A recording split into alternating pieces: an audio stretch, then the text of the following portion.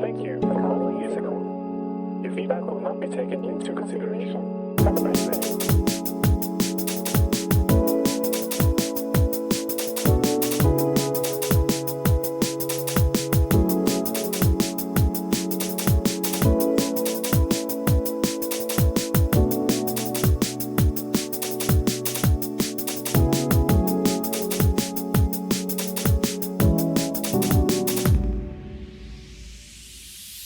Please hold the line. Our agent will be with you shortly.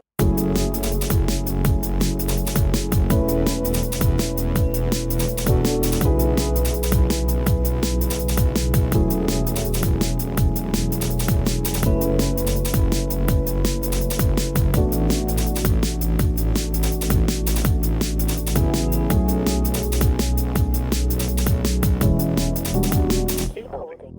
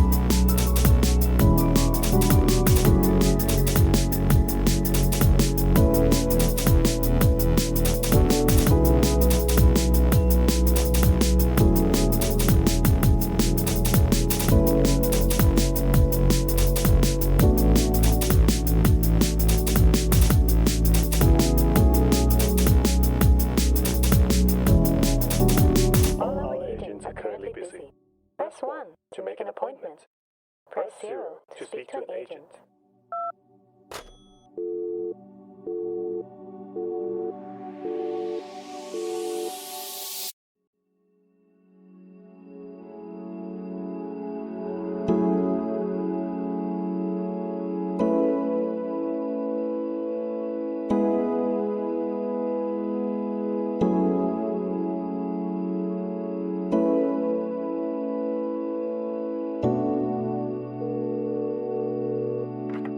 Thank you for calling User Call. Your feedback will not be taken into consideration. Have a nice day.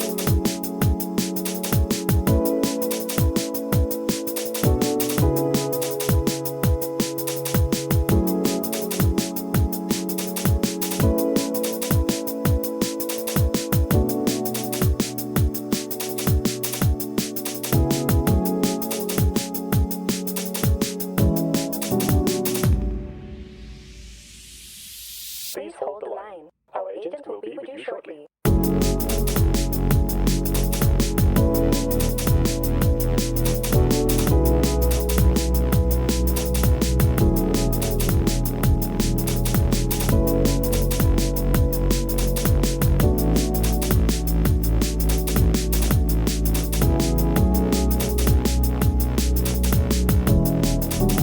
Keep holding.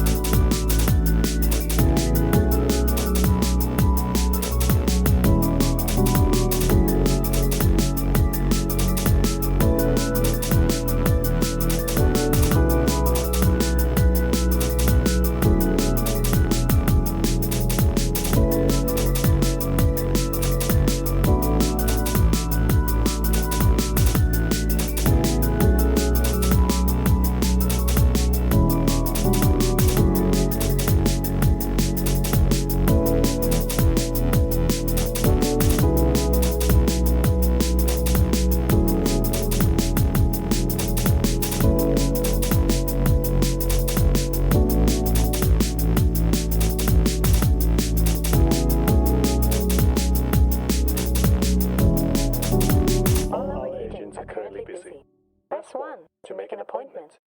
Press 0 to speak to an agent.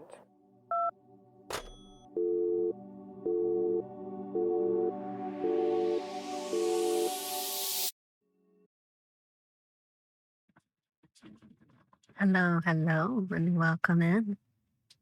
It is a very stormy afternoon over here. It's been like storming for like an hour now, which is the perfect mood for a visual novel or three. Welcome in, everybody. It's been a while since we read some visual novels. And one of my favorite indie visual novel creators just released a new one or a new demo. So I thought, what other time would be perfect aside from this one? But welcome in, everybody. Welcome in. Hi, Teddy. Hi, Rex. Hi, Gazoo. Hi, Joke. Isn't Joke playing games on Merle's channel right now? Yes, they are. Merle and Joke and Joke disappeared. Well, Merle and Button and previously Joke are playing Date Everything on Merle's channel right now. Hi, Lily. Hi, Radish. Hi, Bot. Hi, Curry. Hi, Mumi. Same dev as Ender Lily, right? Or a name close to it? I don't think so. They are a very different type of. Actually, maybe. Did they produce Ender Lilies? I don't think so. Merle's new single is so good. It's so good. Ender Lily. The style is very similar, but I wonder if they were part of it. Let me first of all do this.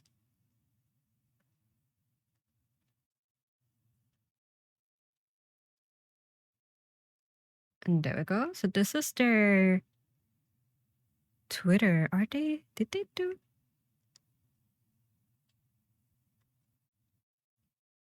Because they do have Ender Lilies in their link tree, but is that the same Ender Lilies or is it just. Actually, I'm not sure.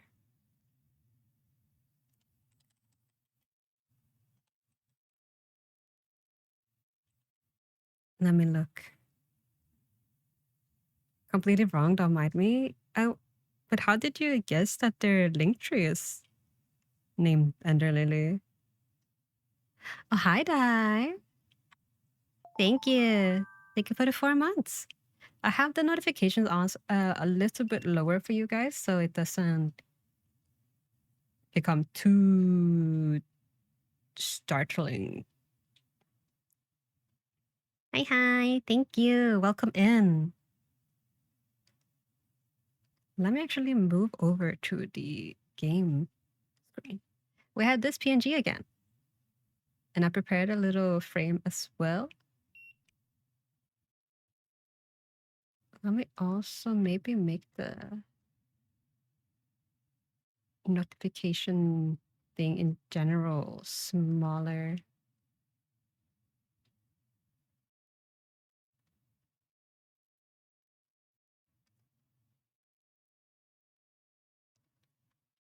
There we go. I think that should be good. Hi, Rats. Hi, Nan. CV Gaming? Yeah, barely. I'm just going to be reading to you guys. I have some tea. I have a little sandwich in case I get hungry, which I probably will. I missed.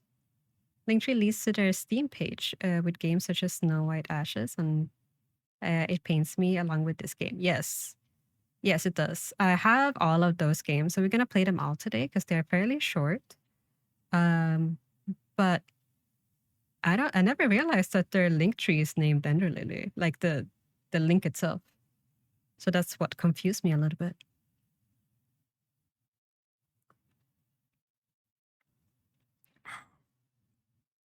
But yes, it might be a lot of like background noise today. I'm not sure Because when I checked the audio, it picked up a lot, but I figured it was going to be quite low on your end, so we'll see. How are you, Mist? Welcome in. Let's check the volume as well.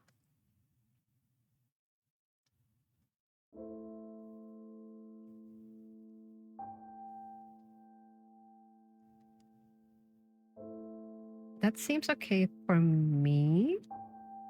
I think it's only going to be music. Probably.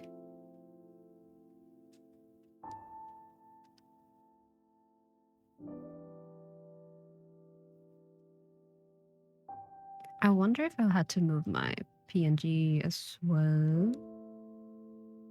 Just woke up feeling good. Hope y'all doing well. Hell yeah, we'd love to hear that. I'll move a little bit. Like that. So you can see the full screen. That. Oh, why doesn't... Is the mic PNG thing super sensitive? Hold on, let me fix that as well. I think test, test, test, test, test, test, test, test, test, test, test, test. I think there is fine. Okay. So yes, we are going to be reading this one, which is called The Last Winter Night. It is a demo. I think all of them except one are demos. Actually, all of them might be demos. Let's see. It paints. Are you demo too? Okay, no. Oh, I should install this. Let me do that. Hopefully it doesn't slow down my stream. Shouldn't though. It Paints Me is the only full one. And then we have Snow White Ashes. And we have this one. So first we're gonna play this. Then ooh, the notification scared me. And then maybe Snow White Ashes. And then It Paints Me, maybe. Something like that. But I love, love, love, love their art style and the mood of the games that they put out. Hi, Rui. So I hope that you guys can enjoy these vibes with me today. It's just gonna be vibes. So get something to eat, get a little drink, and let's get into it.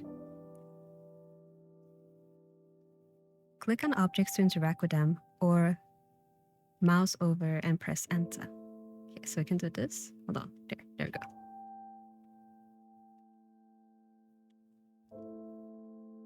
Ooh, so pretty.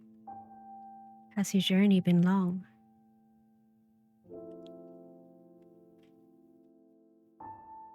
But at last, you're here, where you belong. Hi, Not Even. Welcome in. It's good to see you again.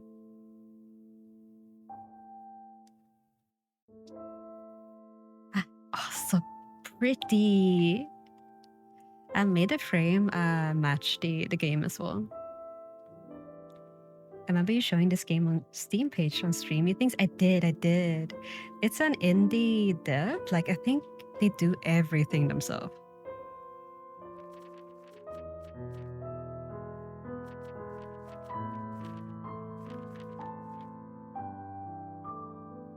Yeah, look at that. Music, art, story, programming, GUI, sound design by Endysis. And then Armor and Arm Consultant, additional Foley. One Pants Armory. And some place testing, some special things. Hi, Oop. Yippee, Endysis time, yippee! Like, this is crazy. Hi, Ellen. It looks so clean. Yeah, it's super beautiful and everything too. I know they recently redrew a lot of the assets for this game as well before they released it for demo. Indie devs are mad. They really are. They're so crazy for doing literally everything. Yeah. so pretty. Look at the detailing and everything.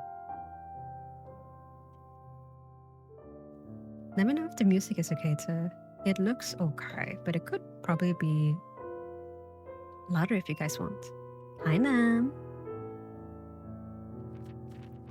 Let's get started. So from my understanding, if it's anything similar to their old stuff, there will be a few different routes. Since it is a demo, I don't know how many options we're gonna get. But also let me make the lurk bait a little bit smaller and move it over here. And let's move it above the PNG.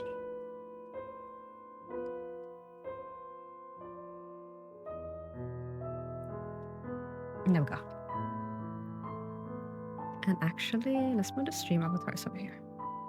Perfect.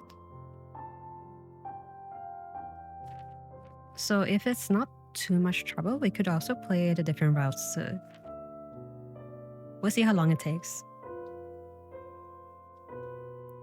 Lost soul, wandering through mist and snow.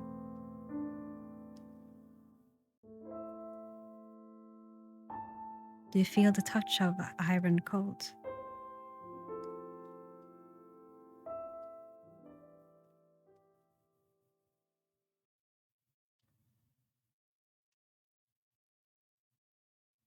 I'm back. What are we doing today? I'm not gonna explain all of that again. You can shake the pin. I literally just finished explaining. But welcome back, bot.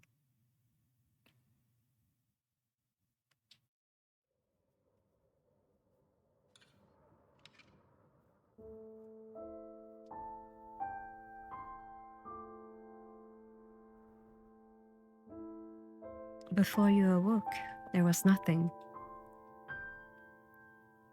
No warmth or light, no touch, nor taste, no sound nor sight.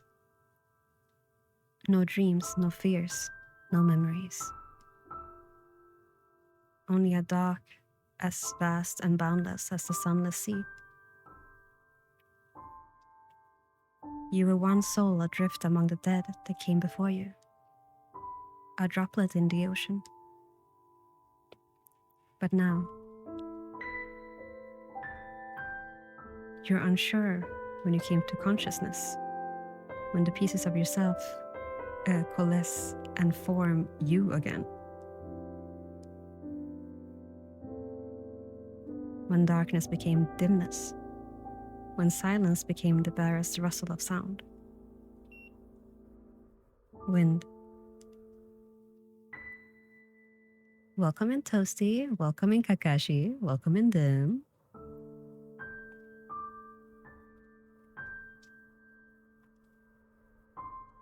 Oh, thank you, Dan. Thank you. Have a good lurk.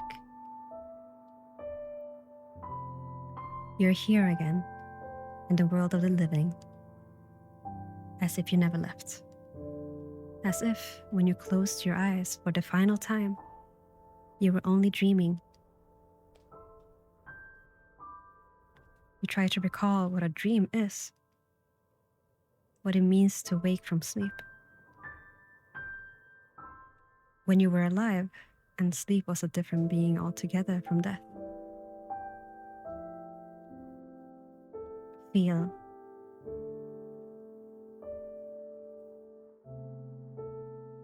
Moments pass. You remain still for some time, letting the sensations of the world around you flood your consciousness.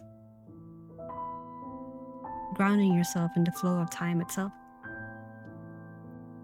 Time. You once felt its passage with painful clarity.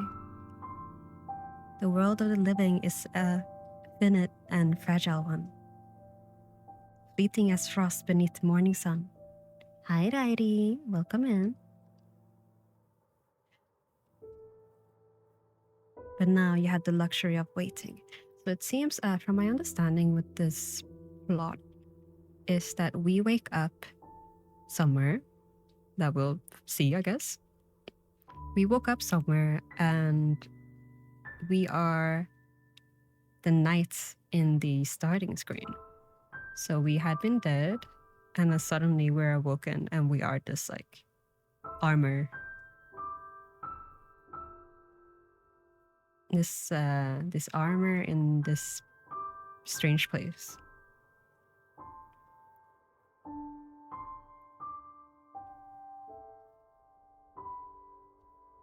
Something falls gently around you. Snow. You form the word in your mind, feel its shape with your consciousness. Soft, white, cold. You shiver out of instinct. Something metallic clangs and rattles as you do. But the bite of cold never comes. Listen. The roar of the wind, the creaking of iron, the song of a place abandoned by time. If solitude has had a sound, would this be its melody? Look. Finally, you decide to examine your surroundings, or rather, your encasing.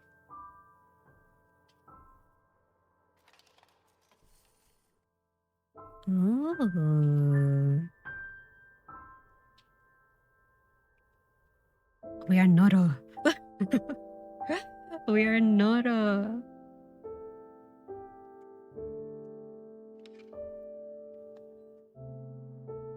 You try to move your fingers and something metallic clicks in response. A steel gauntlet follows your command, clinking softly as you twist and turn. But this gauntlet and vambrace are hollow. Vambrace? No flesh is encased beneath them, not even bone. Oh, we're empty. We're an empty armor. Yet, as you bend your arm, the Kauta and pauldron move to your command. The rings of an iron hauberk clatter against the empty cuirass of your torso. Oh, I don't know this vocab. You know that once, long before the currents of the sunless sea took all your memories from you, you had flesh. You lived and breathed.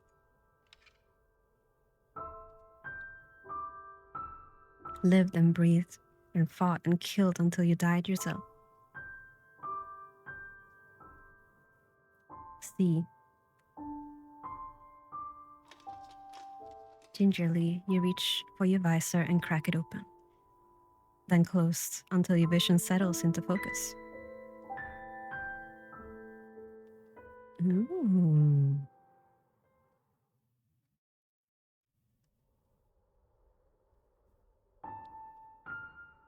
What you see is yourself, your reflection rather, in a broken mirror on an old stone wall.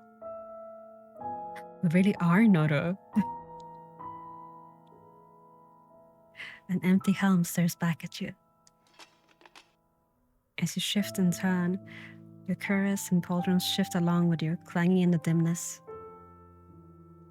Lost Soul. Oh, is this our name? Oh, well, our title, I guess.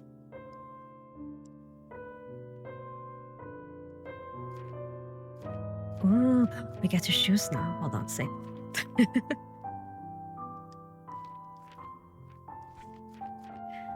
Did this armor belong to me? Was I a knight? Did this armor belong to me? Cool steel, hollow plates. You wouldn't think to call armor comforting, but this is. It's familiar. It's safe and protective, enveloping you like a father's arms, and it responds to you like it's yours. You look down at your gauntlets and imagine gripping the hilt of a sword.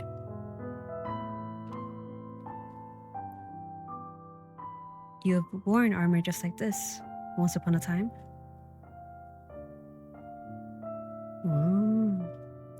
Perhaps this suit was indeed among them.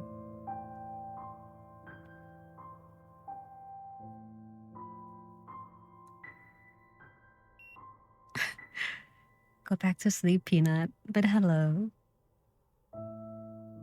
Sleep well.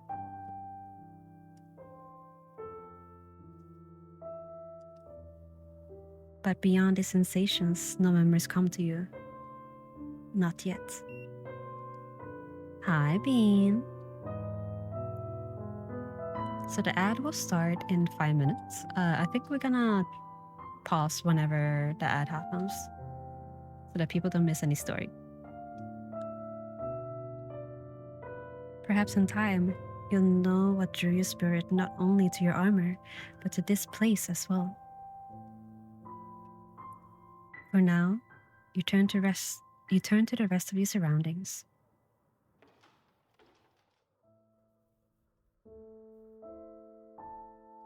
Objects will not yield all their secrets upon a single look.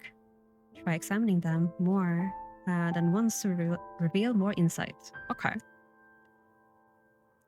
A brief summary of your discoveries can be found in the codex. Oh, okay, perfect.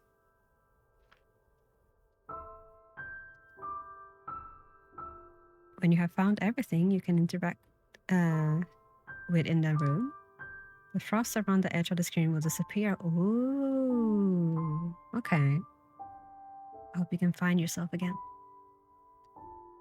Okay, so it seems like we want to figure out who we were, right? So it's a point and click.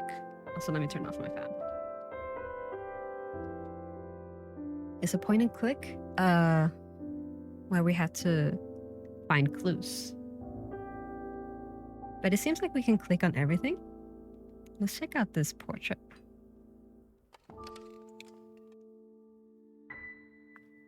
A painting hangs above the hearth, flaking and aged, its ornate frame tarnished with time. Foul tarnished. It depicts a woman of no less than 20 summers, dressed in a blue gown, her skin porcelain fair and hair fairer still. A raven, its feathers the same stark hue, perches on her arm. She is beautiful. Not even time can steal this fact from the canvas. Oh, now we're nameless knights. I wonder if this changed when we did the first choice. Also, hello, Cupcake. Welcome in.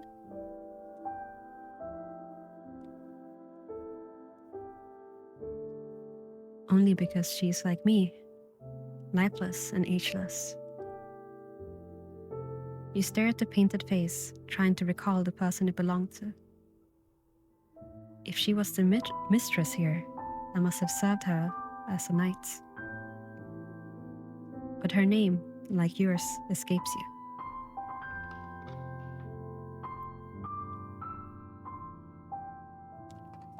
Let's see if there's anything else. The barest flicker of familiarity registers as you gaze at the portrait's flaking blue eyes. Perhaps this image isn't true to life. The artist could have painted her younger or fairer than she was in reality. Those who fail to please the patrons have short careers after all. Oh. Oh. Perhaps that's why I don't recognize her. Or perhaps I care that little for my liege. Oh.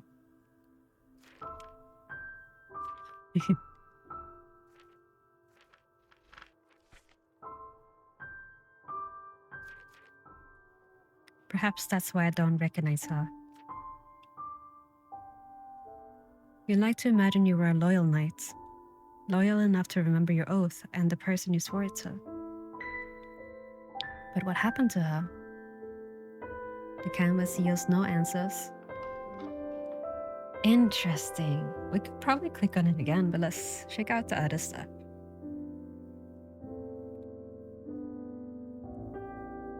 The window. Broken windows gape like an open jaw, drawing icy breaths of wind into the wide stone room. Shards of glass litter the floor like a revenant's teeth, buried under soft white mounds of snow. I had to check if this was going. It was not. Hi, Sweetcon. A winter storm gathers and grows. You'll have difficulty traversing it should you ever find a way outside. Well, there's plenty more to explore here yet.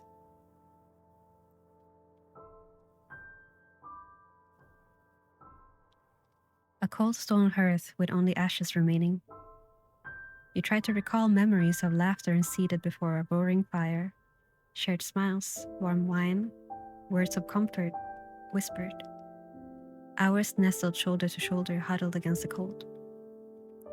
Nothing. Who would have shared these shared tender moments with? Mm.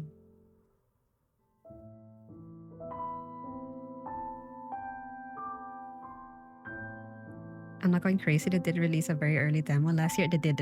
Yeah, I didn't play it though, but I remember they released this before.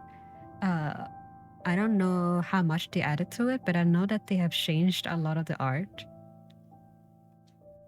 Oh, the break started. I guess we can take a little break too. I'm actually already getting hungry. So I'm gonna go ahead and open the box I have for my sandwich. I remember seeing them tweet about some story stuff changing too. Ooh, interesting. Did you play it when they released the demo? Because the old demo was quite extensive. Oh, I wonder how long we're gonna play it.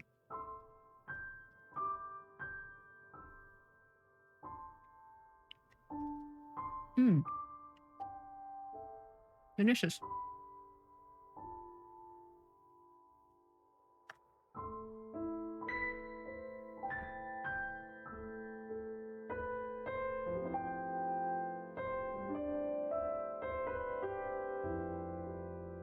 Because I feel like they're old. The other demo as well, the one about the girl in the forest, was quite long too. Like I think it took me an hour to complete, at least.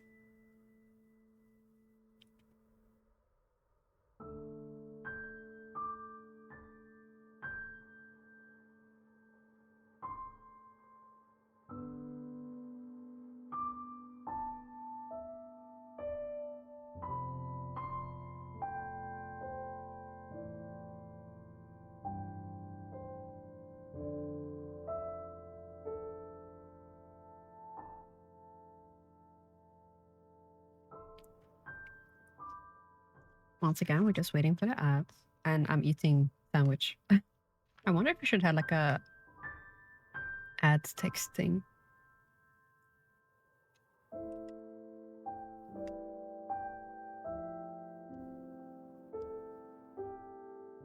Nah, ads.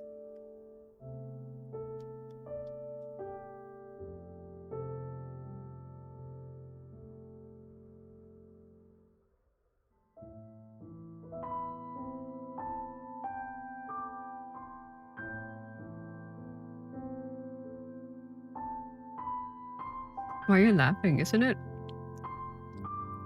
good enough?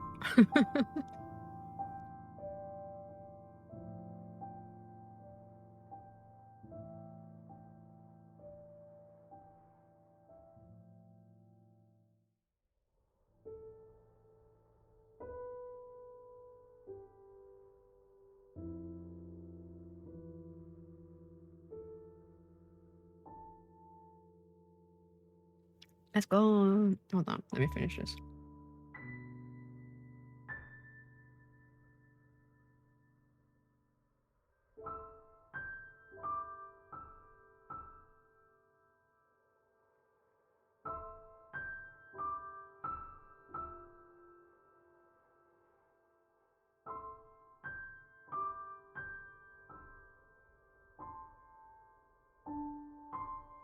A day.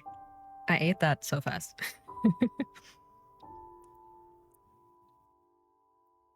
Sheeps? Sheeps? Sheeps of parchment lie scattered near an ancient wooden table.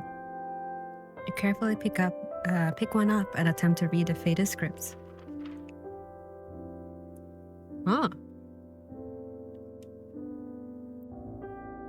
My dear Marchioness, my knights and I are most eager to attend the tournament. But my condolences once again for your loss. What a great burden your father has left to a woman as young as yourself. I, of course, would be happy to offer my advice, perhaps in a private setting.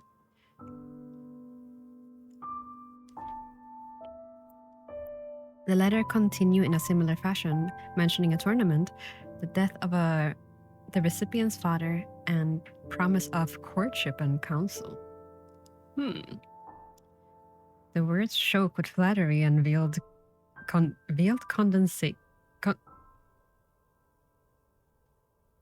condescension? Like he's talking down to her?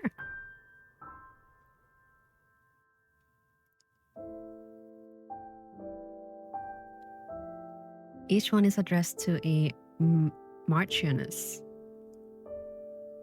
You assume this must be the woman in the portrait. Though her painted face is nothing but serene, you can only imagine her reading them with a sigh of expiration. You're certainly beginning to feel that way. You set the letter aside without caring where it lands. Oh, wait, no, yeah. So this must be like a bunch of other knights trying to court her now that, like, her father is dead?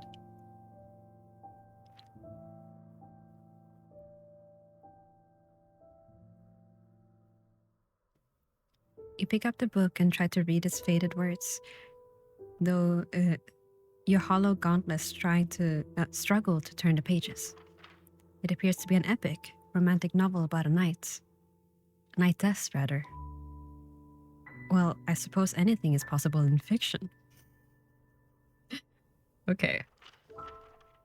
The pages are filled with lengthy paragraphs of purplish prose that spend too long describing the main character's musing, the scenery, and the main character's musing about the scenery. You feel safe in assuming this hefty volume did not belong to you.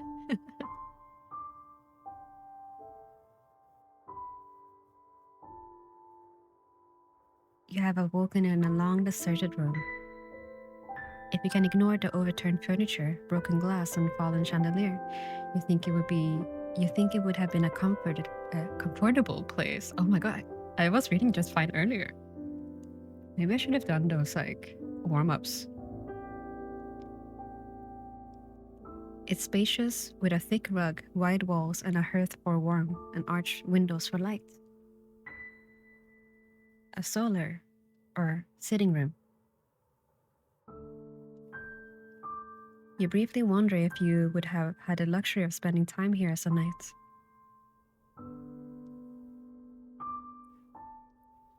You take another look in the mirror, trying to make out more details of your armor. It's a deep black, though the metal's luster has been lost to time. Delicate engravings cover its plates.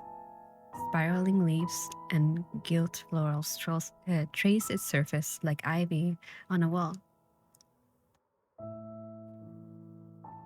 The crest carved into the center of the cuirass resembles a bird.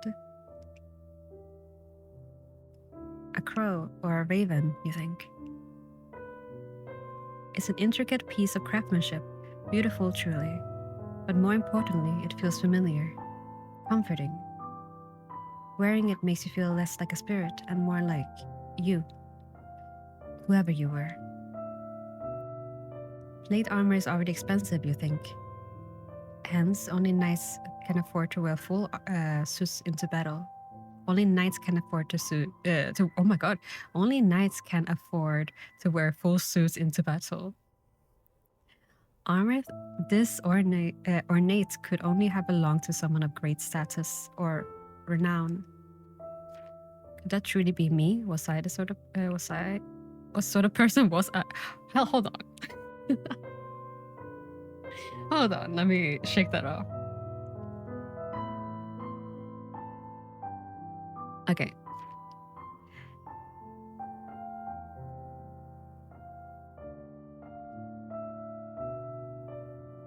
I just heard a beep from somewhere, but the clock didn't activate.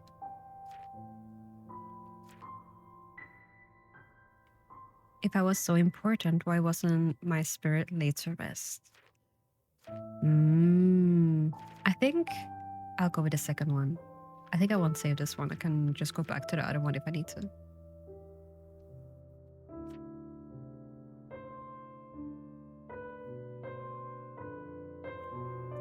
If I was so important, why wasn't my spirit laid to rest?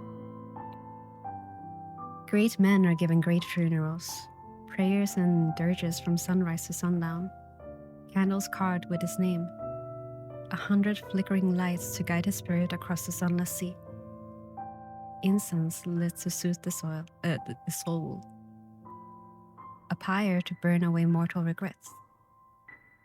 Either I received not even the barest courtesy at my death, or the burdens of my soul weighted so greatly no flame could hope to lift it. But I remember nothing of who I was. How am I supposed to free myself? Okay, so now it's cleared, but I think I want to see if there's anything else.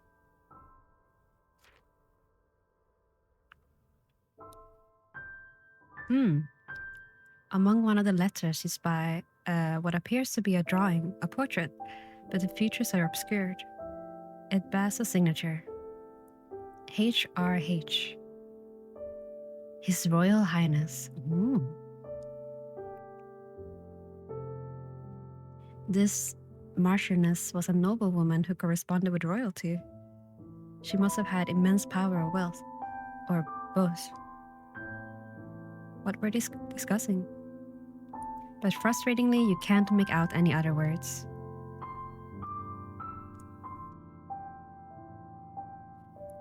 Let's see, what else can we look at? I kind of want to look at... I wonder how many times we can click on stuff. Let's try it again. A painting of whom you presume to be the Marchioness. Oh, is this because we read the letters and not this unlocked? For a woman to inherit, she must have had no brothers or close male relatives. None with a strong claim, anyhow. This is so extensive. We haven't even left the room yet. Perhaps some were unhappy about that. Perhaps some tried unjustly to take advantage of her. Perhaps some tried unjustly to take advantage of her. Hi, Gomi. Welcome in. Hope you're comfortable. If she had fewer relatives and allies, a rival could have tried to manipulate her or take her place. That thought makes you feel strangely protective of the painted figure, who, for all you know, could be as long dead as you are. The rooms of the room around you offer no consolation. Interesting. As you look at the ashes left in the hearth, you spy what you at first think is a stray clump of snow, but it flutters away on a sudden gust of wind. A feather. It's gone before you can think to reach for it. Huh. Is that from her bird?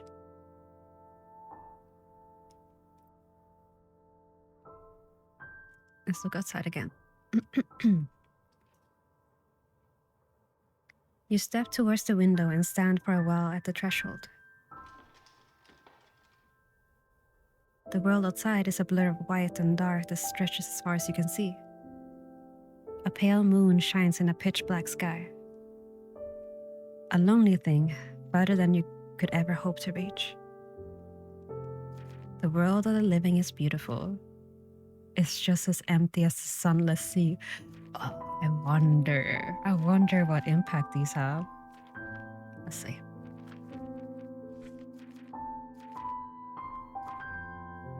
Let's go for a Hope Core. Hope Core night. The world of the living is beautiful. The softly glowing moon shines on a world silver white. The night is dark, but nothing like the void from where you came. In a lightless sea, darkness loses its meaning. Here, in contrast with light, it almost feels alive. It doesn't mean I like the dark, though. I'm glad it's a full moon tonight.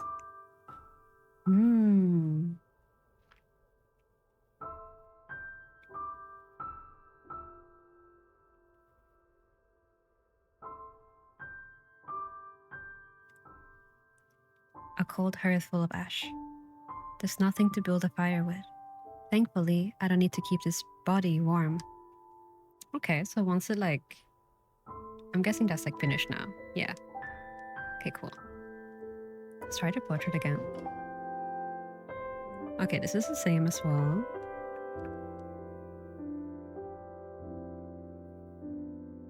This room clearly has seen better days. Rust coats iron while grime has settled deep into stone, wool, and wood. The broken windows and overturned furniture tells you this place wasn't merely abandoned. Who or what left it like this?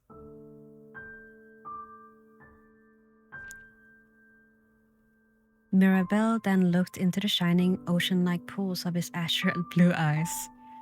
Oh, how blue they were, and blushed deeply, until her fair cheeks were as red as the blooming rose she held in her palm. Quickly, she pinned it to his caress, catching a glimpse of herself in its mirror-like surface, and blushed further.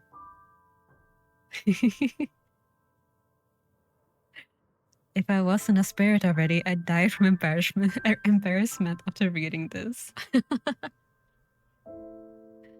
Must have been as fellows tarnish rolling around the room. So true. Anything else here? No, not really. Letters addressed to the Marchioness, filled with flattery. I can't read this word. Condescension. Condescension. There we go. Condescension? Or both. They discuss a great tournament that she hopes. Tournament she hopes to host. Maybe she's doing a tournament for her hand? Hundreds of nobles and knights would have gathered here for it. Something must have happened during the chaos. You examine your reflection again, trying to remember your features. Your armor stands at an impressive height. You were tall, then, and must have been physically fit to don it. What did I look like? Was I rough and imposing? Dignified and princely? Oh, we can choose. An intimidating face suits me. I'd like to think I had a friendly face. Would it be vain to wish that I was handsome? What I look like doesn't matter. I'm dead. I don't know.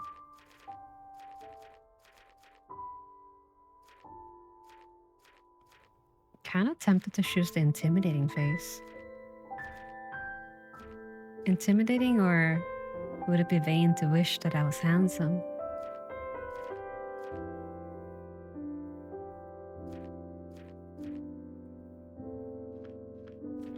How many pages? Oh, we have a lot of pages. Let's just use them.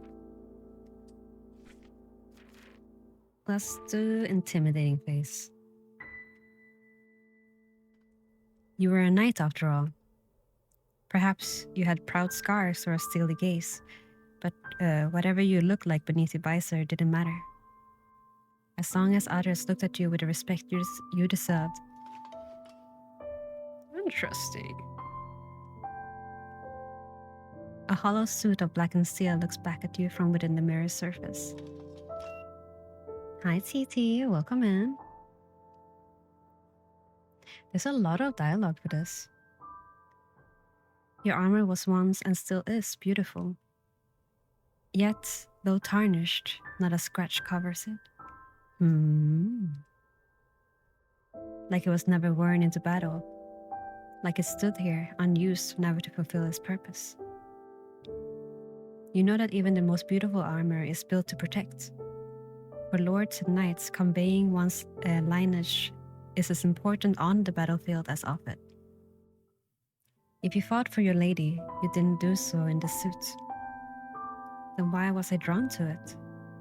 Why this armor and not one that protected me in life?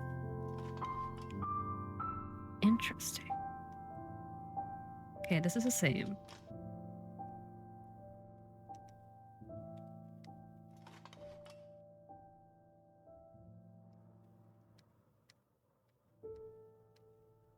I think we... Oh, this one. Never worn to battle. Maybe the armor doesn't have skill issues, narrator. How many years has this place been left like this? How long have I been dead? Time to find out. Left or right?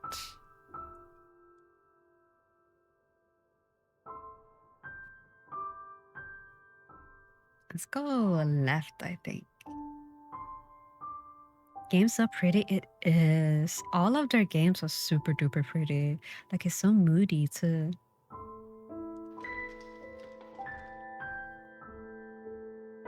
You are not my brother. Okay. Your sub is gone, man. It's okay. When we get ads today, I will take breaks.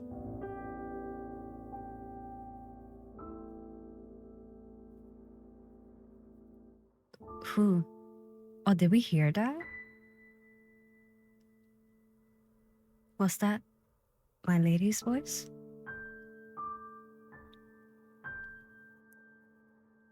You wait, but save for the wind, the castle remains silent.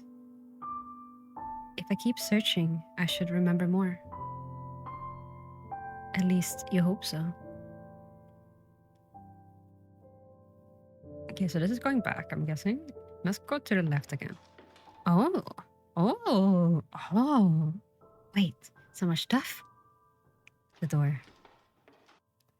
A pair of doors stand at the end of the hall.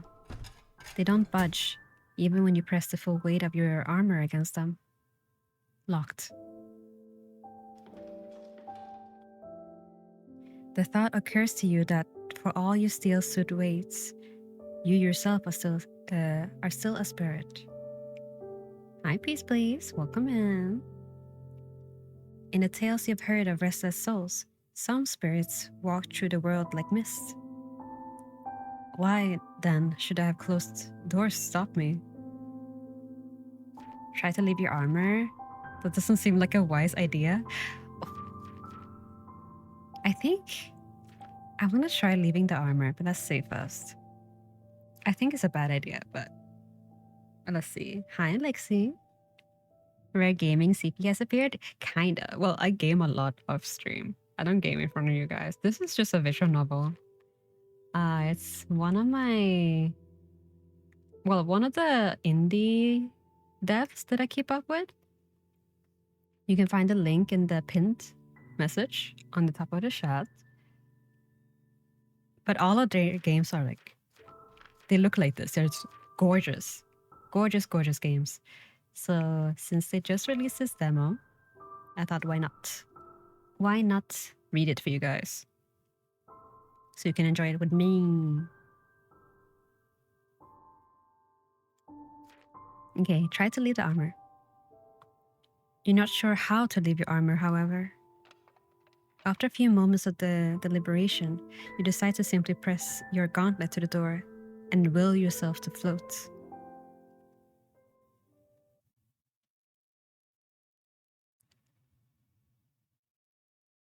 Did we die?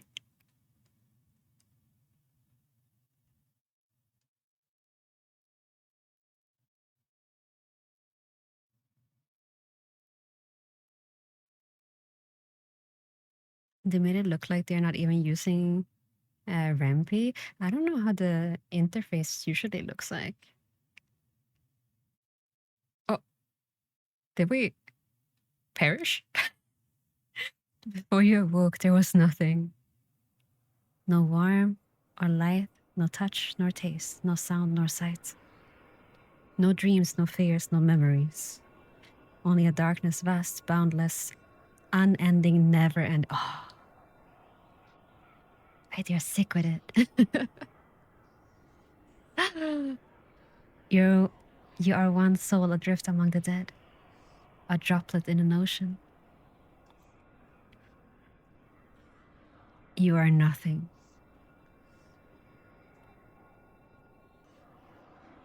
You are nothing. Oh,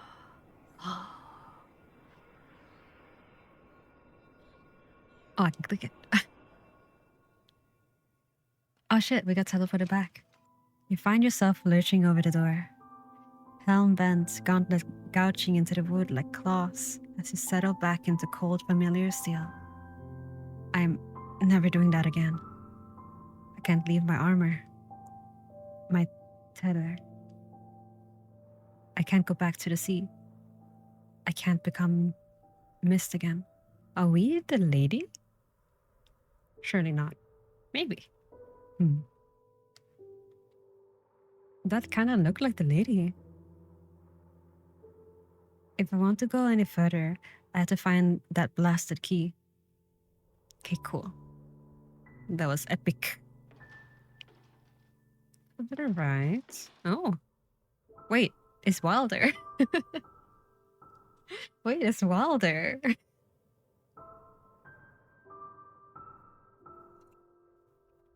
Let me also refill my tea. I don't know how to explain, but a lot of older indie VNs have the same or very similar GUIs. True. I can imagine. Okay. Let's look at the shattered glass. Broken glass and piled snow blanket the floor of this hall as well. The shards glint like splintered teeth. You remember tales you've heard before. Tales you have told and tales you've been told. Tales of men who woke from death and grew iron skin and teeth. Iron has always been sacred to spirits, they say. I suppose there's not much difference between the revenants in the tales and me.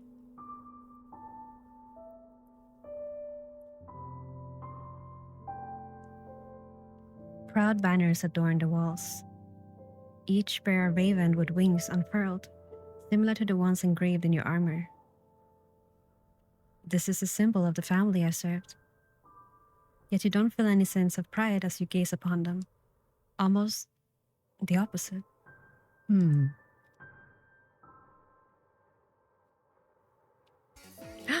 my god! Hi, Merle. Hi, Merle. Welcome in, Raiders. I saw that you were playing Dates Everything. How was it? How was your stream? So thank you for the shoutouts.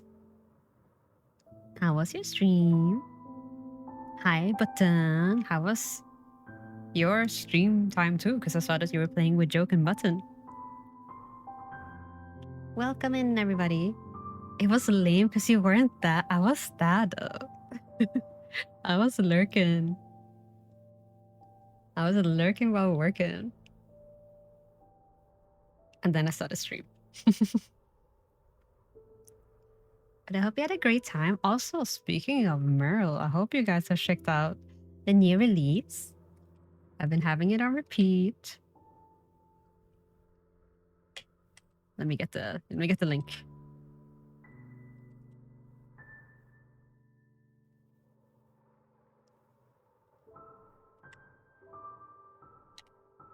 Check out this song. You weren't one of the dateable characters? Oh my god. I kind of want to play it. I saw there's a lot of voice actors in the...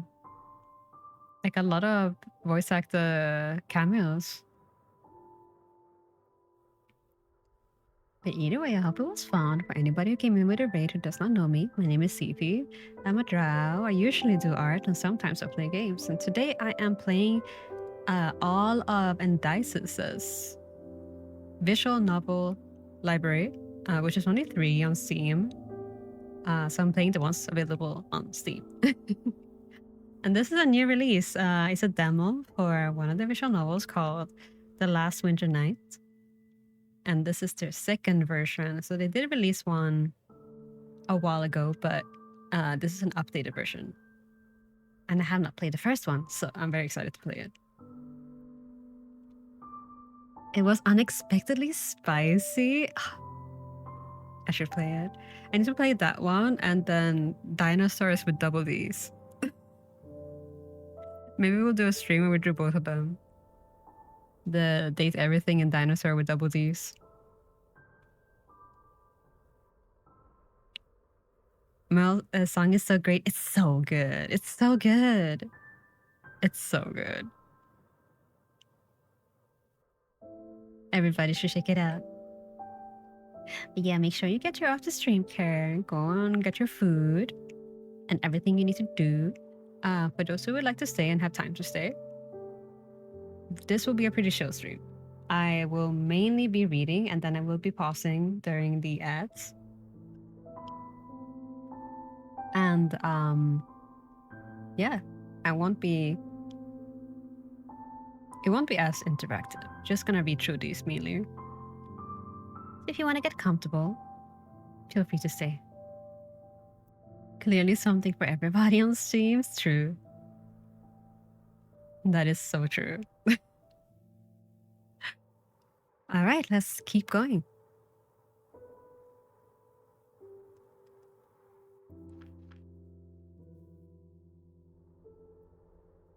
Let's click on Wilder. A rusted suit of armor donning a faded blue surcoat serviced the hall. It's impressive, but dated. Doesn't hold a candle to the fine craftsmanship of your own armor. Hello? You try to call out and immediately feel foolish. You don't have a body, so naturally, you have no voice either. What are the chances there's another haunted suit of armor here after all? Okay, so we cleared that, but let's check this out again. I once heard somebody tell stories about the sunless sea, of the spirits who failed to cross the shores and wander eternally through the lands of the living. But who? And were they ever true? You can't help but feel you have an answer now.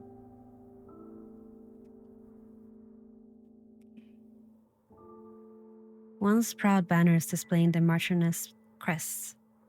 The fabric is torn and covered in grime. The beautifully woven, once white birds have sunken into a sea of murky, moldy blue. A heavy feeling lingers in your cuirass as you wonder if these banners mirror the fate of the house they reflect. You tap the suit of armor's visor. No response. No other ghostly knights in this castle then. Is that all you think? Snow, broken glass. White as the river Asker? White? Is this an actual river or is this a lore thing you think? Sharp as a revenant's teeth. Asker. You step through the broken glass. You step through the broken pieces without caring if your sabatons grace them. I don't know. Why don't you ask her? I barely know her.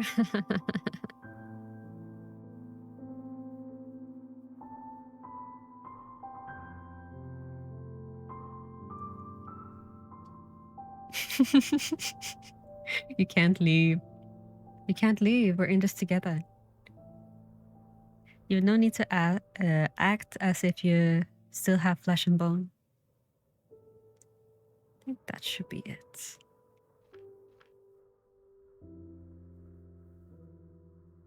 You can't imagine how many years these banners have hung on the walls. Torn, faded, yet still proudly announcing the house, refusing to fall.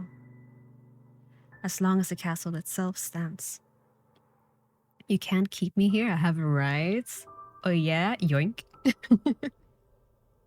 Let's go through the door. Oh, Wait, another crest thing, a unicorn. Okay, interesting.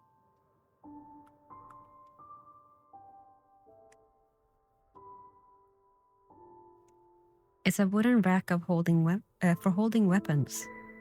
A pair of training staves lean against it forlornly. You sweep your gaze over the room. Not a single sword or spear lies in sight. You let your gauntlet fall to the side. To your side, where a scabbard would hang off your belt if you were carrying one. I can't deny I'd feel safer with a sword. You know what they say about old habits and dying. It's a storage room filled with a few empty crates and shelves.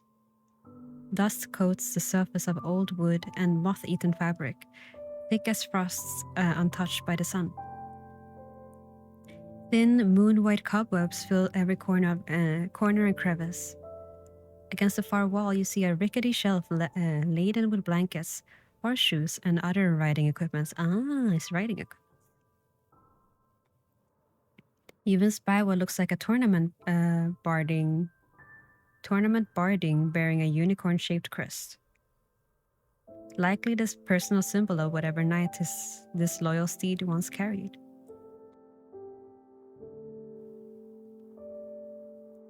You've seen this crest before. I have? Emblazoned on a blue standard fluttering in the field. Huh. Hi, Memphis. The art in this game looks really cool. It does. It's so pretty. Gonna purge the filth? Yeah, you better hurry up. This room is covered in cobwebs. A satchel with the same crest sits on the top shelf. Find out what it holds, please. Luckily for you, your armor is tall enough to reach it without straining. You wonder if your suit would hold together if you were to fall. Would you be able to put yourself together with your arms? If your arms were no longer attached to you? I'll think of it a stretch.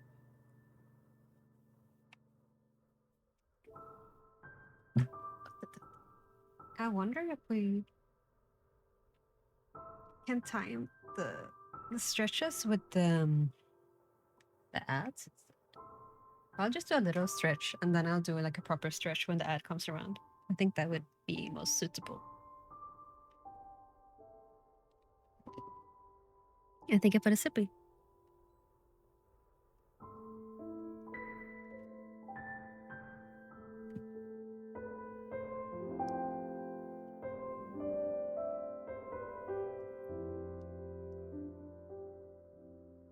Oh, I can open it. You carefully lift the satchel, aged leather crinkling at your metallic touch. Your finger plates graze over the crest. Gingerly, you open it. Oh, so much stuff. Rather than the Escutarian supplies you were expecting, you find an assortment of objects. A broken necklace, torn linen, numerous letters. Personal, sentimental belongings.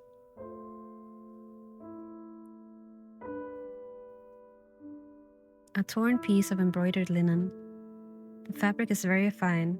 You're afraid to hold it with your gauntlets, lest the metal catches on its threads. It's patterned with flowers, leaves, and vines. Motifs common enough in clothing, but rarely on fabric this get delicate. Oh. I know what this is.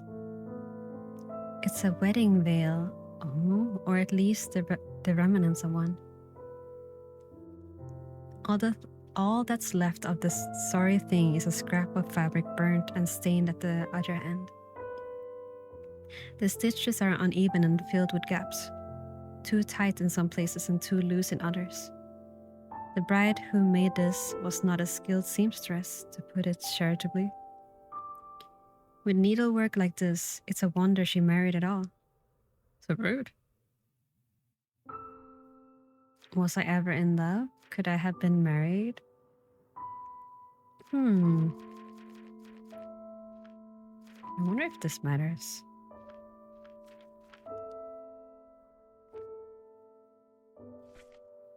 Was I ever in love? Finding a bride would have been a necessary task for a knight like you, but perhaps you cared more for companionship than dowries or alliances. But if you were, what does it mean that you don't remember who she was? Your supposed partner for life.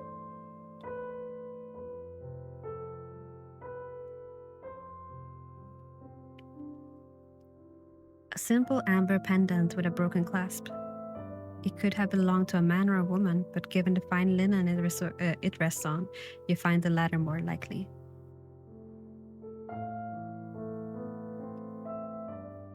It twinkles in the dark like a drop of stolen light. Letters stowed carefully away. Were these written by somebody you knew? You carefully fish out an envelope. To your frustration, they are too faded to read. It looks like they were damaged, or the ink was of poor quality. I wish I could have gotten a name, something, anything. A faded note, a scrawl of handwriting barely visible on a parchment scrap. The ink looks blotted away in places. By water or by tears. You decipher it as best as you can. I told you I don't want them back. Take them or throw them away. I don't want to talk. I don't want to see you again. Not after what you've done. Interesting. Well, that certainly doesn't bode well for its recipient. You shouldn't have. Think of it as an early wedding gift. Come on, try it on. I'm a lousy partner if I can't spoil you from time to time, aren't I? That's not true. You're all I could have asked for. You deserve it. You deserve so much. Spring. Bright sunlight spills over a bustling town square. The market blooms with colors. Pennants fluttering in the air like butterflies, stalls strung with dried flowers, people filling the streets, tunics and skirts of woad and weld blossoming among the cobblestone. You kept your long hair covered despite the warm day. Whoa! Silver strands stand out like a blot of ink on a fresh page. Oh, wait, we are the lousy lover. We are them, maybe. That's the white hair we saw in the flashback thingy. Does he have amnesia? Well, he's dead. The main protagonist is dead, and he's just a spirit now, so he's trying to remember who he was.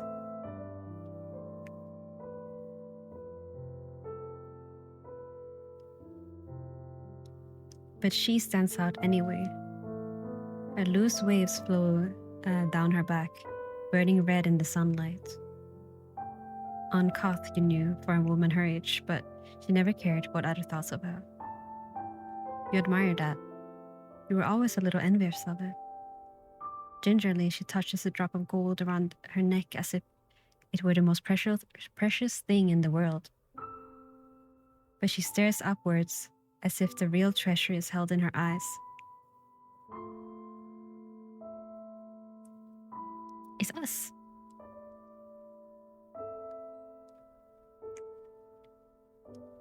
Wait. I still don't know your name. A gift for someone you once knew. Someone who was close to you, at least for a time. Someone who cared for you. Someone who betrayed you. You deserve so much. And that voice. That familiar voice of somebody who wanted to give her the world, but had only the sword on his belt and the armor on his back and a little more. A knight, like you. What did he... 2.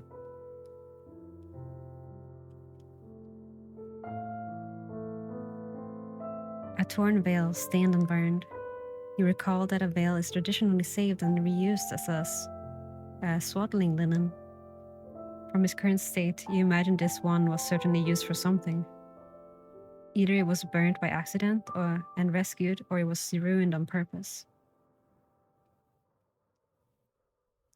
Uncut amber hangs of a plain broken cord. Beautiful, but simple, hardly a piece worthy of a noble or anyone of rank. Still, you imagine that somebody treasured it, at least for a time. A number of old letters, too faded to read. You scrutinize them regardless, searching for whatever they might tell you. You notice that each page was folded carefully, almost precisely into perfect thirds. The person who sent them had a meticulous hand, you think. A note placed alongside objects that must have held deep, painful memories, carefully tucked away. That means the recipient of this note couldn't bear to look at them. The recipient of this note wanted to forget them. Just to forget. Too cowardly to burn them. Too bitter to remember them. Tucked away out of sight, out of mind. A typical response to heartbreak, you think. Not that I can recall what that feels like. Should probably beat it. Yeah.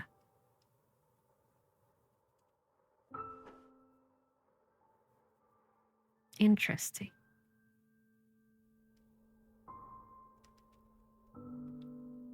A rack of holding weapons, but none lie in sight. It's strange that I haven't come across a single sword, spear, or axe yet. Not even a decorative one. Taken by thieves, most likely. What looks like a hatch lies on one side of the room. You try to lift it and meet resistance. Your hollow arms clang in unison with the metallic screeching of the hinges as you strain to open it. It swings open to reveal pitch blackness. I shouldn't have expected anything else, should I? Yet something in the dark pulls at your memory. Twisting corridors. Tunnels melting one into the next. A pursuit. Hunters cornering prey. But was I the one chasing or being pursued? All you know is that some piece to the answer you seek lies down here. Let's close it for now. No matter how desperate you are for answers, it certainly wouldn't be wise to travel these tunnels unprepared. I need light. Oh, maybe that was correct then. I won't go into the dark. Never. I need a way to mark a trail as well. If the tunnels are twisting as I remember, I don't fancy becoming lost on them. You decide to step away from the hatch for now. Surely the answer you seek will wait for you. Okay, so that was it. Anything else here? Supplies for a steed you must have owned, and a satchel with things that belong to someone you must have known. Leave it for now, I think. Dusty objects won't help you remember her, or yourself, you think. Interesting. Maybe a young girl, but she isn't blind. Can't you see? The North needs someone like you.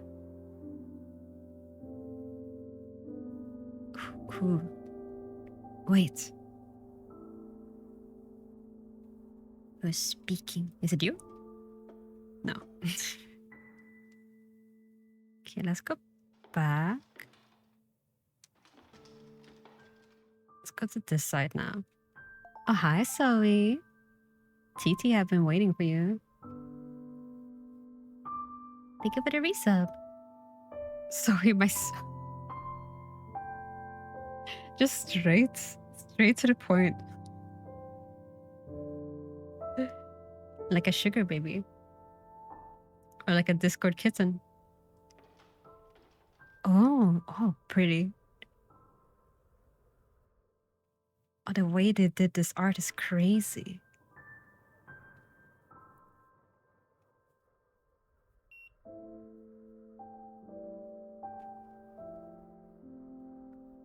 You spy the remnants of a tapestry clinging to the wall.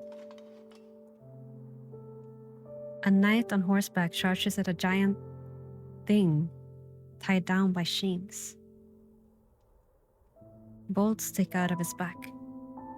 A lone rider is flanked by knights of different colors bearing shields and spears. Revenants? You said it wouldn't be a scary story. What's this? Are you afraid of a simple tale? Revenants. But they're the size of men, not whatever this is supposed to be. No, tapestries often commemorate great events, battles, victories.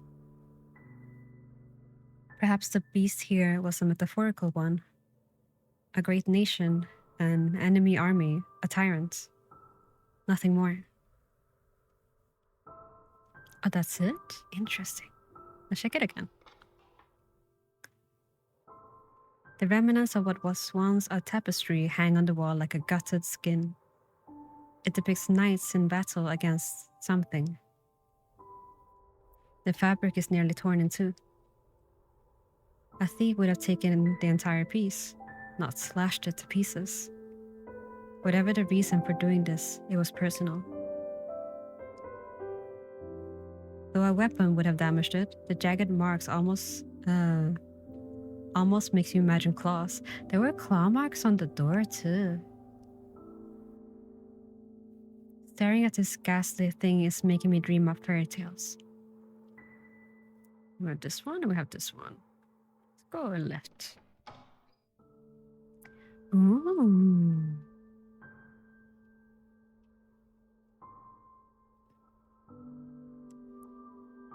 Moonlight filters softly through a stained glass window. You recognize the scene depicted in the colored glass. A scene from the Tales of the Mist.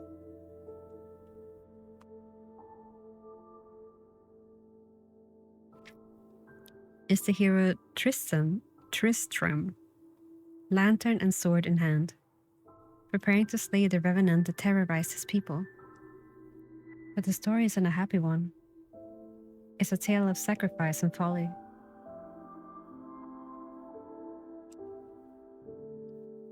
Tristram. Why is that name familiar? Well, the tale was a popular one, and the name was common enough when I was alive. But you can't help but feel there's more to it than that. Are we Tristram? Candles cover the room in every size and shape you could imagine a candle taking. Some are plain and half-melted stubs clinging stubbornly to their prickets, while others are tall and carefully carved with ornaments and flowers. Almost all are engraved with a name. It's a chapel. A place where rites were given and prayers whispered, where all facets of life were celebrated. Births, funerals, weddings. I know this place. I've carved names here.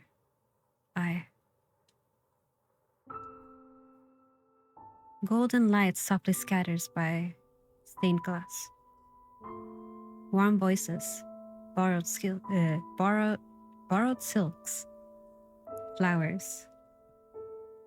For the first time you can remember, the scent of flowers mixes with incense and melting wax. You're not sure what they're called, but they're golden, like her eyes. Gold like the thin band you carry that glints like a ring of sunlight. It slips over her finger as easily as a promise whispered. Is this the lady? Do you think we married No, this is the wedding veil we gave to the red-haired woman. So it's probably her. And the lady had blue eyes, so this is probably not her.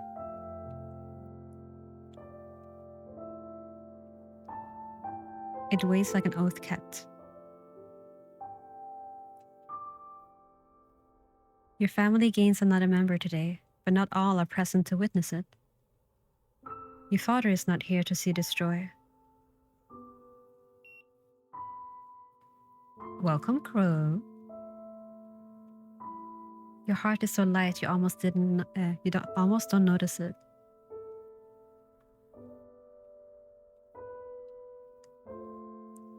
The warmth is gone, leaving your hollow plates colder than before. As the tender memory ebbs away, a trace of bitterness takes its place. A woman in a veil, rather.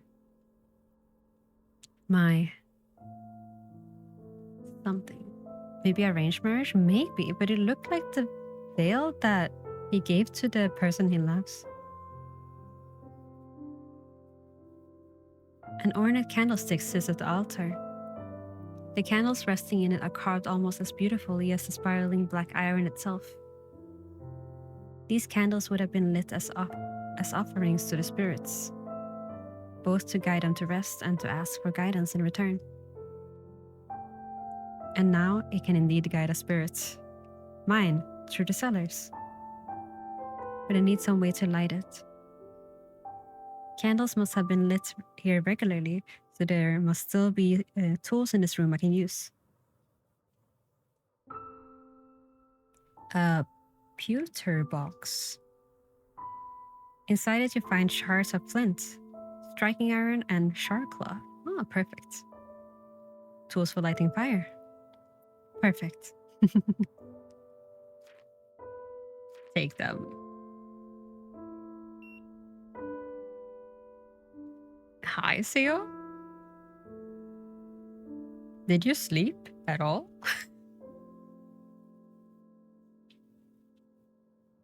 Welcome in, though.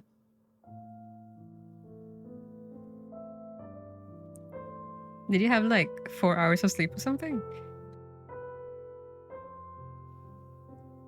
I'm crazy. These youngsters are crazy. You have no excuse not to enter the cellars now. You take them.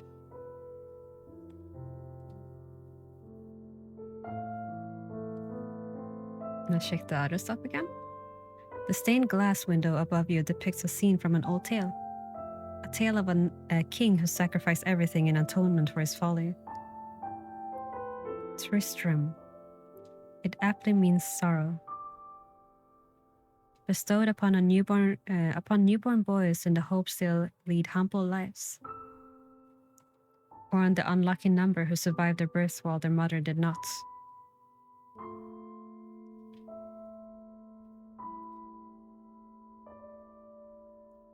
That vision. You try to remember warmth. You try to conjure the spell of incense and the glow of flickering candles again. But your steel shell remains cold. Yet, somebody significant to you once stood here. Their memory tugs at your soul. You don't know whether from gratitude, affection, or something else. You consider that you don't know how long you'll need to spend in the cellar. Will I have enough light? You stare at the scores of candles before you.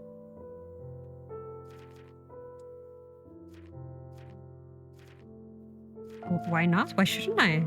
Why shouldn't I take more candles, you know?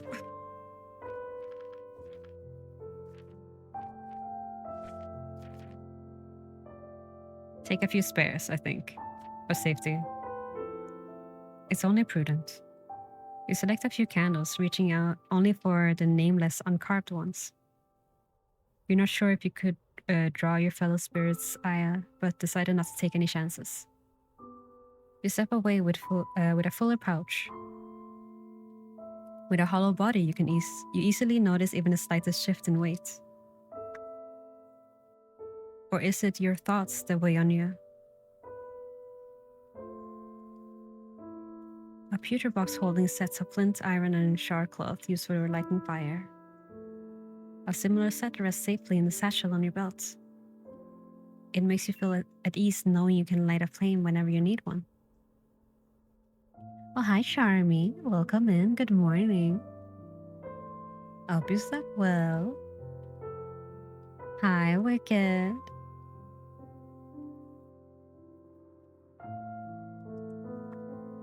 You take a moment to admire the fine carvings of the candles. To spend so much time carving wax only for it to melt away. Who had this much time on their hands? The candles are candles, beautifully etched or not. I can take this to light my way through the cellar. You strike the flint until a spark catches, then light the 3 long candles standing in the candelabra. You did? Hope your day's been going well? Oh, ads started. So I guess we can talk a little bit. Boop. Ads. My day has been going well. I've been doing some work, and otherwise I've just been chilling, basically. And today we are playing the library of Endysis. They make visual novel games, which I like, and it's so pretty. I think you'll appreciate the look of these games too. Hi, Dust. Welcome in. Also, let me get a little stretch in.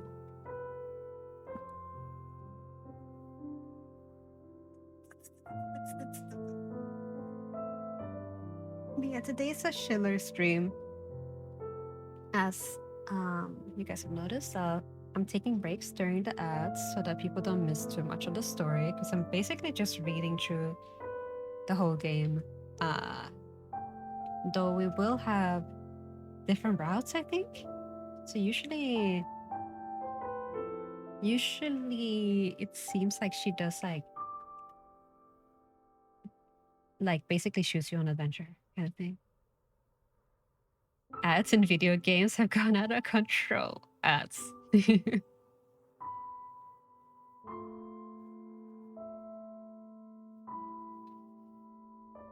Now it's just big block letters within game. Check out this. Ads. These days you don't even know what you're promoting. So actually, I think I can move the game upwards a bit, but should be fine anyway.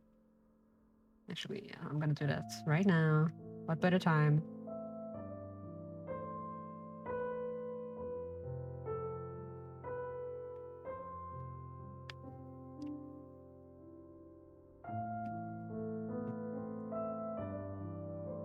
And actually, let me take out my tea bag from my pitcher. Done.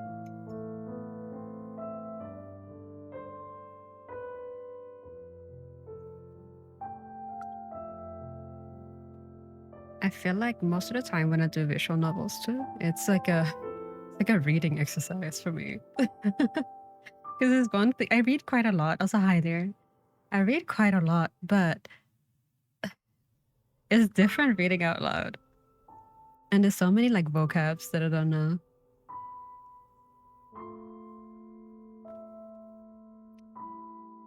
All right. Shall we continue? A soft glow radiates from the tiny flames now bathed in moonlight. For a moment, they seem to glow blindingly bright. Oh, memory. Promise me you'll take care of your sister. Promise me you'll never fight, that you'll love each other. Oh no, this is probably the dad. That you love each other. Spare our daughter, please. I beg of you, she's done no wrong. So my guess of the story is that we are the brother of the Marchioness, Is that how you say it? Like of the lady of the place. But we somehow got demoted to a knight instead of a young lord or something like that. And or we like ran away to get married somewhere, like to a commoner, and we left the lady on her own. I'm guessing something like that. Those voices, I don't recognize them. That must have been the past. But why did it feel like less like a memory and more like a dream?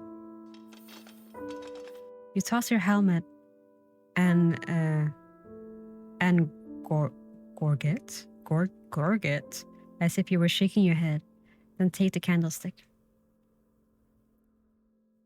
You can sort out riddles later. Time to go to the cellar. But there's also this stuff.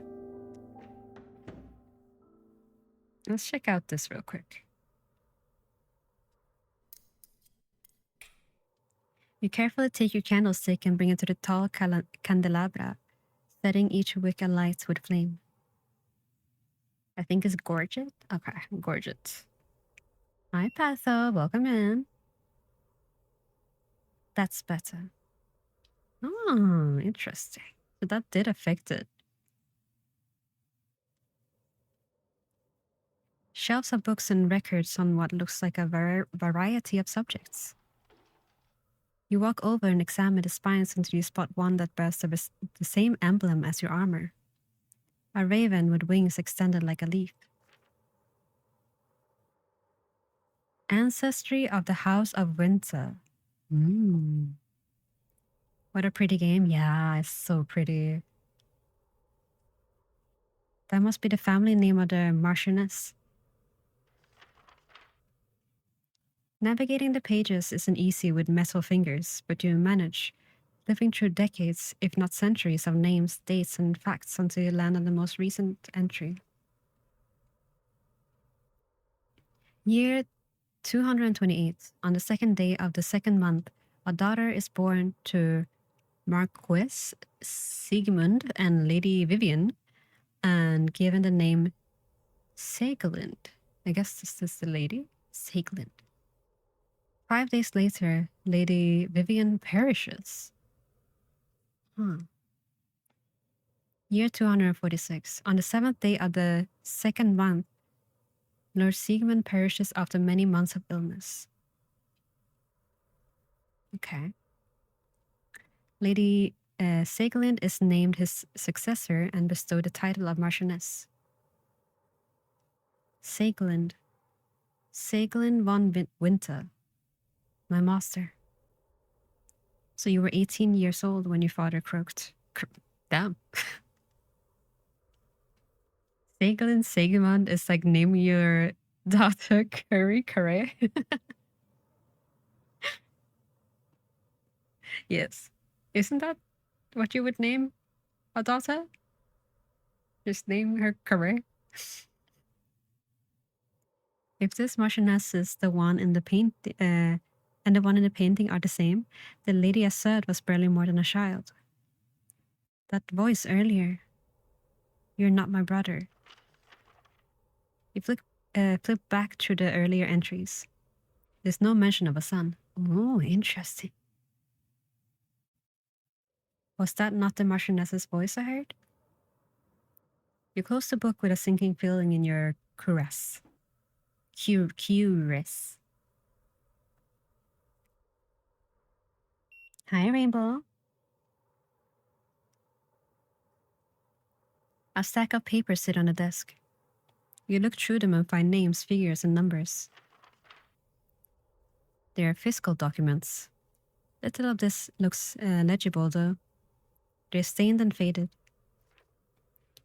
On one of the better preserved pages is a roster of knights, listed in order of rank along with their respective fiefs and incomes. Fiefs. This many knights? What a wealthy master we shared. If conflict were imminent, however, this would make plenty of sense. One knight whose name you cannot make out is listed at the bottom. Whoever he was, he had far lower earnings than the rest. Probably us. An empty glass bottle. As you brush a cobweb off of it with your gauntlet, a scent, a memory of a scent, wafts over you. Stale liquor, stinging bitterness, honey to mask it. You almost recoil in distaste.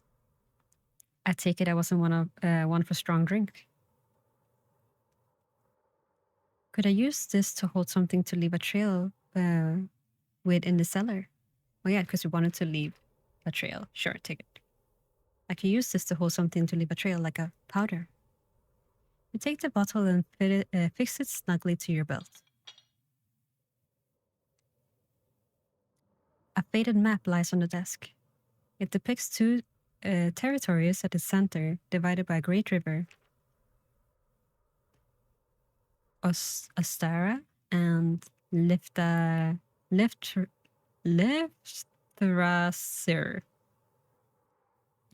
Lifthrasir and Ostara. Those names I recognize.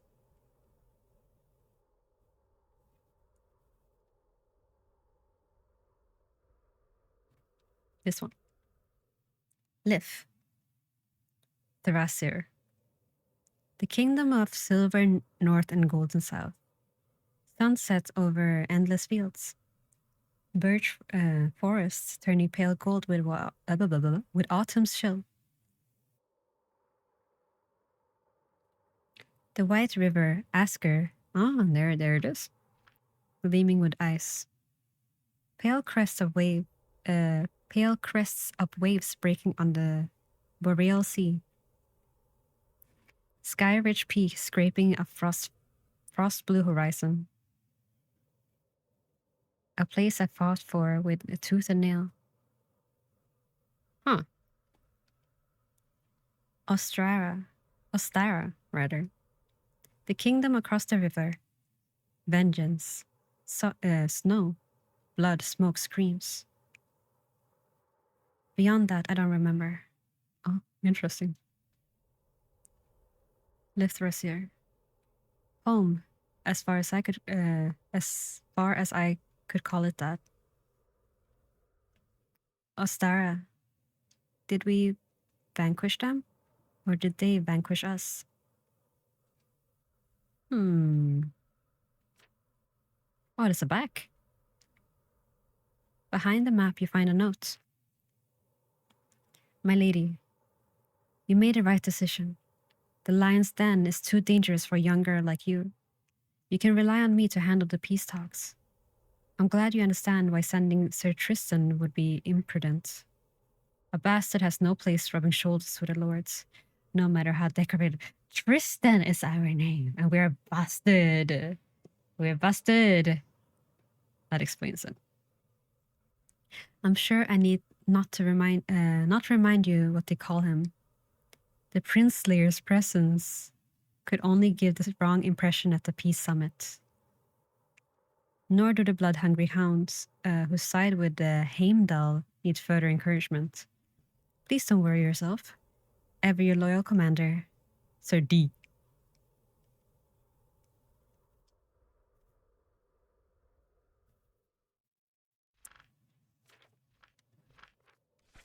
Prince Slayer. A mere knight dare spill royal blood? Small wonder this Sir Tristan would be shunned, even for a veteran. It seemed he was no champion of peace, but had he some reason for bloodying his hands? Tristan. You turn the name over in your mind, repeating its rhythm. Tristan. Two syllables. A backward heartbeat. Huh? This cadence is familiar, engraved in your memory like it's like the etching of your armor. He was a knight with bloodied hands, like you.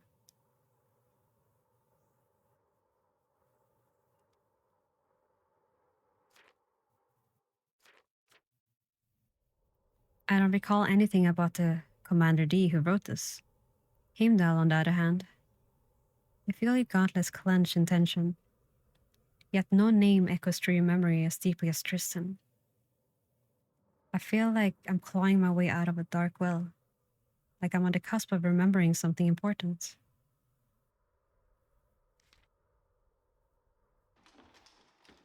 Is this Papa? It's a painting of a man with white hair and a beard, dressed in fine furs and jewels. There's a clear resemblance between him and the portrait of the woman in the solar.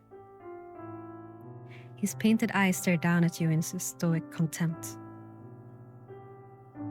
Papa or Daddy?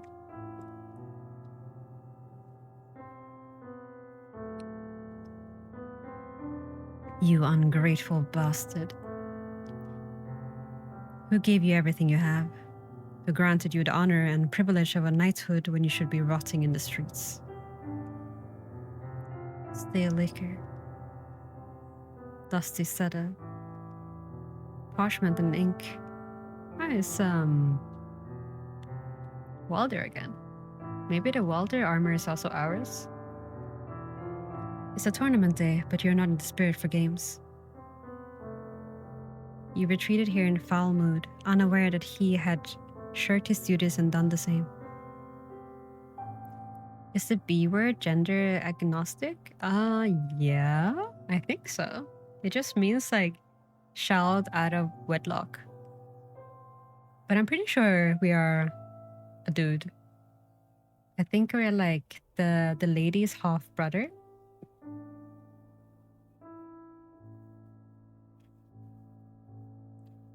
What more do you want, boy? You know what I want. Father. Yeah, there it is.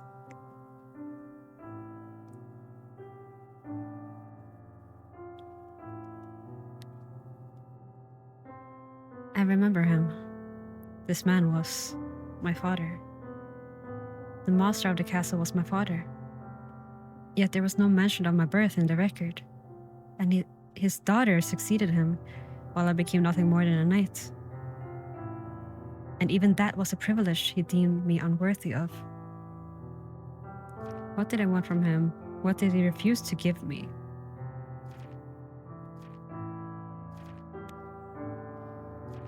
What did I want from him, I think? What did I want from him, and why wouldn't he give it to me? Even if it was more than what your vassal deserved, even if I was born in shame, I was still your son, wasn't I?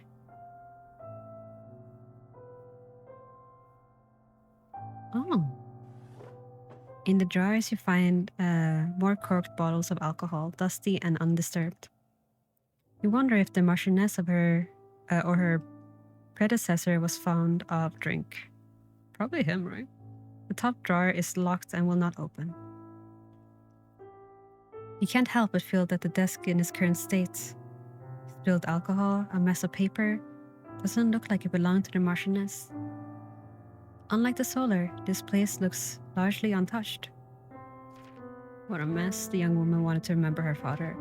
I think the second one, probably. The young woman wanted to remember her father. Pitiful thing. Ordinarily, I'd say that clinging to the past does one no favors, but something from your past must have brought you back to this place.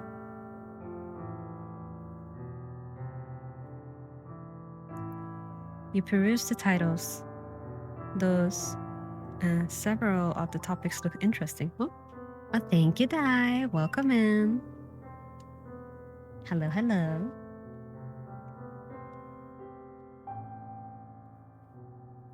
Though several of the topics look interesting, you're not sure they'll help you remember anything about yourself. Yet, you can imagine running your fingers along the grooves of the spines, as if you've done so many times before.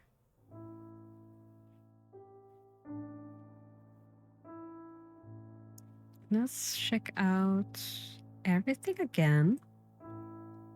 The painted figure of a man stares out from a dusty frame. The previous Marquess and master of the castle, your father. That makes the Marchioness your sister, and you, the bastard son, kept to serve the family, never to take its lofty name.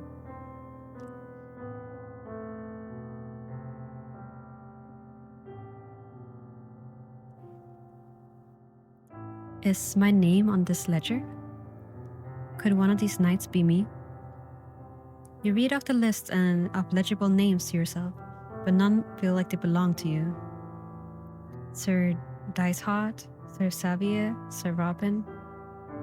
Well, even if I could learn my name here, knowing what my fiefdom earned in a year doesn't seem like helpful information to me now. Assuming my master had even granted me one. Dice hard. It's so true. Stop. I didn't even think of that. I think that's fine. Let's try this again. Bottles of murky amber liquid fills the bottom drawers. I suppose we all had our vices. Or we drink into your sorrows. The topmost one is locked tight. Okay. I think it's time to go. We see what speaks to our soul. I was thinking like Die Hard, like the movie. You have not spent years protecting the commoners from Astarian invaders. To them, you're a princess locked in a white tower. I'm well aware of my shortcomings. The only reason you stand where you are is because Sir Tristan is loyal to you, but loyalties can change. So we were like super loyal to Sis, guessing. Let's go to let's find some like, we need powder, I guess. Did you not like my gift? It's beautiful, but oh, so pretty. You stand in the solar, your arms folded tight in front of you. Your eyes flit over the suits of polished steel. Ah, okay, I see, I get it. Your eyes flit over the suit of polished steel that stands there in solemn silence. So the suit that we're wearing now is probably a gift from the sister, right? A gleaming shadow. You don't know what else to say. It is beautiful, worthy of a prince and worth of a prince's ransom. But it's still only a suit of armor. To an ordinary knight, a gift like this would be the honor of a lifetime. But for a hero of the kingdom, a veteran of the Great Ice War, a man who's given and sacrificed so much, how could a single suit of armor ever be enough? I only wanted. Okay, my guess is that he wanted to like go and get married probably to the red-haired girl, but he was like stuck here. I think we can take the ashes. Cold hearted full of ash. A cold hearth full of ash. Ash. Not the ideal trail maker, but I have no better options. Hi, Axelot, welcome in. You do your best to scoop up the ash from the hearth in the glass bottle. It slips through the cracks in your gauntlet and settles deep in the fine etchings of the lames, turning beautiful black steel gray. But you have other things to concern yourself with than being tidy. Finally, once the bottle is filled, you return it to its place on your belt. I hope this works. Not an ideal trail maker, but it will have to do. A shame no one left a pile of pebbles lying around. Okay, off we go.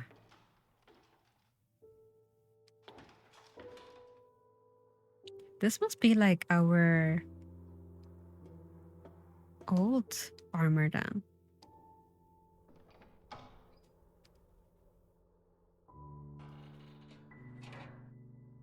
Once more, you lift the hatch and stare into the open maw of the cellar staircase.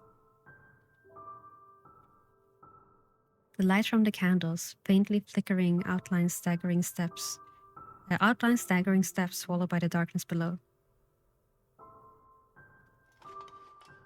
Have a good sleep. You stare into the blackness, one gauntlet gripping on your candlestick, the other reaffirming that the bottle on your belt sits snug. It's now or never. And so you descend. Step by step. I wonder if we had to do more things. And this is like the point of no return. But let's see.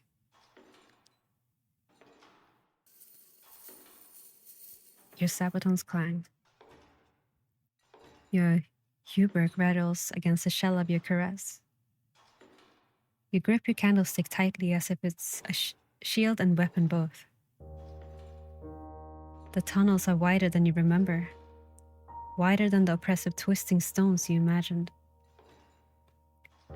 There's ample room above your helm and around you, so much that your candle light barely reaches the walls on either side. There's no sound but the ringing of steel against steel as you step and step and step onwards. The shaking of your hauberk clink clank within your hollow cuirass echoes like a heartbeat. Finally, up ahead, you come across a fork in the path.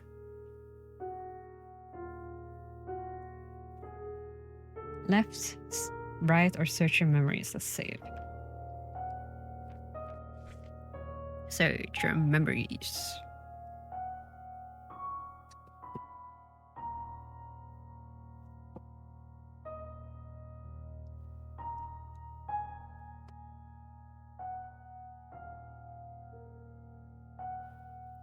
Okay. What path did you take so many years ago? You were following the lantern light of somebody. Somebody you held onto tightly. I think of it as Sippy.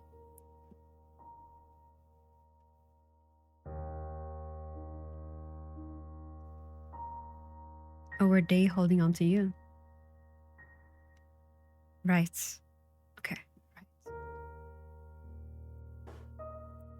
You leave a small pile of ash to mark the turn, then continue into the dark.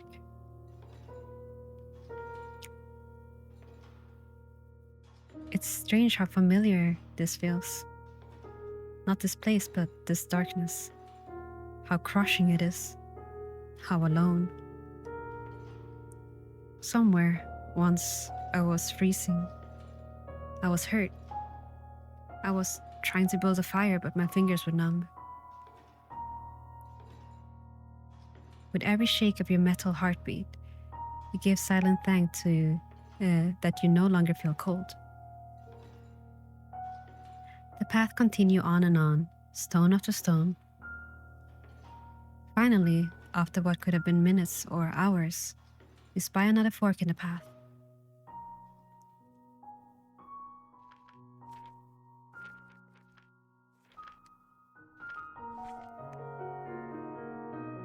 Search your memories.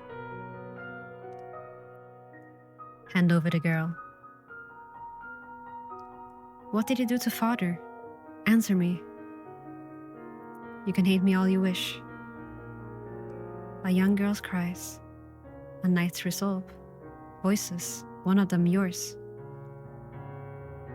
Left.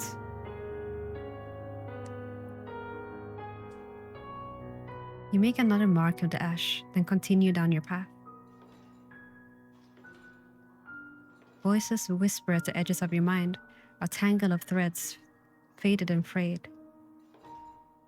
You can't make out the words, can't reach through the torn veil of your memories. Half of you want to scream with the lungs you don't have. The other half wants to turn back and run. Steady. If being down here makes me feel this way, I must be getting closer. You can do nothing but continue, so continue you do. As you walk, the candles you carry seem to flicker, then burn brighter than before. You grip the candlestick tightly and continue on at a cautious pace. Step after step. Finally, up ahead, another turn comes into view. Another fork. Search your memories. This time, there's nothing at all. No. Wait. Sister, you're not my brother. My brother is a hero. He would never hurt me or betray me like this. I'm not a hero.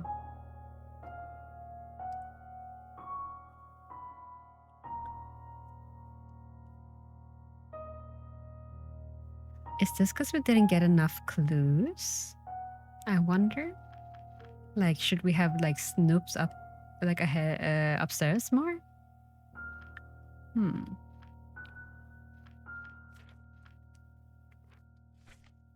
Right, I'm guessing. You leave more ash to mark your trail, then continue through the tunnels, hoping you picked correctly. You walk for what feels like hours. Your every hollow, clanging step reminds you that you are alone. You are alone. Whispers wrap around you like silk, trapping you in their threads. You are alone. You are not alone. I'm not? Voices linger. Memory coalesces. Thus, yours. They flicker and burn. They wither and choke. Ash gives way to cold and dark.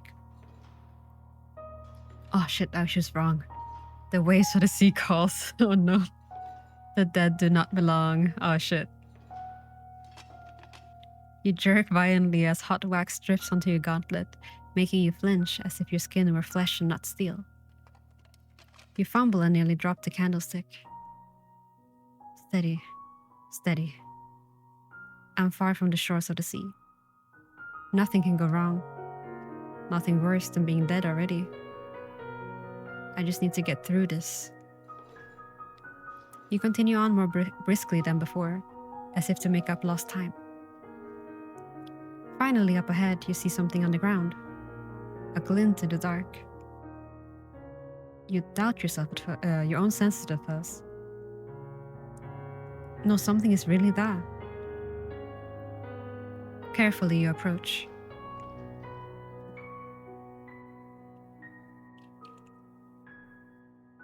Candlelight falls on metal caked in dust and decay. Oh shit. The curve of a cuirass. The threads of a molding surcoat. The white of bone. A corpse lies before you. Spirits. Is it me? Oh, the keys! Take the keys first. Keys hang off a ring on the fallen knight's belt. I'll have to take those before I leave. I need them more than he does. Alright.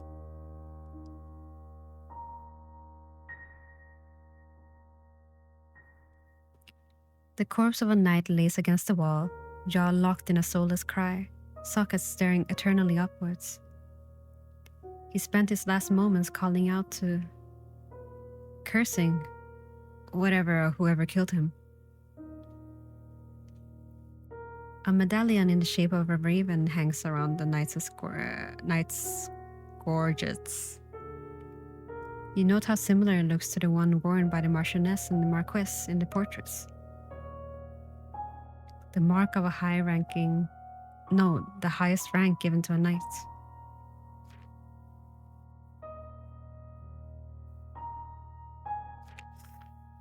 We do have extra candles. Well, let's just do that, I guess.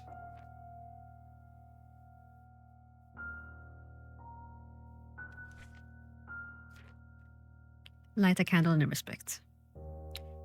It doesn't feel right to leave him like this. You set the candle down and fish through your satchel for a spare. What name do you carve? Oh, I think it's... That's hard.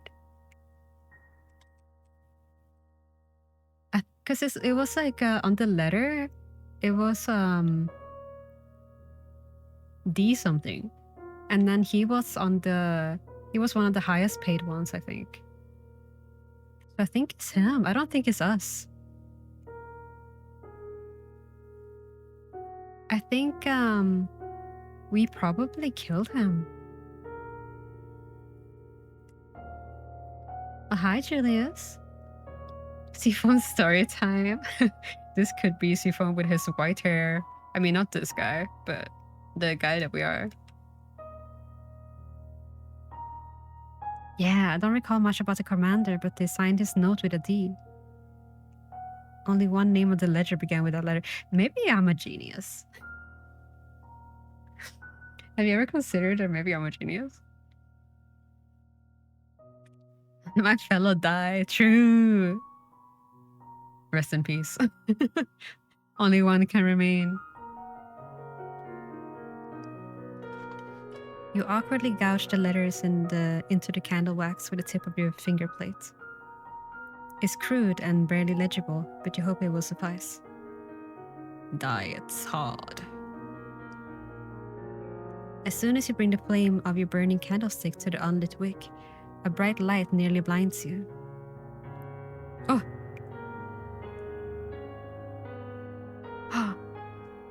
Commander, stop.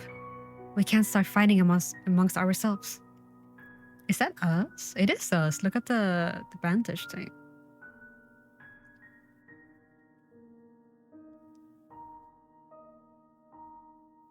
You have no rights to give orders to me, Charita. Sigmund, forgive me, but I must send your ungrateful child to the grave with you. Oh, hello? Hello? That armor. You couldn't cross either. But you would bid me rest? After all I did to you?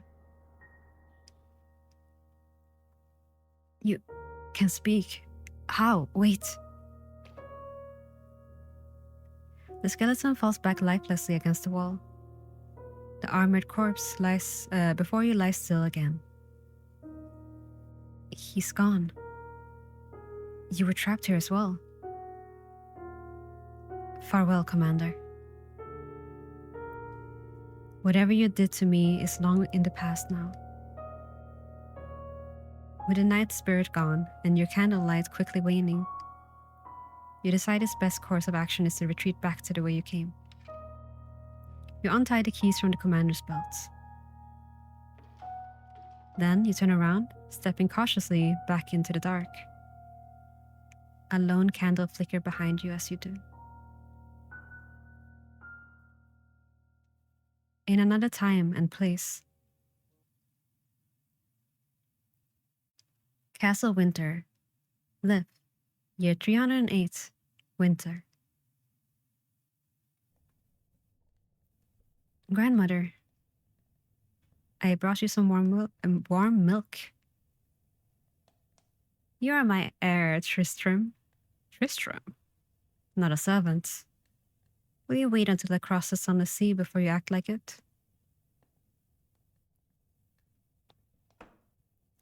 The young man wordlessly sets down the steaming cup and retreats from the room. You almost feel a pang of remorse as you hear the door close behind him with a quiet thud.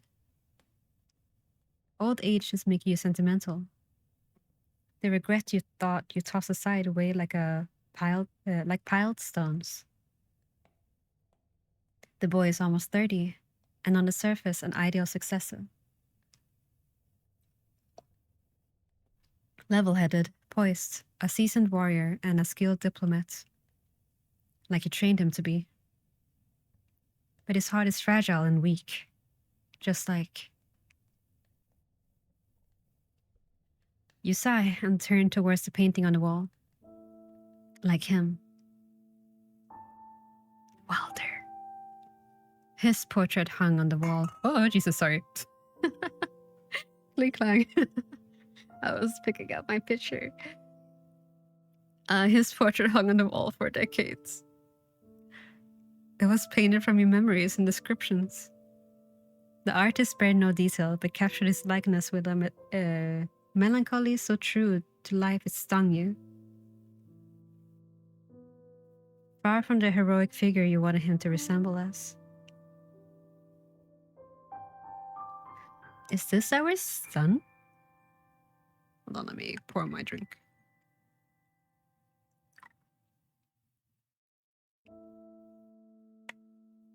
Like, is this us? And then this is like the lady, 'cause year 300. Yeah. This is probably our wife, like the red-haired girl that is talking right now. Maybe. We're so pretty.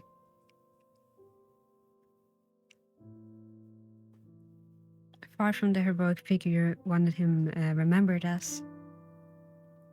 You dismissed that artist from your court in disgrace and hung the portrait in privacy of your chambers, safe from the eyes of the world. And so he has kept watch over you, decades after decade, reminding you of your failures. Hi, Orange. Welcome in. You find yourself speaking to the dead more than the living these days. You dream of the things you'll ask him, explain to him, beg of him, demand from him. Until we meet again, beyond the sunless sea. Dear brother, oh, it's not our wife, it's our sister. Hi, Voltron.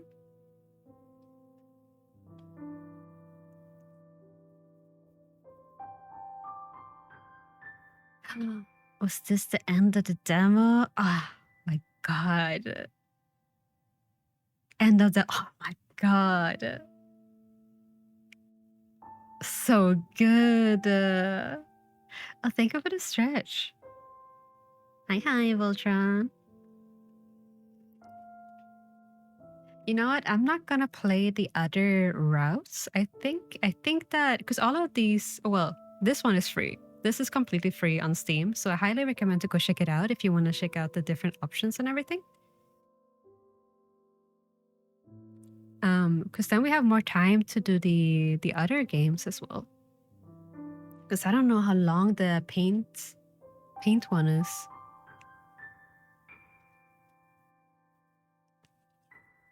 But we can try to get through all of them. Hi, Polly, and thank you for the sippy. Just getting the day started, plotting the to-do list. Oh, we have a good day. How are you doing? I'm doing good. I'm very happy with, we just finished the first one. This is a demo that just came out. It just came out today. So I've been wanting to play it for a while. And it was very, very good. Very, very pretty. Very, very moody. I had a great time. So look how the like mouse blends into the title. So good. And the demo. But I think I'm gonna take a little toilet break. I don't know when the next ad is coming on, but I think that we can take a short break and then start on the where's my Steam? Here it is. Snow White Ashes as well. I have already played it, but I want to play it for you guys too because it's really pretty. It pains me isn't too long. Okay, perfect. I think we can get through all three of them then. But let me put up the BRB.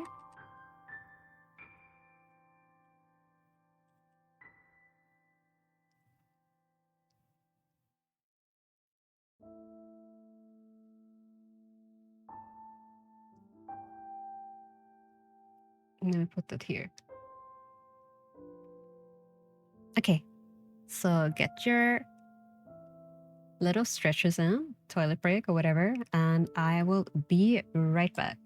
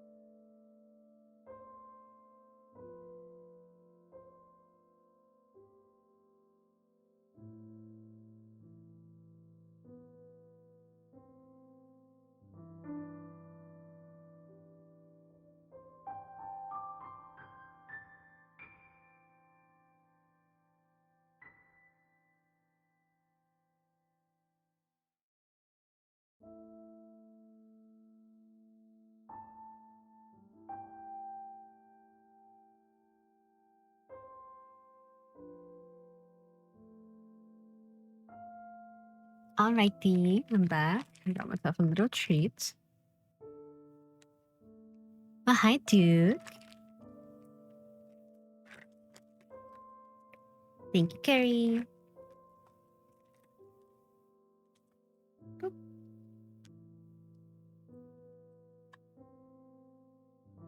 Thank you, and hello. Sorry for that sound on the bag. It is time to switch game. Actually, let me do that. I'm gonna keep the same frame though. Wait, hold on, cancel. Oh, here are little credits. You can look at this while I'm trying to open this bag. When did we meet Summer Night? Asking for a friend? I have no clue, dude.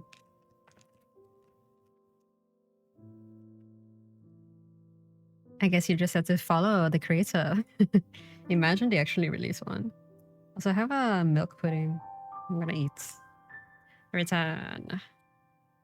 Once again, please check out Endysis on social medias and follow them on.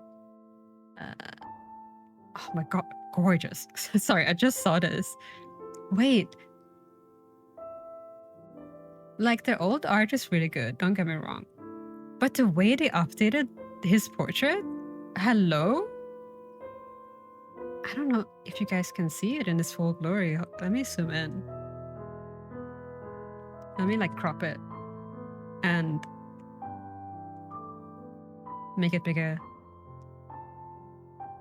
We're hot, yeah. Like, you'll see their older art in the other games we're gonna play. So I think they have really like stepped up their game. Though it's like, as I said, their old art is also gorgeous. But look at that. Oh my god. Gorgeous.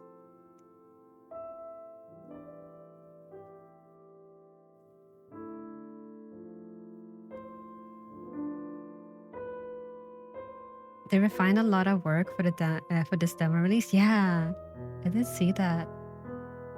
This does feel like a little bit different from their usual style. So pretty. We should do some fan art.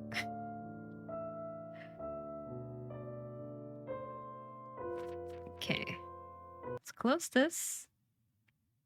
And let's get the next game up.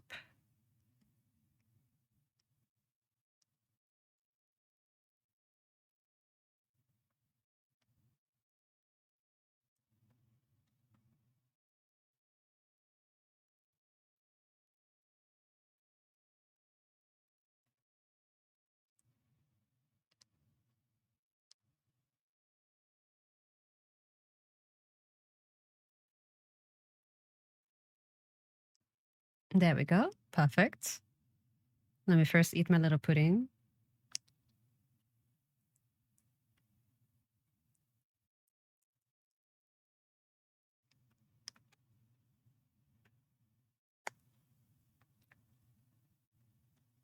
Sorry, that picked up a lot. It's like in a little container. Hi, Rod. Welcome in. Can't take it. You're freaking adorable in that green dress. Thank you.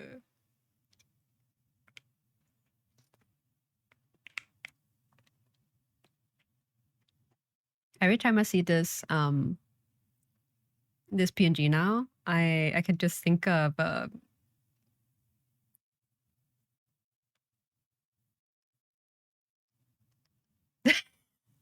Soup's drawing. Soup's drawing with me and Peanut Horse.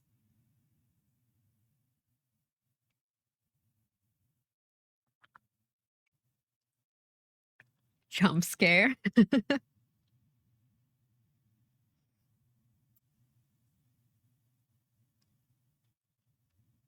We'll keep this here. We can do jump scare sometimes like this.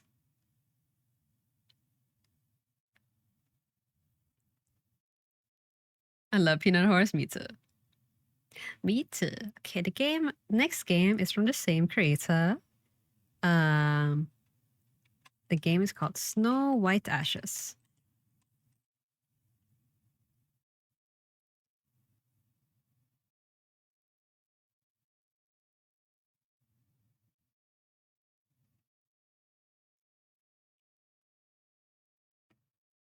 Okay. Oh, I just realized I forgot that they have like a different pointer. That's so cute. It's little Lily of the Valleys, I think.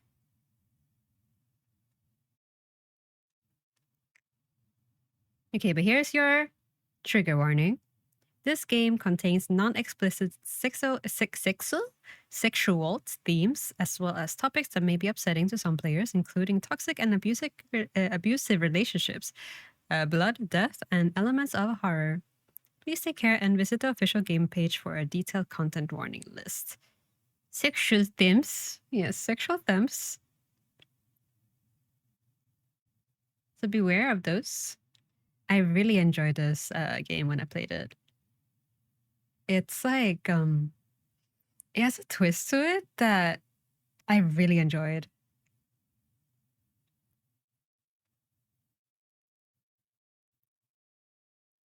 Not all branches are available in the current demo. Choices will be locked with a lock symbol cannot be selected. There you go. Now are you prepared for your tale? Are you prepared? Oh, so white.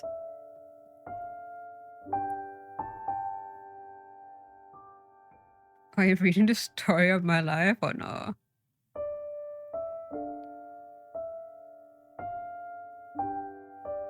All right. I think I'll also only do one route for this too, so we can have time for the last game as well. But yeah, so this is a little bit older than the one we just read, but also a work in progress. This creator, by the way, is working on both of these at the same time, and it's crazy. I don't know how they do everything. Once again,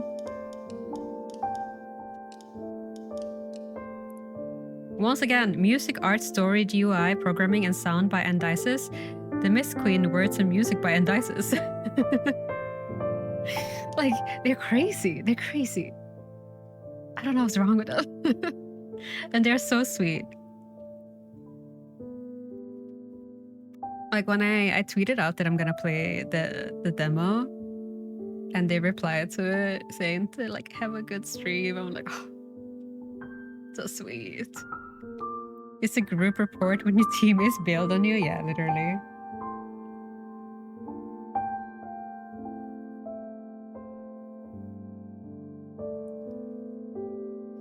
They've done game jam stuff while working on both. Oh, crazy, crazy. Let's start.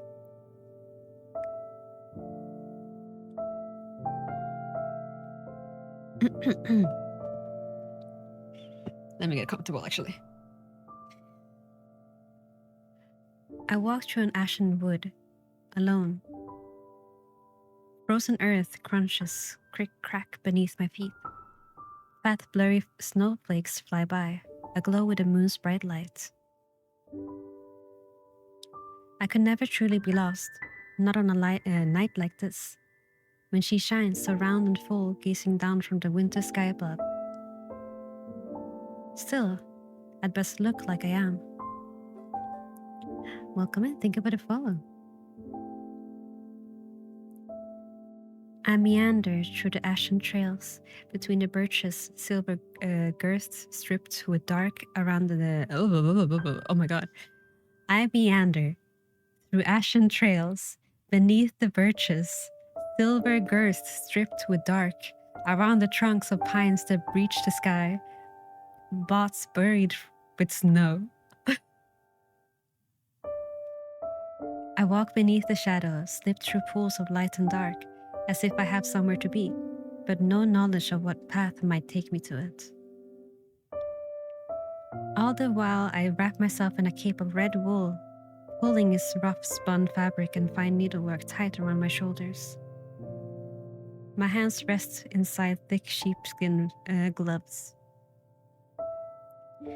Even with the snow and the mountain air in my face, the thrill of the hunt keeps the bite of cold at bay. My heart beats with an unfamiliar feeling, a pounding, jittering rhythm. I shiver with excitement. I hope whatever is out there mistakes it for fear. I sink my hand deep in the pockets of my skirts, running my gloved finger along the edges of the deadly sharpened point I carry. In a strange way, it feels more totem than weapon. I suppose I seek no ordinary prey. I almost smile, like my quarry. How strange to think that I too might hide my fangs. And so I wander on, trembling like a newborn lamb.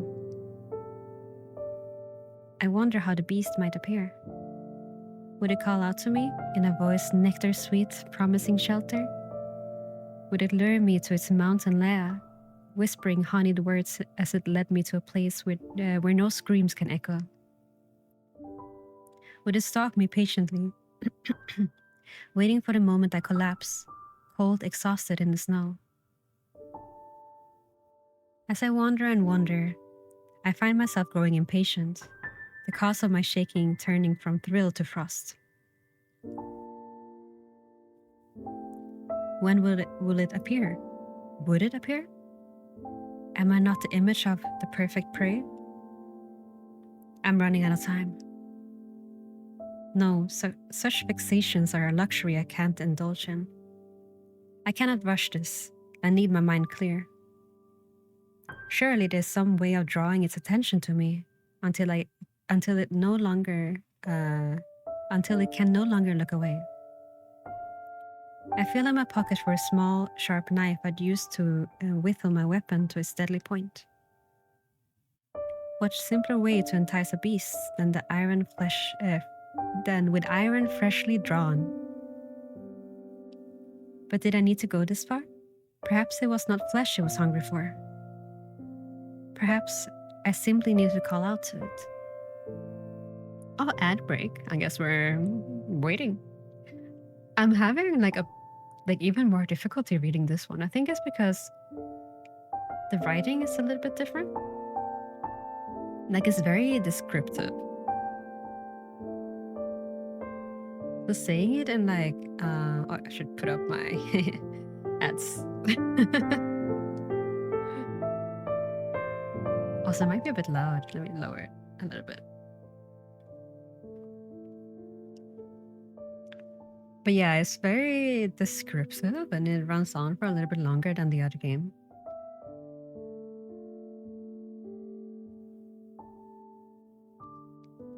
I feel also like you can see the roughness in this one compared to the newer one.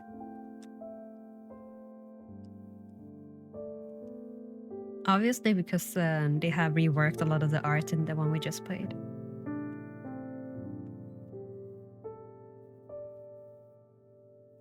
This is far too soothing for 7 a.m. Going to lull me back to sleep in the best ways. Yeah, go to sleep.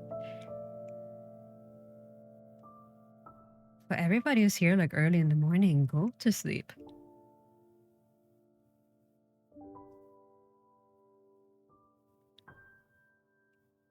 It's cozy for sure. It shall be like this for the rest of the stream too. Even the last game is kind of like this vibe.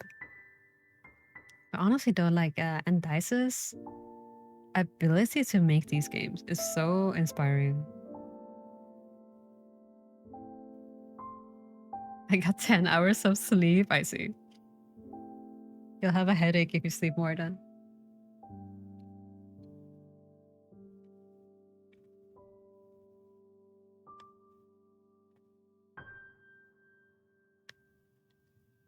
Getting my stretch in now while we're waiting.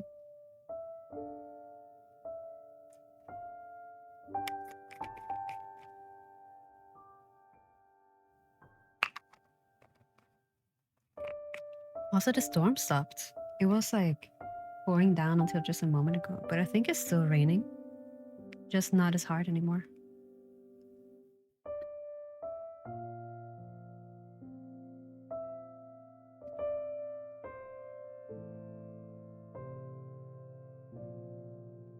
What have you been reading recently? Only fanfiction, honestly. Omniscient reader's viewpoint and fanfiction. Not even gonna lie. Welcome back from the ads.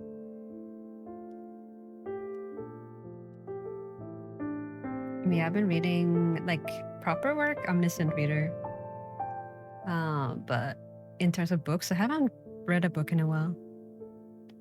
The last one I read was probably haven't read anything since Memory Police. Yeah, I think Memory Police was probably the latest one. You got evil plans now? Oh. Am I gonna write a fanfiction?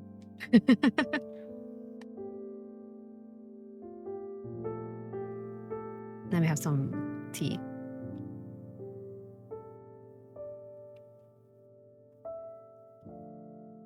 Okay, let's continue. Perhaps I simply needed to call out to it. Draw your blood or sing. I think draw blood. I can't remember the ones I did before. Let's start a new page. Can't remember the choices I've made before.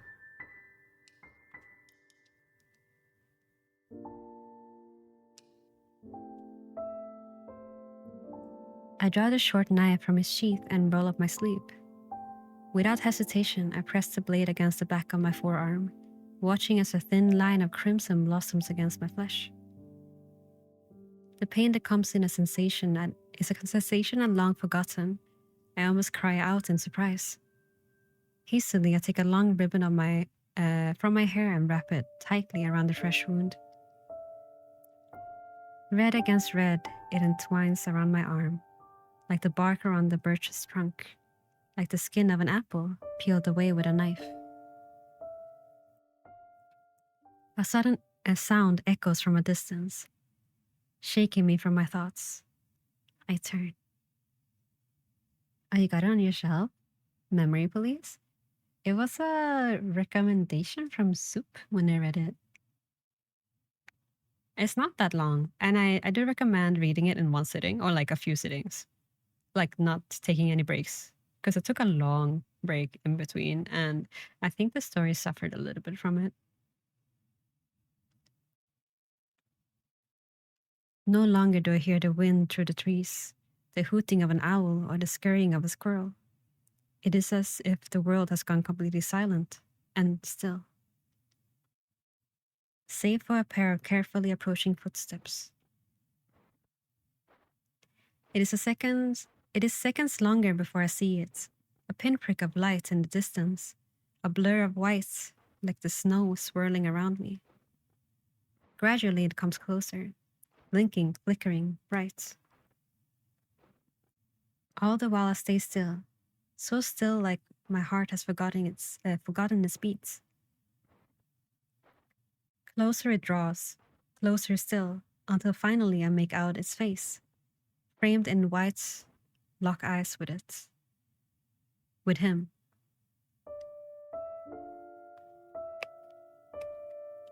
I can't move or turn away. I can't even breathe. That eye stares back at me with so deep a green. Are you lost? He says, like a spell broken. I shake out of my daze, the wind and the sound of the night roaring in my ears. His voice cuts through it all, clear as a bell. Are you hurt? The figure wears the skin of a man. A skin so impossibly fair it reminds me of the broken statues of an angel I once saw in a ruined castle. The surface of his marble pallor, cold as ice as a brush, when I brush it with my fingertip. How flawlessly smooth, how otherworldly. That lonely thing left behind, a place of broken granite and brittle stone. I wonder if the being before me is as cold to the touch. He dresses from head to toe in white, shrouded in white, from his fine wool coat to his fur-trimmed cape and soft leather gloves. Even his hair cascades of gently. Oh my god, I'm struggling. Even his hair cascades of gentle curls that frame his face shine silver, a radiant halo lit from the glow of the lantern he carries in his hand. The other he extends to me. Are you lost? He asks again. I won't hurt you. I'll see you to safety, I promise. The sound of his voice makes all the worry in the world melt away. It's so musical, so warm and calming, like liquid honey. It takes all my will not to take his hand and offer all at once. I'm not lost, who are you?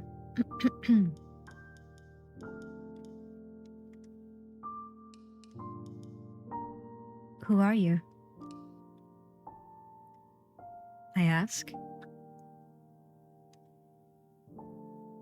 Simply a traveler passing through, he says with the faintest hint of a smile. Soft, gentle, unthreatening. If I were naive, I would take his answer without a question at all.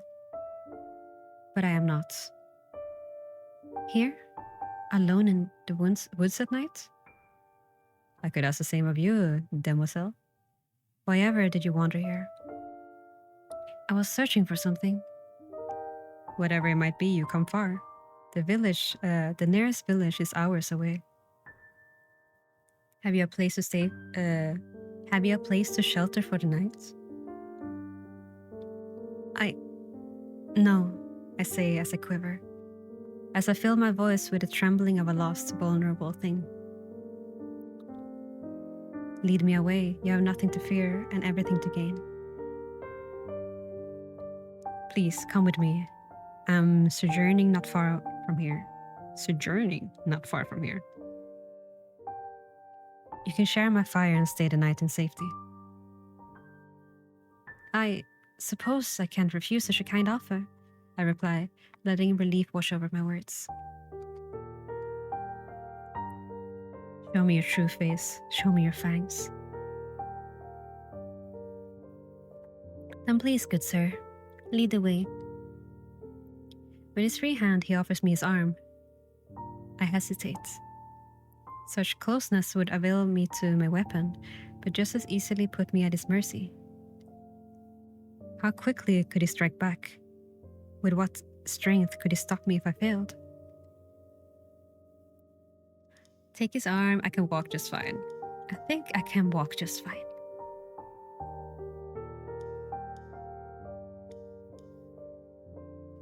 I can walk just fine. I stammer. As you wish, he says, withdrawing his hand. No disappointment colors his tone, ever even and warm. Gently, he beckons me towards the path he approached from. The wind swirls around us as we walk, my footsteps following the imprints of his boots in the fallen snow. His form from behind is radiant, almost aglow with silver moonlight. The strands of his hair shimmer as he walks. His cape, snow white, trails behind him like a shroud. He stops every now and then to check that I still follow. Each time he gives me a nod or a small smile of encouragement. Every stare from that deep green eye makes my heart thud in my chest.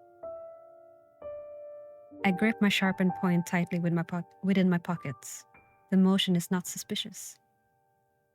It is cold tonight. A cold I so rarely feel, soaking through the thin wool of my cape and shawl. How warm his cloak and furs look, yet never does he breathe from it. Does the breath from his lips fog the night air? I'm not sure he breathes at all. I pull my wools tighter around my shoulder. It does not seem he will strike me yet. I must stay alert, ready for whatever he lures me to. Hi, Circle. Welcome in.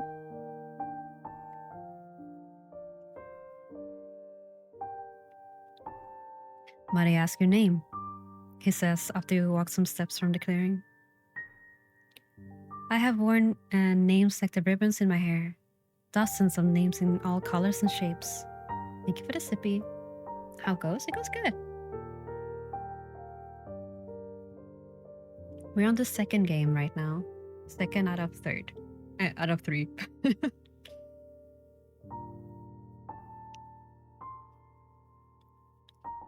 To give one away now would be a frivolous thing. But names, even false ones, create familiarity, bonds. Would it be wiser to keep my cards close? Heart closed? I think you may. You may ask. If we have many names. You may, of course.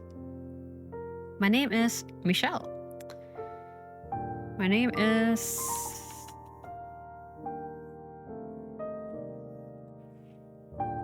Hooray. Like your daughter. My name is Curry.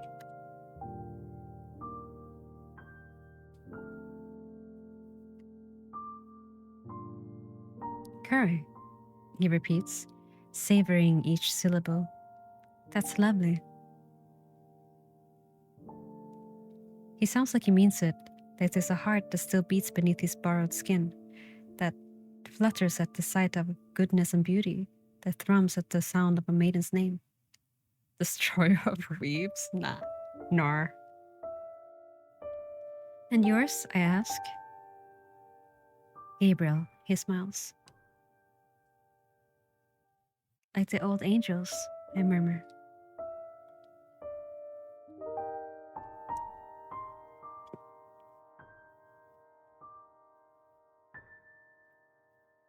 If I were naive, I would wonder if he's old enough to remember the angels from the days long before the mists descended. Before any gods and their icons who watched from above fled as the undead and unsated plunged the earth into pestilence and death and rot.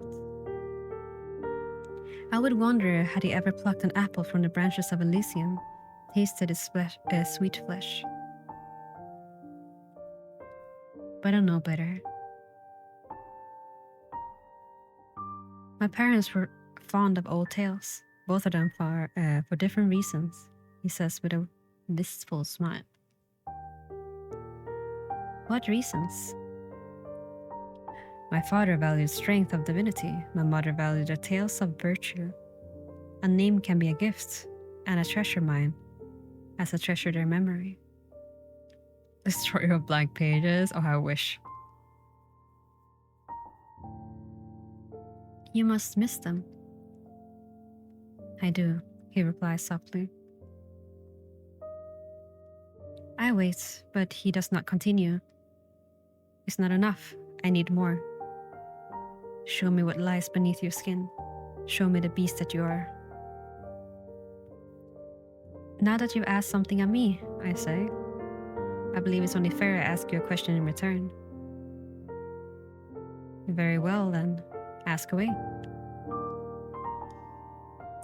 Ask about his purpose here. Ask about his clothes. Let's do purpose. You said you're a traveler, but why here? Why these mountains, this forest? I often come to the mountains to hunt. I love the air here, the pristine wilderness. Of course you would, you wild thing. But sir, your clothes are too fine for a mere huntsman. You look fit to be, well, if not a prince, then a knight of a queen's guard at least. The queen? There's no queen that rules these lands, unless you speak of the Mist Queen. The Mist Queen, a figure shrouded in fog, in mystery, like her name. Whispered among campfires and village squares, in somber tones, in drunken ones, in awe, in reverence, but most often in fear.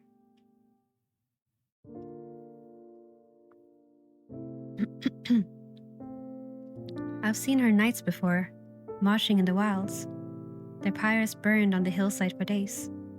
Do you believe that she lived in the dawn, since the dawn of time? That she bathes in the blood of men to keep her beauty? Not for a moment. I laugh. You speak as if you know her.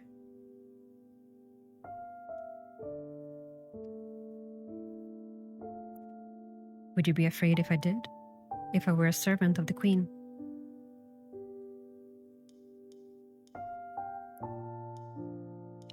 Oh, I don't know. No? Yes?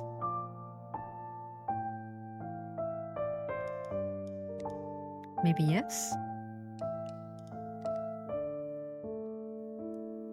They say she does not harm the innocent, but can a mistwalker be trusted? She are not of our kind. They're undead. They're undead the centuries they walked upon this earth. Surely it changes them and their appetites. Not to mention the tales of her pale consort. Hi Bala, hi Shinchama, welcome in.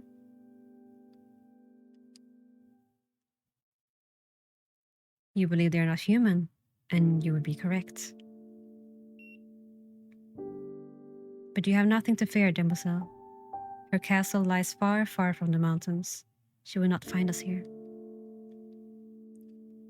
Sweet lies from a sweeter tongue. In any case, there's something gentle about you. This game and art looks lovely. Yeah, this is the, it's not the newest game from them. This is the second one we're playing today. So we already played the newest demo, and it's so good. So moody, so nice, so beautiful. Highly recommend checking it out. I did it. I'm not slacking off today. Good job.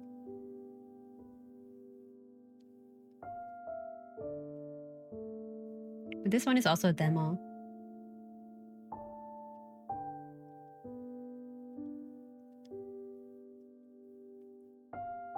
I cannot think to place you among her scores of blood-soaked nights. He looks at me for a long time. I wonder if I said too much. You're a strange girl. A strange, sweet girl. A girl? I'm well past 20 summers, but do not think to ask how many, gentle hunter. I shall not. Have you a family then? I did, though I was a stranger to them at first. They welcomed me into their home and became just like a family to me. I loved them very much. But those days are gone now. He gives me a look of sympathy. I'm so sorry. I'm like you. I once had a wife and a son, but plague took them from me. I'm sorry for your loss. I consider what to say next. Ask about his past, ask about his family. 20 summers? What a summer rookie.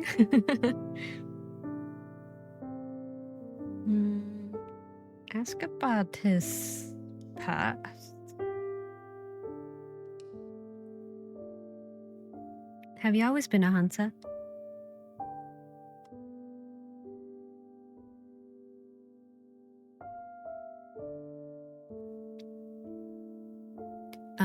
No. In fact, for most of my life, I hated the thought of harming anything, be it man or animal.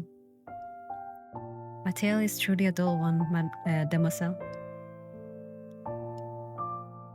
I have nothing but time. I wait for him to continue as we walk. My father was a knight-at-arms, but he died without land or fortune. I was very young, and so my mother was left to raise me alone in a humble countryside town. I knew from an early age I did not want to live a martial life like my father, so I apprenticed to be a healer and studied medicine as a young man. Eventually, I returned to a small town, met and married a shepherdess with a lovely smile, with the loveliest smile in the world, and spent my days treating coughs and fevers, making poultices, tisanes, mending wounds. Until the plague, I finished. He's silent for some time. It was horrible, cruel thing to. It was a horrible, cruel thing. To call it a sickness would be to call the ocean a mere pool. It did not spare any of its victims. It turned healthy, smiling folk into dying husks within days. I tried to save them. You did all you could. I can't imagine how awful they must have been. I lost myself for a time, and after that I found I could not return to the healing arts. I could not mend another bone, touch another skin, without feeling the rot beneath my fingertips. That's terrible. I'm sorry. Even the wind is silent as we walk, the crunching of our footsteps the only sound in the night. It's a relief when he turns the conversation away. I've spoken enough of unpleasant matters. Tell me something about you. What do you enjoy? I enjoy singing and fond of needlework. I enjoy singing. I think give it a sippy, Rex. And good morning. Hi, Nebula.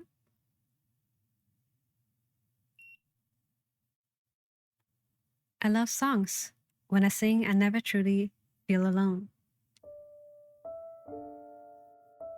I agree. If any gods still lived, I'd thank them for the blessing us with music.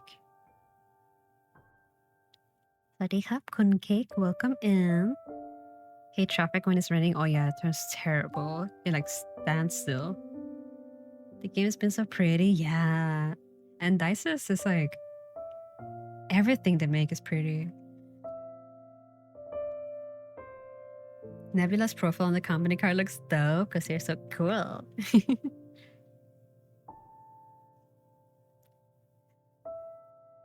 He looks about to speak but hesitates. Are you often lonely? I'm quite used to it. Solitude is like an old friend of mine now. Sometimes I wonder. It's better to be alone. Is it better to be alone or to spend your life with someone you cannot give your heart to? Both of those sound lonely. A wise man would seek a third route. But what if you had no other option? What if fate had tied you together like roots intertwined? I would spend my days in solitude. I would learn to grow beside them. I think I would learn to grow beside them. I think like I would choose the first one, but like knowing what I know, I kind of want to go for this one.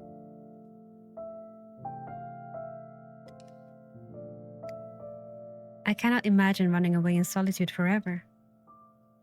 I would think it's just as lonely for the other person. Would you abandon them, lead them to their burdens, not even try to overcome the fate you shared? Forgive me, I have burdened us with a heavy topic again. But I thank you for your insights. Of course, gentle hunter.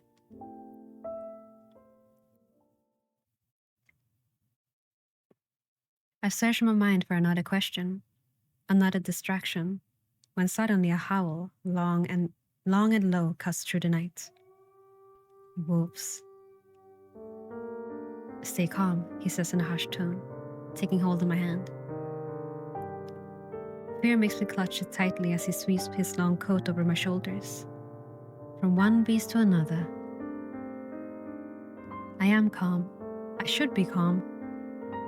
But the fear that I feel, it isn't mine. It runs beneath my skin like a rapid coursing river. It twists inside the cage of my chest. I will my pulse to slow, but it does not. My mind cannot quell the instinct of a living heart. The howls grow louder, closer. I can feel them ringing in my ears. Your scent is too strong, I hear him murmur. Oh, maybe I shouldn't have cut her arm off.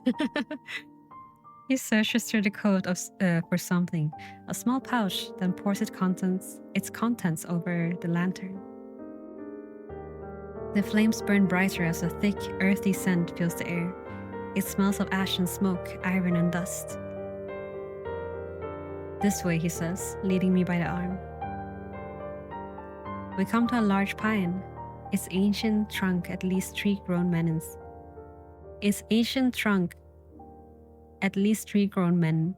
men wide.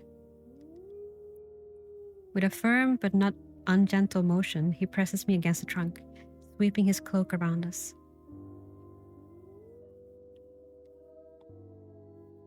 I feel the rough bark on my back through the wool of my cape, feel his arms around my shoulder holding me tight.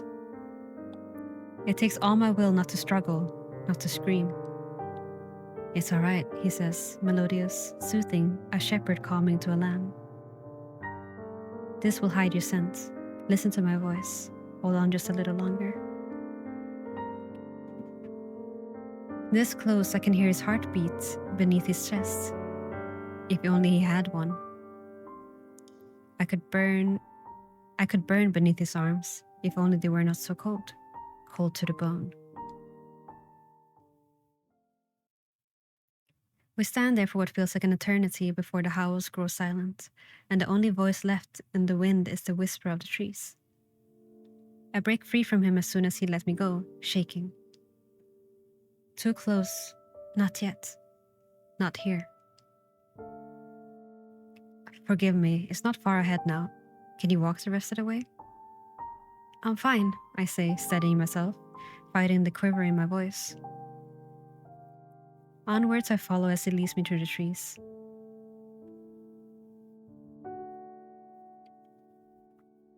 The cottage comes into view as we turn the bend, almost as if conjured from the mist itself. It's a small, quaint thing, a lonely, strange thing to see, placed there like it was plucked from a fairy story. Its wooden walls are aged but sturdy, its sloping roof coated in fresh snow. It should be the home of a living, breathing woodsman, not a creature of the night. I had never guessed you would hide yourself in a place like this. It's beautiful, I say. Hi, Jam, welcome in. It's the only place in the world I feel truly safe. Its heavy door creaks open as he leads me inside. The cottage is small, with short square windows and low walls, but appears well kept, a solitary home. Strings of dried herb and fruit, mint horsetail apples hung from the ceiling. A table and a stool sits at the center, stacked with clay pots and metal bowls. A stone hearth covers one wall. A narrow bed lined with furs sits against the other.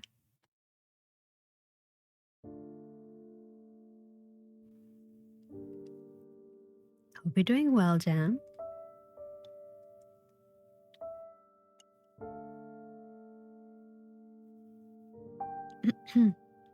A bookshelf, filled with a dozen or so well-worn tomes, stands proudly in the corner even as it teeters beneath jars of more herbs and flowers. The scent of incense, sweet and heady, fills my nose as he lights the kindling in the hearth.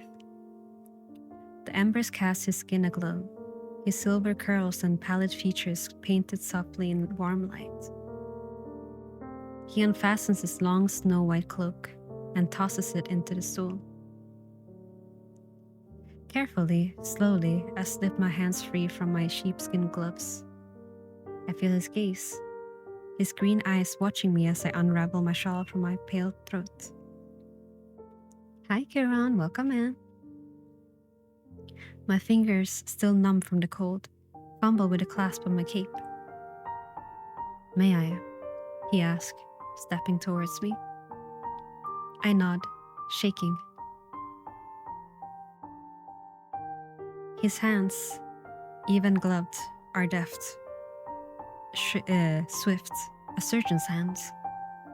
They free my shoulders of the deep red wool, set the fabric aside on the narrow bed. His gloved hand lingers near my collar. I do not move an inch. I scarcely breathe. Show me your true self.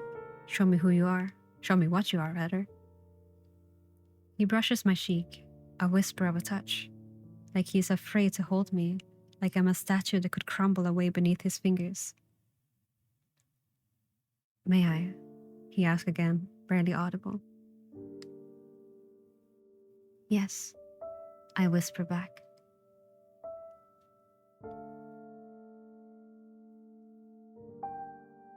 He brushes a lock of my dark hair behind my ear, then gently, slowly brings his lips to my skin. They are so soft. His touch is like the snow that lands on my face, carried by the winter wind. Cold but light, feather light on my cheek, gentle, far too gentle. I do not want this delicate tenderness from him. I am not a fragile thing.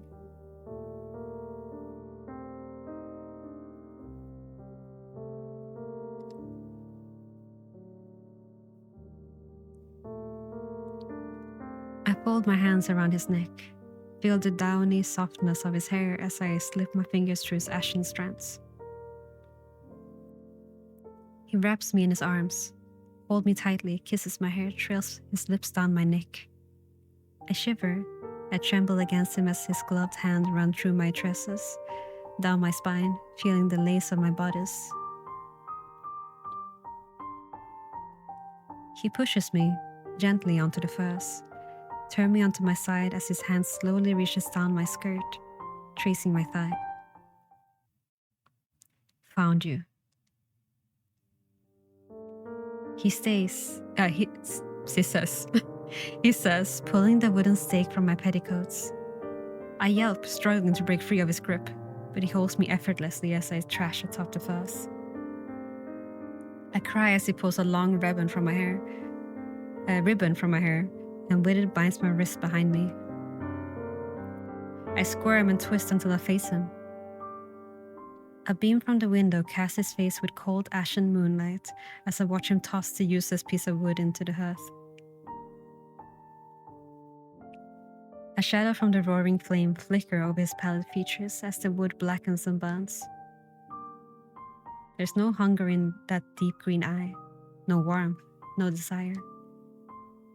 Only white, cold fury.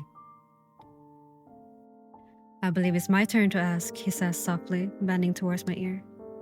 What exactly are you doing in these woods, Curry? I forgot I named him though. I heard that. I told you I was lost. A lost girl do not use herself as bait. What exactly were you hoping to find? Heard my name? Sorry. Work call, don't worry. Have a good work call. Thank you.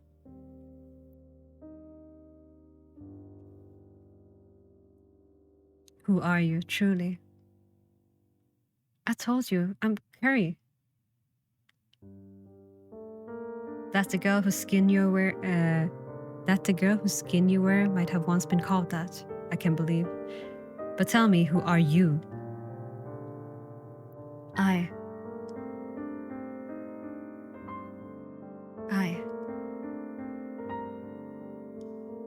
Lie. We cannot lie. So we're going for this? You seem to have a good idea of who I am.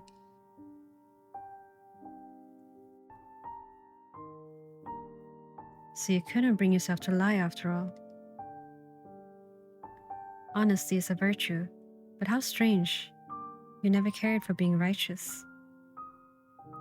No. Perhaps you just can't refuse that face. Those eyes. Look at them. Look at how he loathes you. Yet still you act like a foolish, lovesick girl. Some queen you are.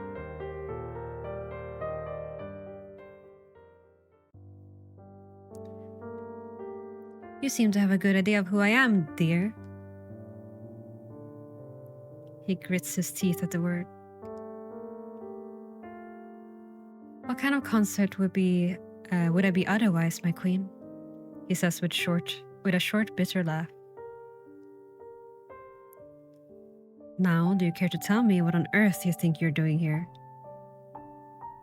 My dear prince, I could ask the same of you. Whatever are you doing alone in the middle of the wilderness, away from my castle? Inviting pretty young things to your bed, no less. I did not expect him to flinch at my words. Good night, Kakashi. Thank you for hanging out. Have a sweet sleep. The anger and pain that flashed through his face almost makes me regret them. You hardly count as a maiden, sweetheart, he says sharply. And when did you have any right to criticize me? I never said a word about the scores of bloodied hearts you left in your wake. That is not what this is about. Then what is this about? Did you follow me? Did you think you could have your way with me if you stitched yourself a pretty new face? I did no such thing. I know your victim had to die before you saw them. Did you murder an innocent girl for your petty plans? That final line makes my virile blood boil beneath my skin. How dare you, Gabriel? Have I ever been callous and unmerciful? Have I ever treated humans like my playthings? This girl was dead when I found her. He laughs. It's a short, dry, hollow sound, like the winter wind knocking against the wall. You haven't changed at all. A plaything. Is that not how you treat her now, wearing her corpse like a summer gown? I try to calm the iron that pounds in my veins, the anger that courses with it, but I do not. I cannot. To have a heart on still is to have thoughts and feelings ring through every beat. I let my long buried rage, my pain bleed through every vein in my being. Aren't you curious how she died, my loyal consort? I ask, mirroring his bitter mocking tone. Why? Why should I be? She was killed, I seethe, by a beast wearing the skin of a man, one of our kind. His expression freezes. And she was not the first. Countless maidens have gone missing from the mountains, turning up dead, drained and cold. Colder than what is her thoughts? Colder than your eyes are now. And now, who should I find here but you? You think I did this? You think I killed them? Have you lost your mind? Why would you hide yourself in the wilderness? Why would you disappear for months? Why wouldn't you tell me where you're gone? He goes quiet again, staring at me with a deathly gaze. His next words are nearly a whisper, but if words had weight, his would be heavier than stone. How dare you, Celine?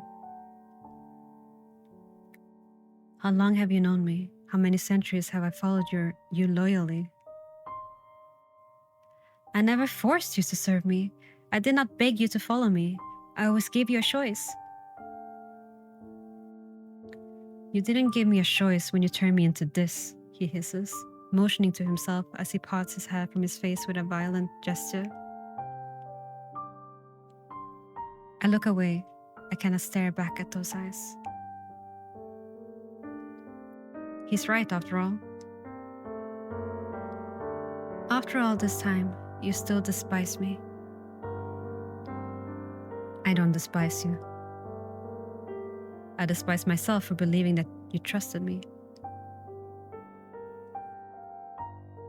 I do not reply. I twist helplessly on the furs, still shaking and cursing my weakness, cursing the blood flushed beneath my skin, warm, flowing, and despicably human. Hi, Sade, welcome in. What was I thinking? I thought I had prepared myself well. I am the Mist Queen, a woman who walked the earth for millennium, wearing as many faces as the moon. It should be child's play to appear to him an innocent maiden, test his loyalty, his intentions, discern his innocence or his guilt. And then, should I have found him fallen from grace, then I would fulfill the promise I made to each and every one of my faithful vessels, should ever their hunger outweigh their humanity. Yet, with him, could I fulfill the oath I made so long ago, when I brought him back from death, ash cold in my arms? Even knowing he could not be a monster, changed from the loyal knight I knew, when I look at him now, I cannot see anything but the face of a kind young doctor I met in a sleepy town by the woods. The face of the man I loved, lifetimes ago. Perhaps the Mist Queen could steal her undead heart, cast aside her feelings. But foolishly, I'd forgotten one thing when I donned the skin. Flesh weighs down on the spirits. Memories housed in the foreign mind may as well be half-remembered dreams. I do not feel like a monarch, a queen, because at this moment I am not. Now I am a girl of barely 20 summers, trapped with a man glaring death at her, though his face is of an angel's and his voice honey-sweet, haunts her dreams. Just being in his presence fills me, with nothing but longing. How could I not hunger so desperately for his touch? How could I not wonder at the thought behind the mask of his eyes, if there was still a place for me inside his unbeating heart? My heartbeat thumps so loudly in my ears as we watch each other in silence. Finally, he takes his long cloak from the stool, fastens it around his shoulder, and moves towards the door, cracking it open as the night air creeps its tendrils inside the cabin. Cabin? Hold on, let me refill my water.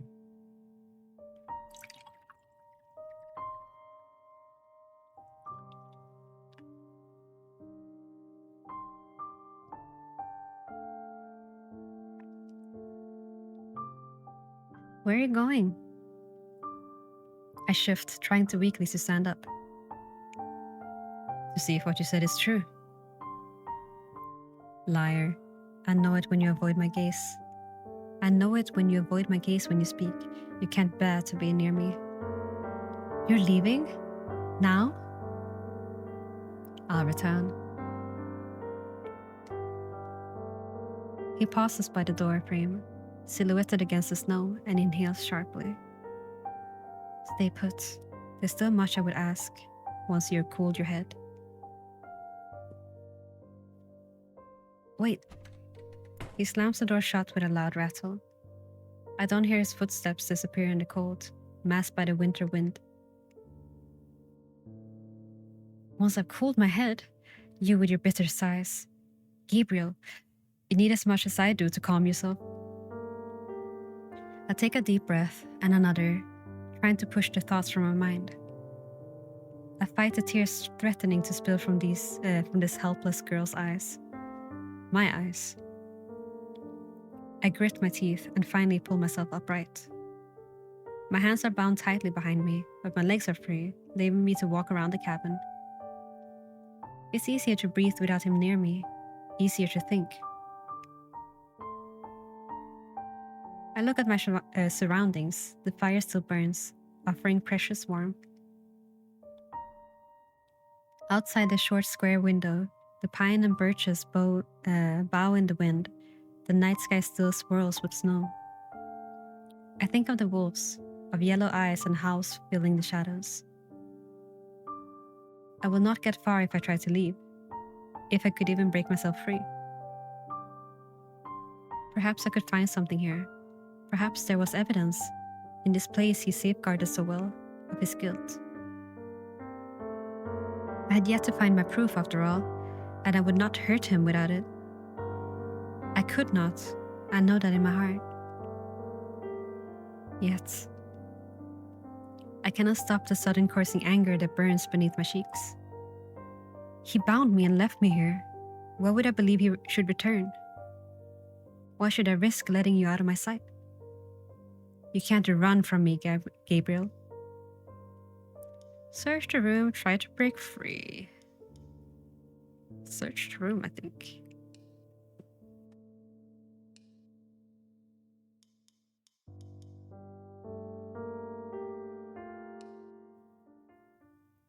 I decided to start looking by looking around the room. It's the picture of a warm, solitary home, if cramped and unkept. Did he lure any victims here? Did any proof remain of lives taken and iron drained? The pain that flashed through his eyes was real. I know him that well, at least. I know his every look, the shape of his mouth, the tilt of his head. His unwavering gaze burns in my dreams. But what was the cause of anguish? Of that anguish? Anger or guilt?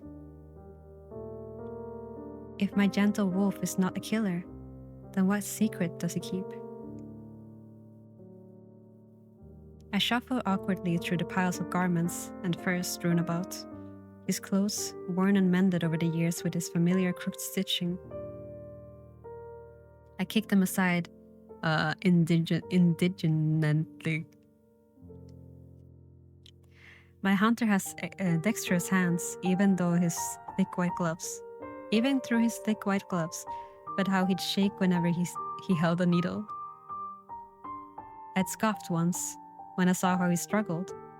Why should fabric trouble him when he'd once sutured flesh and sinew? He did not look at me, nor speak to me for days. Some pieces are from recent decades, clean and neatly folded for once. I recognize each garment, cut and sewn by my own hand. A dark waistcoat I'd stitched from a pattern of overlapping feathers. A lace shirt I'd embroidered with tiny bell-shaped flowers and sickle-like leaf. How I neatly tore the skin of his back when he said he'd lost it. Nearly. I was like, neatly? I nearly still tore the skin of his back when he said he'd lost it. It almost feels as if the fabric on the floor before me is not clothing, but costume. A costume for a pretend prince in the awful play written of my own life. But that's not true. Our second marriage was more false than the first. I think of his cold kisses on the back of my hand, on my hair, whenever he parted from me from the distant lands, whenever eyes were upon us. How well he played the part of the perfect and loving consort. How skillfully he hid his distaste for me, how adept he was at keeping his secrets.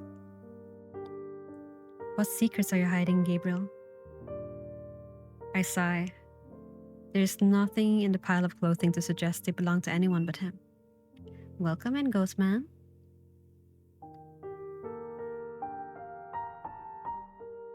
But just as I am about to set them aside, I notice something peeking out from beneath the moth-eaten coats. Gingerly, I fish it out. It appears to be a hard leather case. The straps that hold it closed are already loose. Cautiously, I pry it open.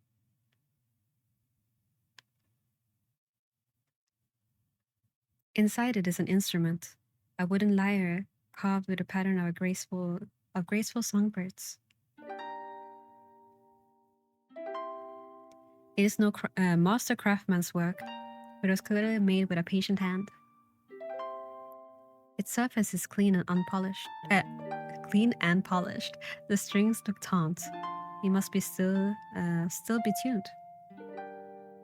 I cannot stop the bitter feeling that swells in my throat as I behold the imperfect but beautiful thing. I don't remember the last time he so much as hummed a tune beneath his breath. He never sang for me, not when I begged. How's it going? It's going pretty good. We're on the second demo of Endysis library. We just did a playthrough of their new demo that just came out today. And now we're playing another one that's a little bit older, and then we're gonna play a release game from them. So we're taking it pretty easy today, just reading basically. I thought he had given up on his music, buried his songs along with the past. It hurts now to know that wasn't true at all, that it was only me he would not sing for. Who then? Who do you sing for out in the wilderness alone? Who gets to hear your precious songs? I imagined for a moment kicking the instrument into the fire, watching the precious wooden birds carved on the surface blacken and char under the hearth. Oh, thank you for the grab and stretch. I'll do that in a little bit because we're almost on ads. So I'll do the ads and the stretching at the same time, because I also need to go on a little toilet break soon. A desire that only grows the more I look at it. Leave it be. Leave it be. I stop that impulse before I do something I should regret. I look at the instrument and imagine him carving it painstakingly with his careful gloved hand, staining the wood, stretching taut the strings. I imagine him tentatively plucking the notes, drawing the song from the carved bird's beaks.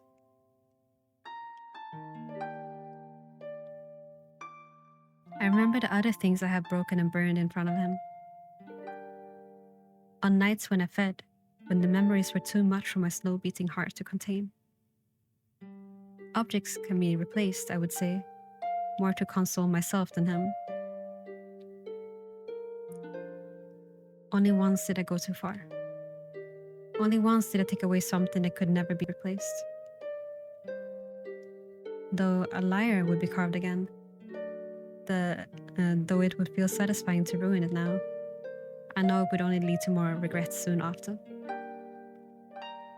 I carefully shut the case and place it back beneath the pile of his clothes.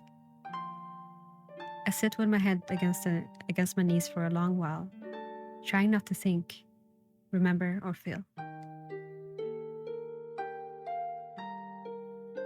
Finally, I turn and glance at the shelf filled with herb jar and piled tomes with a deep fatigue. Shaking off my weariness, I awkwardly knock a loose volume from the shelf. It lands open on the floor with a thud. The pages are filled with his scrawlings, hand notes. Oh, Jesus, hold on. The pages are filled with his scrawling handwriting, notes and paragraphs in fading ink, nearly swallowing myriad sketches of plants and herbs. You never were one for keeping idle, were you? I nudged the book aside, sink down to the floor and lean back against the bed. It's the living blood addling my senses, I think, but I can't bear how much his presence fills this place. I can imagine him, bent over the teetering table, jotting something down with his perfect, elegant gloved hand, laying his head against a pillow, listening to the mountain wind, eyes blinking closed, sleeping off the iron imbibed from spirits nowhere. Dreaming of something I can only guess at, or how many times have I heard him cry out in his sleep. It feels as if I'm the intruder here. It feels as if this place is a piece of him I was never welcome to see. I continue my search without enthusiasm, finding no signs of any other inhabitants, willing or otherwise. It seems that no other soul has ever visited here, or that he cleaned after himself well. I stand up, only to collapse back in bed.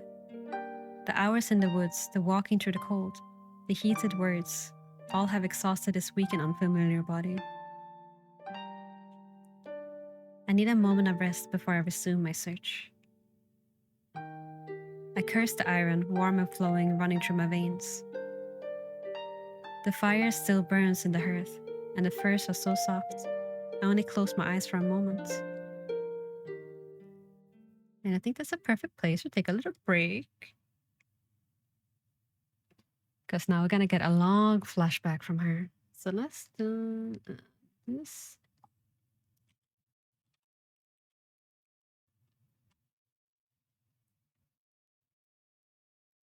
Okay, and I shall be right back. Make sure you do your stretches and everything. And I'll see you in a bit.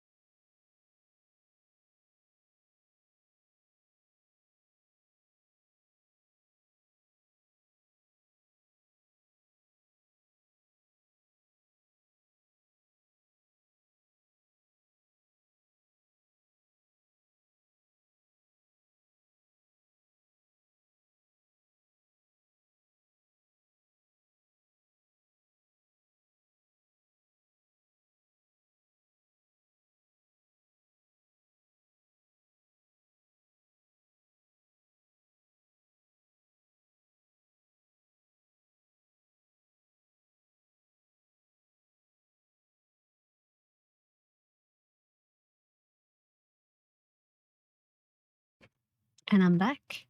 And hi, Spaghetti. Spaghetti, behave. You can read that in your own free time.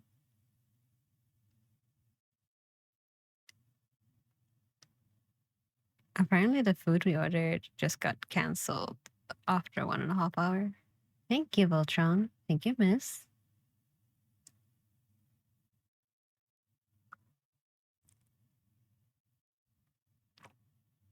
Okay.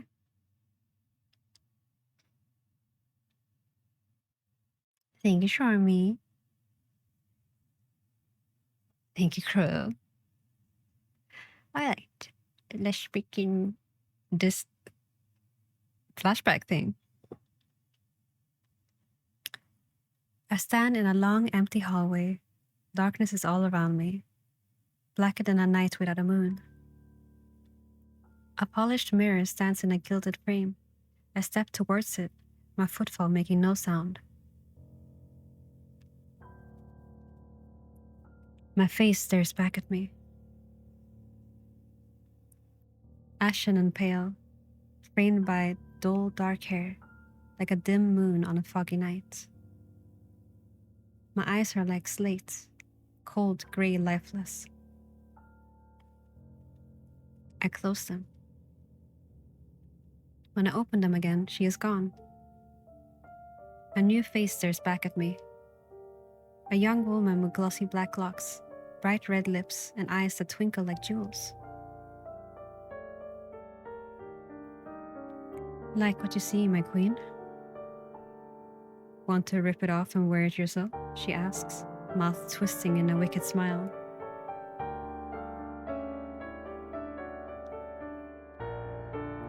I step back from the mirror, but her voice still rings, growing louder.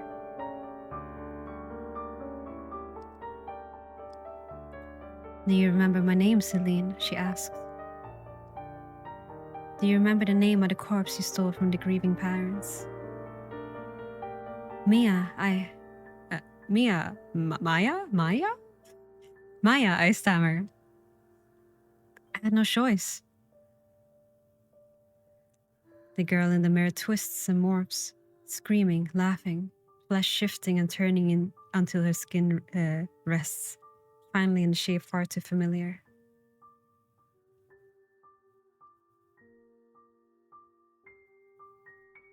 Do you remember my name, Celine? Do you remember the name you borrowed when you stole my skin? Wore my flesh, played house with my corpse? Of course I remember.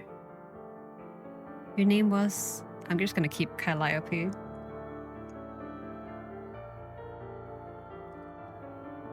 Calliope.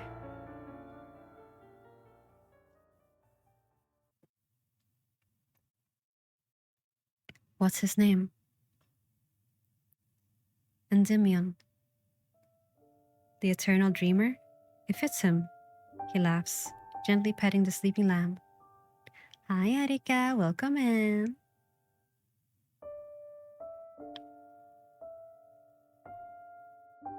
No, I've seen these memories before. Time and time again, night after night. The heart I gave, cut to pieces. The life we shared, ripped from me. A passion like fire, smoldering to ash. Worthless resentment, vile, bitter memories.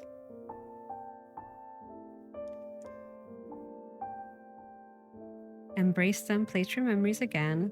Stop them, I don't want to see them.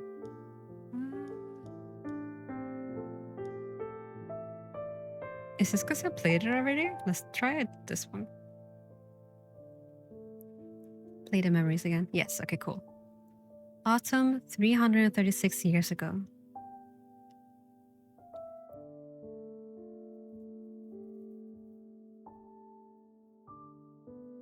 I was lucky, beyond lucky when I found this body.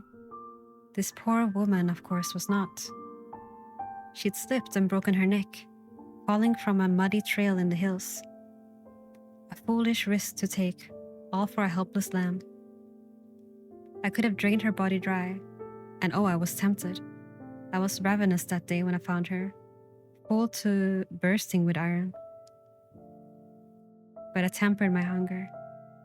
I stitched her back up, very, very carefully, until she looked as good as new, like she'd never so much as taken a tumble. Well, save for the crescent moon carved beneath the crook of her collar like an old faded scar. Hungrier than ever in my brand new skin, I devoured the lamb. Then as I walked through the hills, through the woods to her, now my, home, with her flock all to myself, I would not go hungry for quite some time. She was an eccentric one, to say the least, this girl. Solitary and aloof, she kept to herself, with only her prized sheep as company. The townsfolk whispered unkind things about her. She showed them little interest in turn.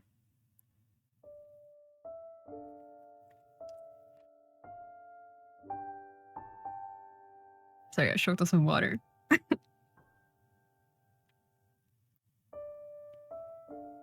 But I muted in time. Who would notice if her mind and her heart had turned? Her animals did at first, but they learned quickly to obey their new master. I had roamed for a very, very long time. Now, to suddenly spend my days in a quaint countryside town, tending to fluffy fat white sheep, as the days and seasons passed me by.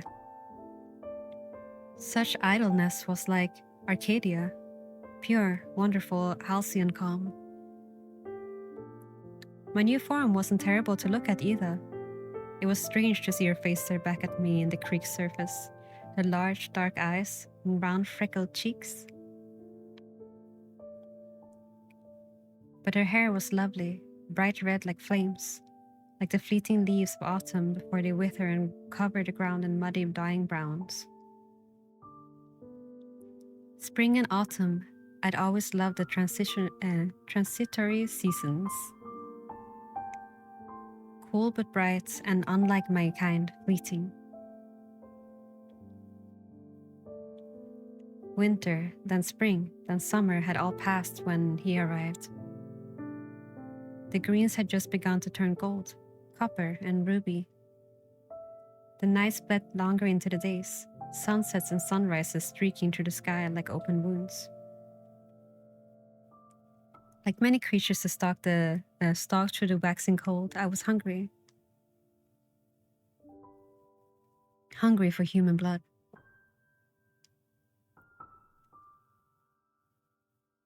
I thought he was a traveler. I had never seen his face before. I would remember if I had. His steps were so light I barely heard them sound throughout the forest trail. But I could hear his voice, clear as a bell, humming a small song to himself. I listened and watched him through the trees. He wore plain clothes, mended and remended with clumsy stitches. He was tall. His strides were long. His hair was too long and fell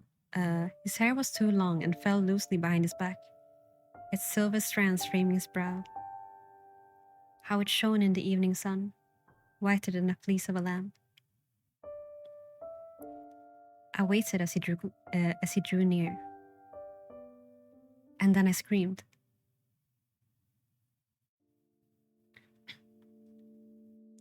I didn't expect to slip and gently hurt myself. I didn't expect to need his help. It was your fault for distracting me, I say, more to myself than him. I'd kick you if it wasn't for this bloody sprain. I can't advise that, demoiselle. You'll hurt yourself again.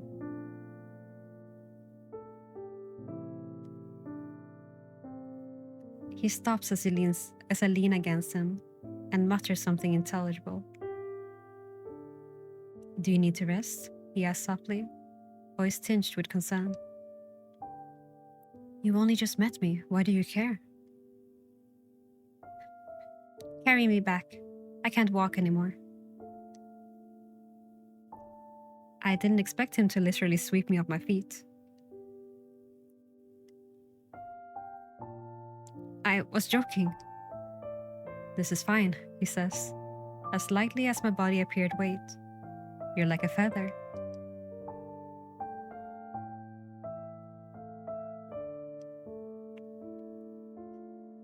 Just hurry back before it gets too dark. You'll be alright. The moon is full tonight, see?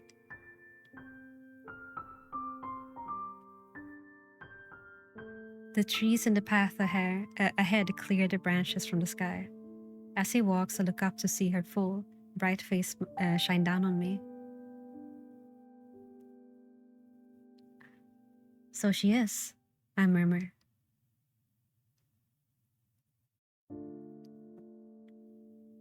The lamb is much more wary than I am, forced to walk the long trail on its own legs and fall fast asleep at its mother's side. What's his name? The stranger, no longer a stranger, asks. Who? The little one who you went through so much trouble for, he replies, motioning to the slumbering lamb. I look up at the sky, at the moon and her stars, and say the first thing that comes to mind. Endymion, the eternal dreamer. It fits him, he laughs, gently petting its soft fleece. There's something beautiful about the sound of his laughter as he leaves his lips. It reminds me of the notes of a lyre, lovingly tuned, of a song I'd once heard in a time and place far, far from these sleepy woods. Perhaps it's the moon that flows within me, the fatigue of this human frame. Night was never the domain of the living, that plays with my senses. It feels for a moment like I'm standing inside a deep, pleasant dream. The wind gently caresses a strand of his long hair, silver as the moon above us, as he turns to me with a look of embarrassment. Oh, how silly of me. I asked for the young lad's name before yours, Demoiselle. My name is Gabriel, he says warmly. And you are?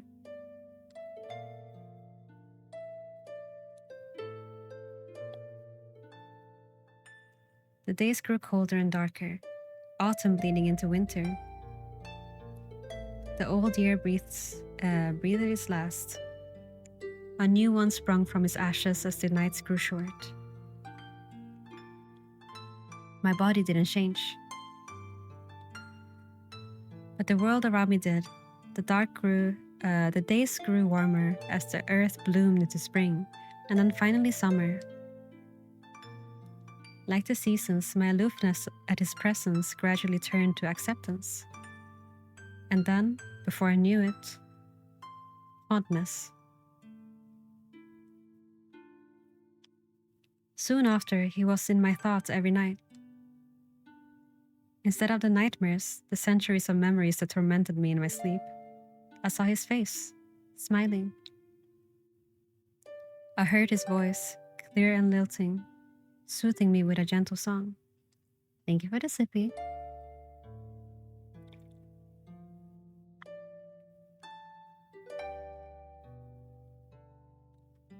He had always smiled at me, even when I stared past him, stone-faced, arrogant and disinterested. But now, when I smiled back, the way his eyes would shine and brighten his entire face, I felt that of all people in the world, I was the only one you looked at that way.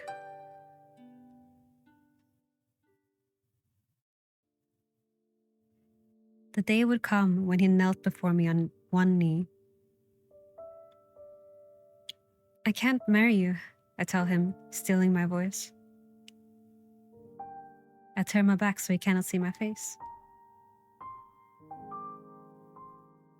Won't you tell me why? He asked, quietly, with tenderness without hurt. Because this body will wither soon, with the blood of my flock, when the blood of my flock runs dry, or the villagers find out what I am. because to be at your side heightens the risk of 100-fold. Because I am not among the living, though my cheeks grow red and my heart flutters against my will when I look at you, when I hear you speak these words. They make me forget what I am, make me wish for what I must never desire. I can't give you children. I know, but I am not a lord or a prince. I don't need you to bear my flesh and blood. Beside, I know nothing can replace the lambs as your little ones. I wish I could tell you I tend to them so tenderly because they are my lifeblood. I hardly have the means to keep a hearth and home. You've seen the way I live. But you can stitch and sew like no one I've ever seen. And I am a half-decent cook, at the very least. If only you weren't so sweet. I still cannot. Do you dislike me? No, spirits, If you don't feel the same for me, then I'll leave your side at once and forever. You fool. I love you more than you could ever imagine. I love you more than the moon loves her fiery stars, more than anything and everything I've ever held dear in the long centuries I've walked through mist and earth. I want so much to hold you and never let go. Then don't torture me so. Please say yes. Please, make me the happiest man in the world. If only I were myself, my true self, I could have refused you. But I was not. At that moment, I was the foolish young woman who loved you.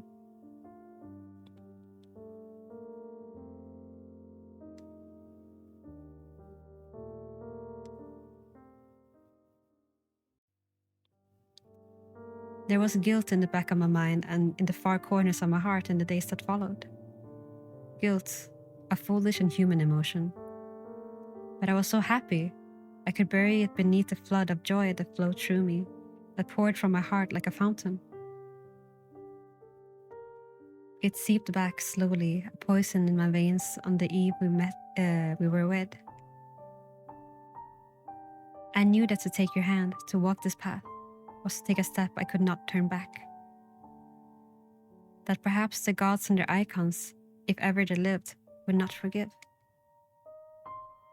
Yet I steeped so much in sin and blood and cruelty already. I had taken so much, stolen so much, to continue my existence. But I did not merely wish to simply exist any longer. Welcome in, Raiders. Welcome in, Omni. I hope you had a good stream. Hi, Cole. I'm gonna give you a shout out, Omni.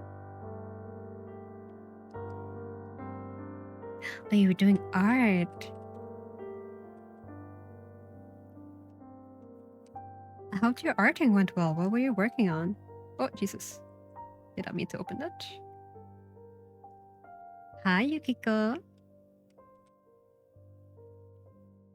Welcome in. There you go. Hope everybody had a good time over at Omni's. Practice drawing comics. Oh, I'm not taking any art tags today, but for everybody who are in here, I know you guys enjoy art. So make sure to check out Omni and their social media as well. And for anybody new here who came in with a raid, welcome in. My name is Sifi. I'm a drow. I usually do art and sometimes I play games. And today we are playing some demos from Endysis, who are a indie game maker who basically do everything themselves, like the art, the music, the basically programming as well. They do everything. They're crazy. And they just released a new demo today that we played earlier. This one is a bit older, but we're playing through it too. You like my voice? Oh, thank you. That's very sweet. Thank you so much for the follow. Kept getting distracted catching Pokemon? Where? Or like, do you have like a plugin to do that? Or were you playing something? Hi, Alamaria. Yeah, if you guys like pretty art, you might enjoy these games as well. If you want to know more about the creator of these games, there's a link in the pinned comments at the top of the chat. Yes. At the top of the chat, there should be a pinned message from me where you can find your Twitter. But otherwise, if you guys have time to stay, we're just gonna be finishing this game. I was gonna play all 3 games, but looking at the time and feeling my voice, I might skip the last one and maybe do that another day. We'll see how long it takes me to finish this section, because I know there's not much more of this current game left. The Twitch extension, I see. Did you get some good ones though?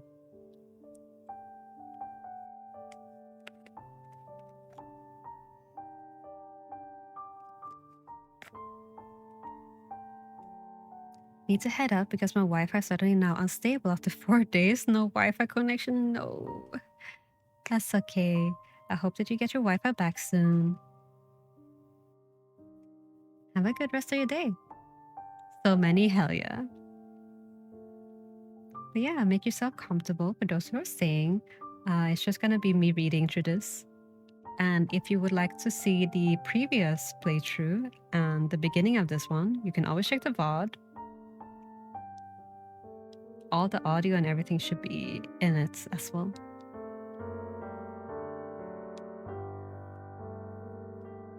It's unstable to download and play games, I see. I hope it stabilizes for you.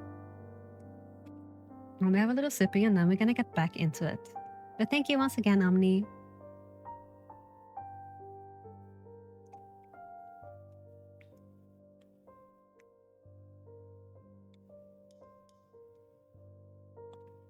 But I did not merely wish to simply exist any longer.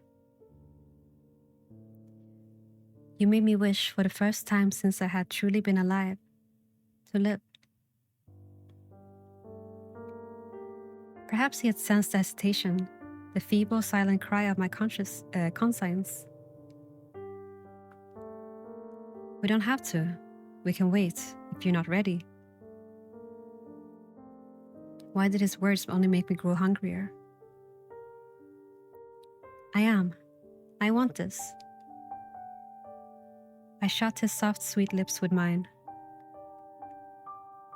The body that I wore when I spoke my vows to you was both a living and unliving. A body that was not mine to live in, to love with.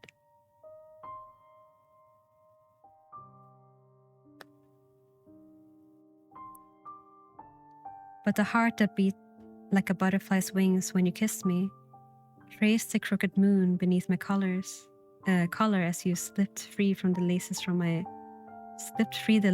my wedding gown. It beat like my own. The skin that lightened like embers as you held me in your hands. Every inch of it felt like my own.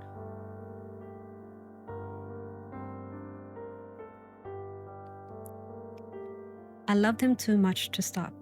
I hungered more for his touch than the sweetest taste of iron on my tongue.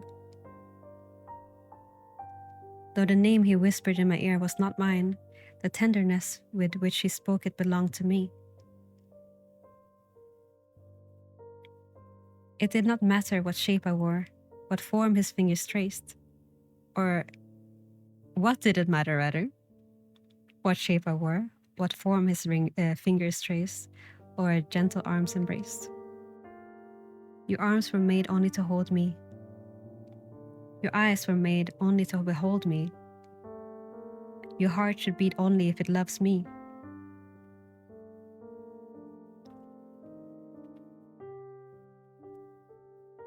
There, laying my head against his chest, lulled by the rhythm of his gentle heart, I thought of my body. My true body lying cold beneath the earth. I wished that I could feel this warmth. This fragile thing that I that I had now in my hands. I would cling to it until death again parted me from him.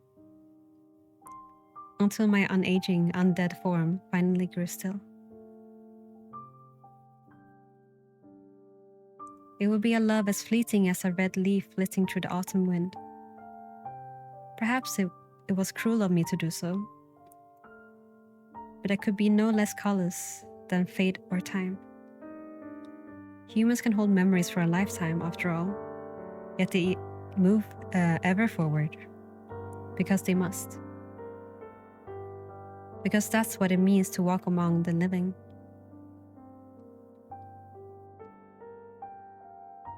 He would live a long, storied life, and I would be brief but cherished, a brief but cherished memory in his heart. Just as I would hold him forever in my immortal and unbeating one.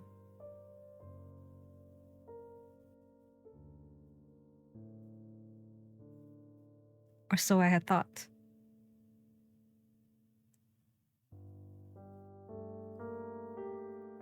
That night, cradled in my arms, I see the face of the girl whose skin I wear in my dreams, melting away into blood and bone. 333 years ago.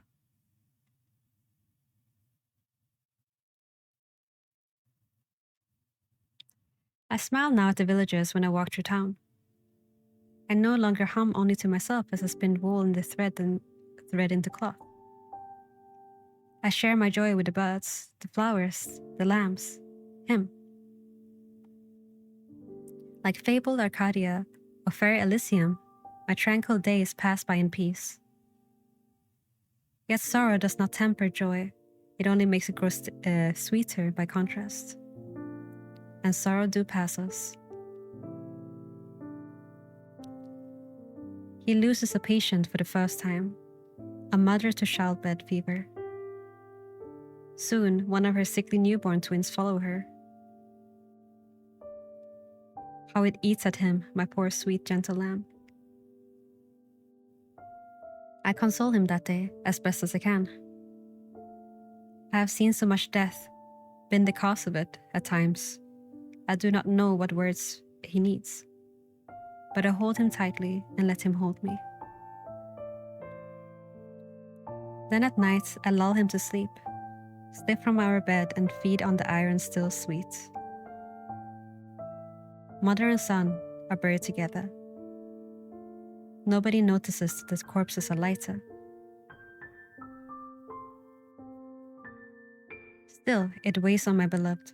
In the days that follow, the image of the unbreathing babe and the weak weeping one left behind. And so, against the last fraying strands of my better judgment, I tell him, let us take in that child as our own.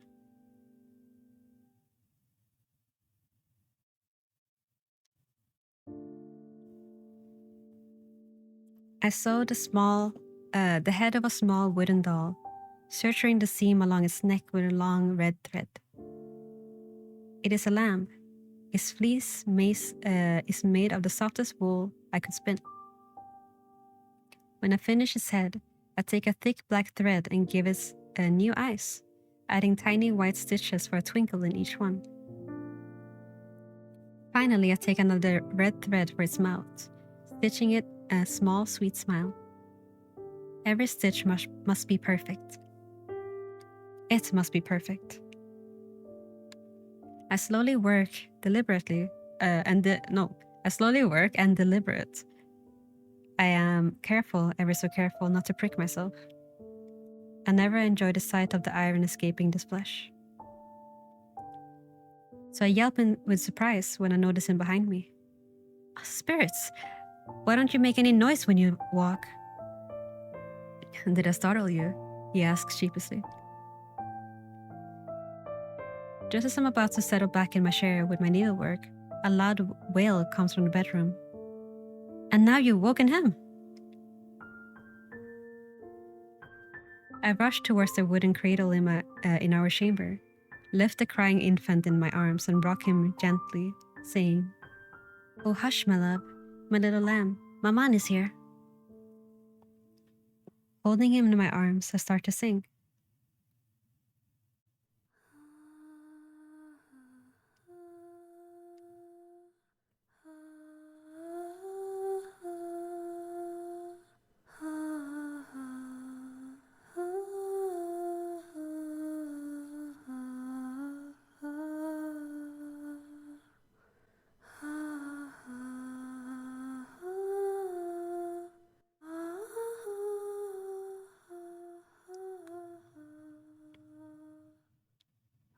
Come to rest in my embrace. Let the moon hold you safe in her light and her grace. Should the clouds shroud your way, or the mist hide her ashen face, I shall guide you home in her place. The baby's fast asleep before I finish the last verse of the song. I set him down in a blanket and sigh, closing my eyes for a moment.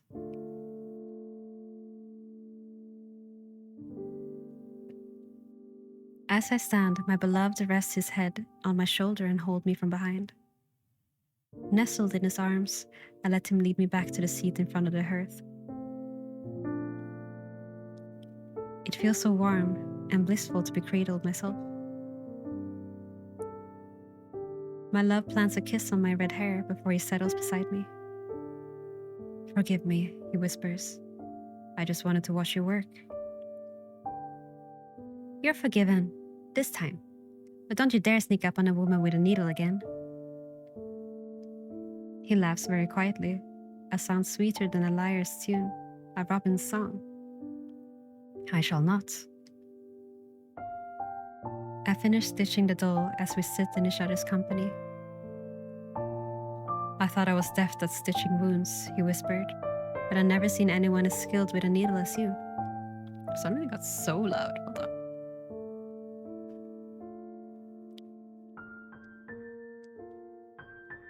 One of my many talents. Perhaps you could learn a thing or two from me. Humble as always, my darling. He laughs softly.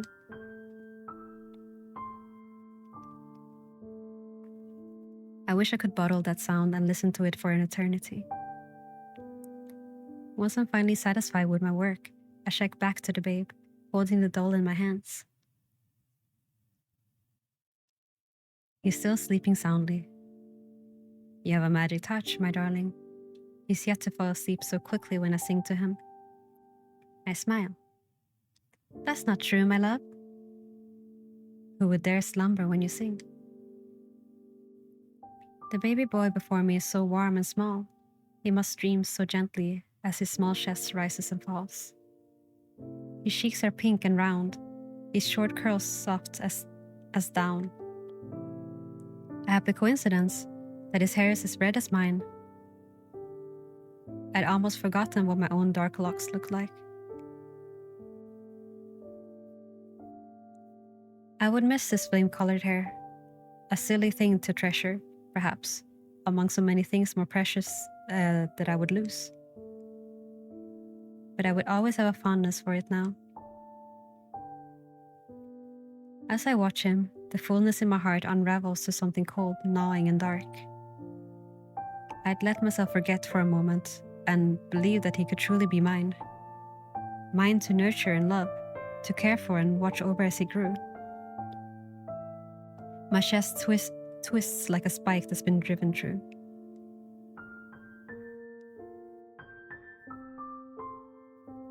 I know it's wicked of me, leaving him a widower is cruel enough.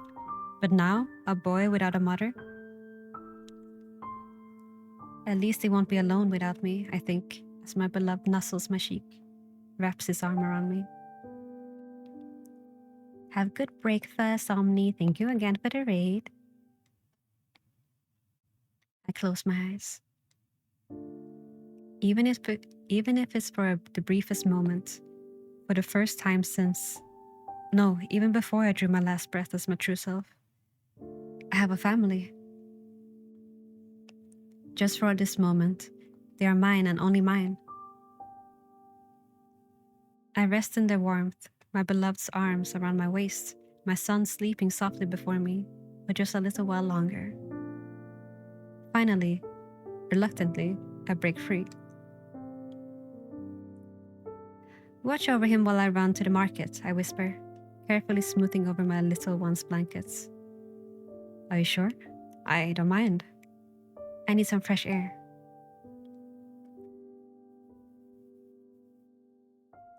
I slip outside, but not towards the market square. An emptiness within me howls like an abyss, waiting to be fed. I'm afraid I would devour both you and this child if I gave in to that hunger.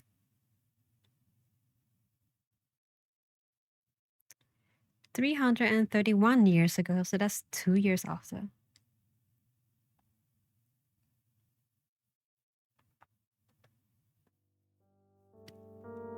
He injures his back in a careless accident while trying to repair the old fence. He did so against my protests. I just want to make certain nothing else gets to your darling lambs, he says. His words twist like a knife in my guts. How can I tell you the true beast that devoured them stands right before you, her guilty eyes brimming with tears?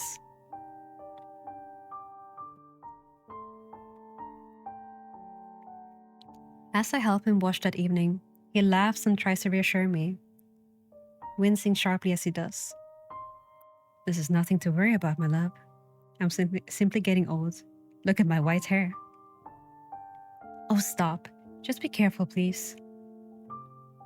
I look down out of shame and see our reflection stare back at me in the water basin. Hi, Rose. Welcome in.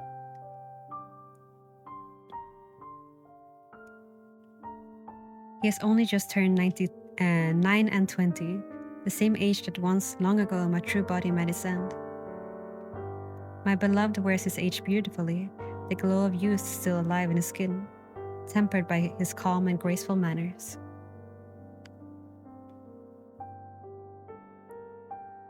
But the face that I wear looks not a day over 19. I have not changed as the years pass by, and I will not change. This game seems very melancholic. It is. It's very moody. It's a demo from the creator in the pinned chat at the very top. We just played a new demo from them, so now we're playing the older one.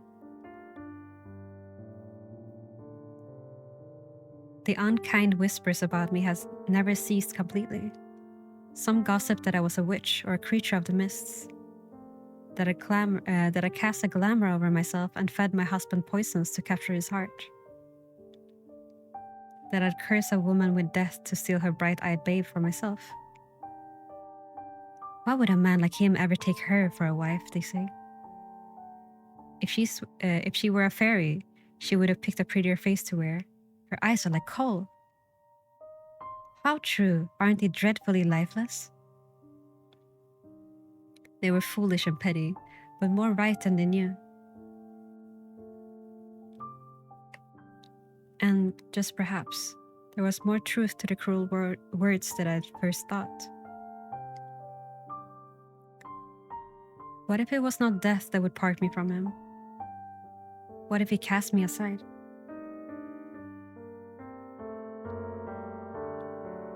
My beloved was like the sun, radiant, giving warmth to all he touched, ever ready for the bright smile and kind words. Laughter and music were like breathing to him. It was hard to pull a smile or a song from my mouth in contrast. But was that a fault of mine? If he smiled so easily, didn't that mean that the ones he gave me were less precious, less meaningful, less special? Why should you smile for anyone but me? Why should you sing for anyone but me?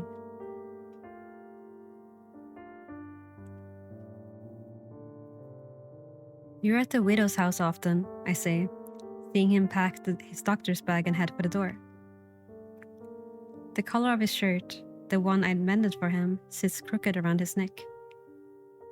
I straighten it for him, wondering briefly if my body would have the strength to strangle him if I needed to. Her boy isn't doing well, he replies. His voice sounds so distant, mired with concern. Was he worried for his child or for her? My beloved had given a beautiful eulogy when her partner passed, and oh, how prettily she cried. She had a loveliness that not even her reddened eyes nor disheveled braids could lessen. He handed her his handkerchief, the one I had stitched for him, painstakingly with the bell-shaped flowers and green leaves, the one that matched his hair and eyes. How could I How could something I gave you be so easily handed away? When I thought of her face, with her glossy locks and fair skin and bright eyes, who looked so lovely even as she wept, and her lively young son clinging to her shirt, her healthy child who ran and laughed like children should, I wanted to bleed the iron dry from them both. When I saw my plain face, stringy red locks in the creek's surface, when my son, still so small for his age, cried or fevered or would not eat, I wanted to tear off my own skin.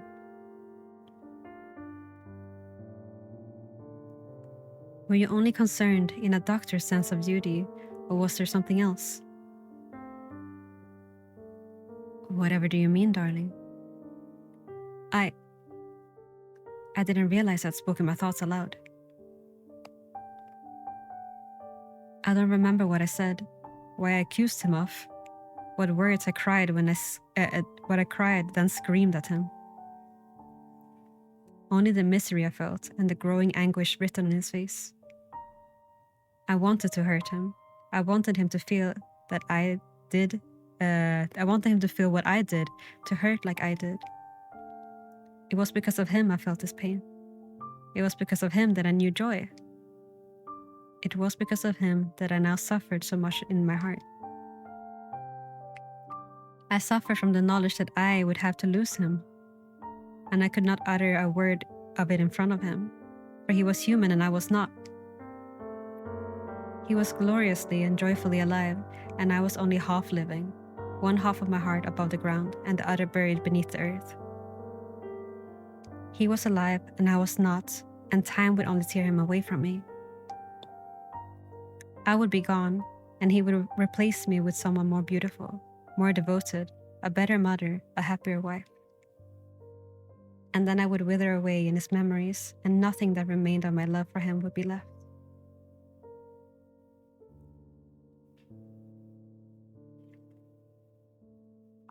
I could not bear the thought of anyone else at his side, any other person on this earth receiving his brightest smile, his tenderest caress.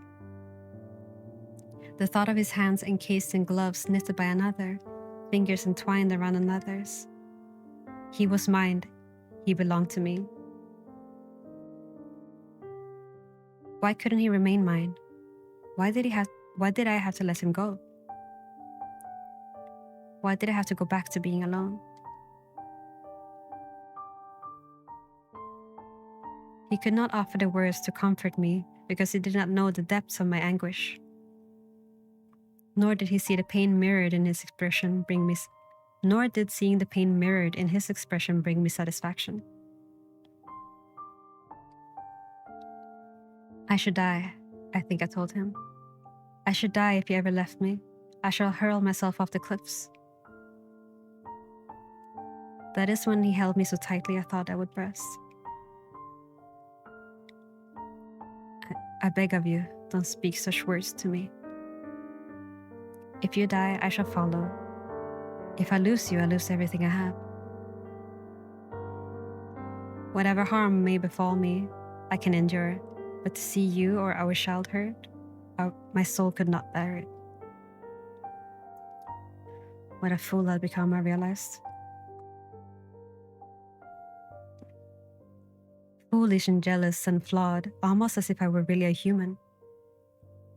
I was so tired then, I should have apologized. But I simply collapsed on the floor and cried. Then I promised him I would not speak these words again. He kissed my brow and stroked my hair, and then he swore to me in return. I love you so much, Calliope. I'll always love you. I'll never leave your side, not until the day I die. That's enough talk about dying today, I say, my mouth dry. I made you late. Be on your way. He swept me back and kissed me until I'm out of breath before he does. Later that night, as I was waiting for his return, the sheep in their pen, our son dozing on my lap, supper growing cold in the pot, do I realize the gravity of what he said. If you die, I shall follow.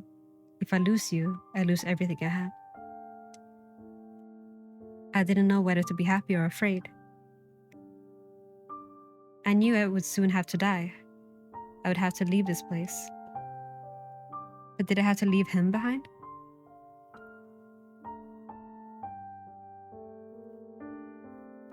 Did you truly mean your words? His steps are so quiet I don't hear him come up from the path until he swings open the gate. I rush to meet him by the door. The devastation on his face stops me dead in my tracks.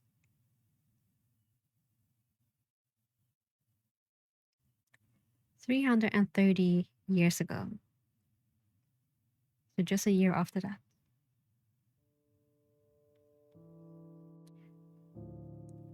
The boy's cough had turned to something much, much worse. "Gabriel, please. We should leave too.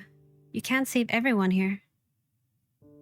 "You should take our son and go, my love. I'll write to my father's relatives." "Not without you. Never." "I should be dead. I should die here, not you." "Please," I beg, falling to my knees before him. He lowers himself to my height, holds me in his arms, and says in a voice ever gentle, ever soothing, "This is my duty, my love. I can't leave when there are people I can save. Our child needs saving.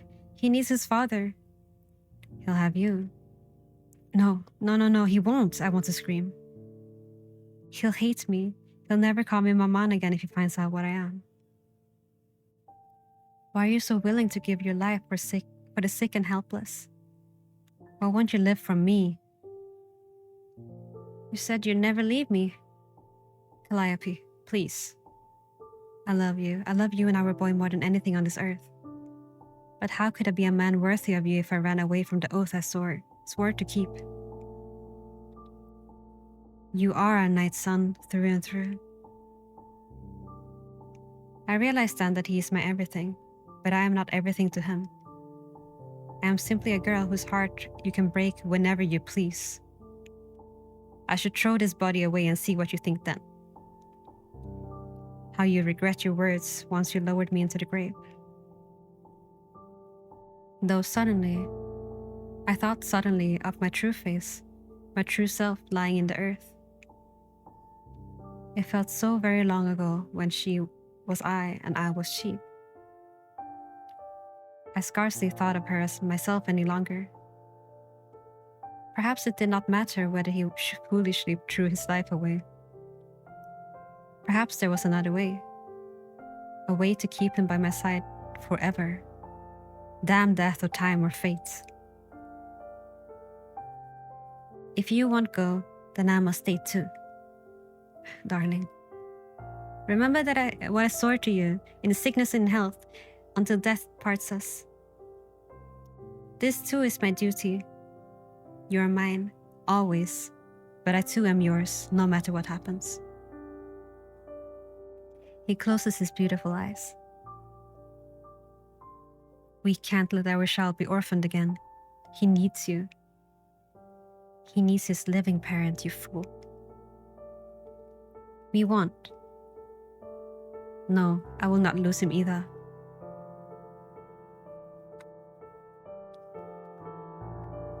Our son leaves with a wagon of children and stone-faced families for a province to the south.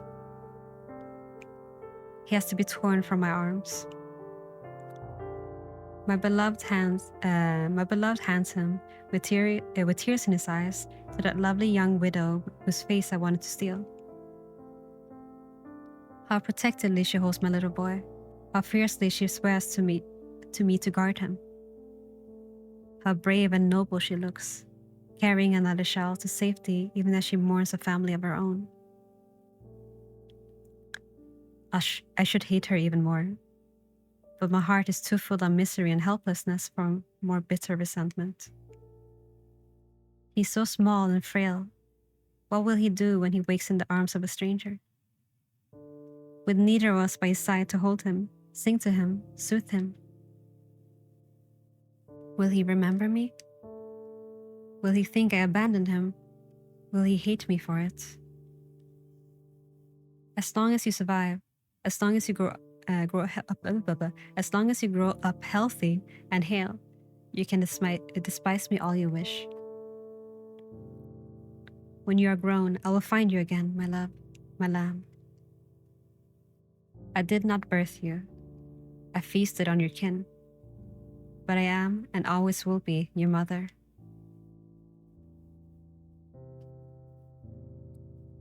Late in the night, my beloved pores over books, texts, and treatises. Searches for anything at all that might come up. Searches for anything at all that might offer a cure. I stay by his side as candle burn, tirelessly preparing remedies to soothe the pains, herbs to mask the rot, incense to cleanse the pyres of bodies charred and bodies burned, bones charred and bodies burned. I don't think we can do the last game. my reading comprehension is down the drain. Gabriel, please, you'll be of no help to no one if you collapse. He sways unsteadily. I try to pull his tall frame into a chair. He falls against it and pulls me with him onto his knees. There, he holds me for a long, long time. I give it a sippy. You've been at it for a while, it's okay, yeah.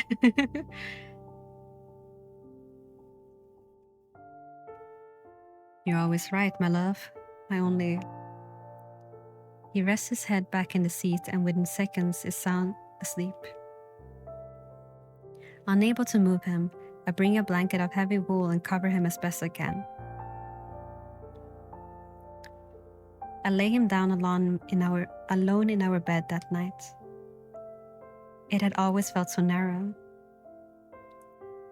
But now it is impossibly vast and empty without him. The rot has crept up his arm.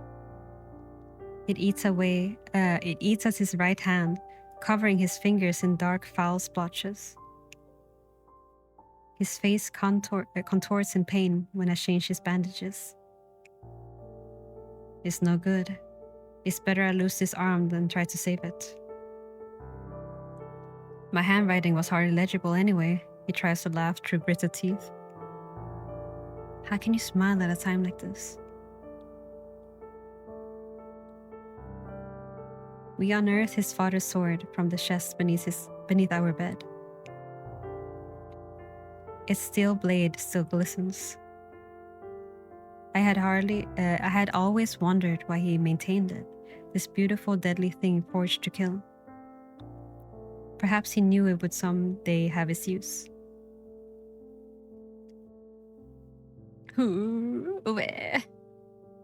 It didn't save him.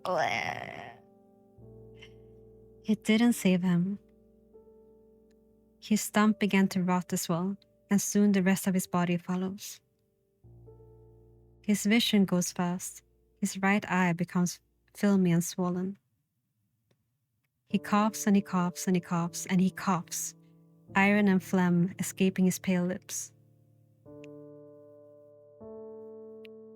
I have not had human blood in so very long. The healthy had fled, the sick taste of bitter ash. My body at last is fading alongside his.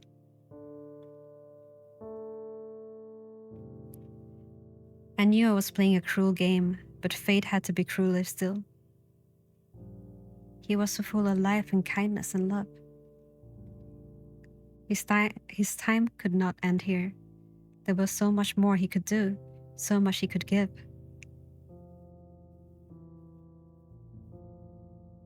These were the reasons I gave myself afterwards, a list of causes noble and benevolent. Yet in the present, oh, ad break. I guess we'll wait a little bit. We're so close to the ending. Unfortunately, I am looking forward to the full game though. I really want to know where they take this story. Oh, thank you, Nan. Let me do that stretch.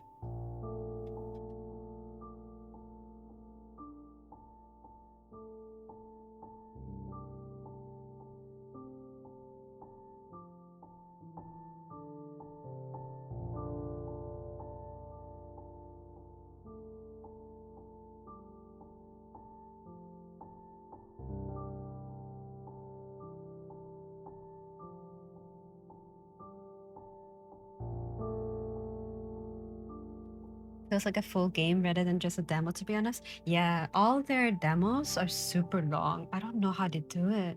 Like, I don't know how they have the strength to do all this, to be honest. Even the other one was really long. Like, we've only been playing 2 demos this whole stream.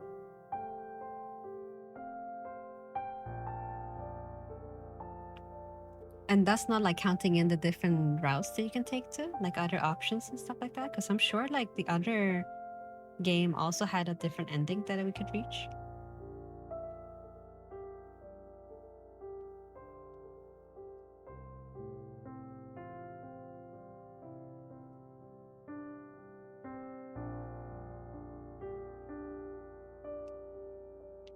It's crazy that this one isn't a full game. Yeah. The crazy part too is that I don't know if you guys saw earlier, but you can skip this whole flashback. So that means that there's even more to come, like after the flashback. Like that this isn't even the main story that they're telling.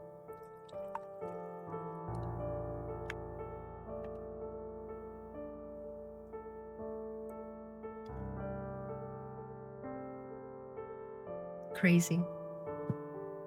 It's so in-depth, it really is. Can't wait. Can't wait for the full.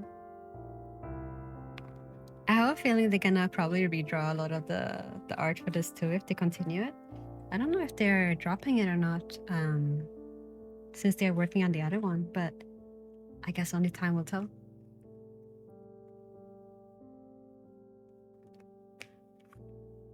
Good stretch, thank you. Okay.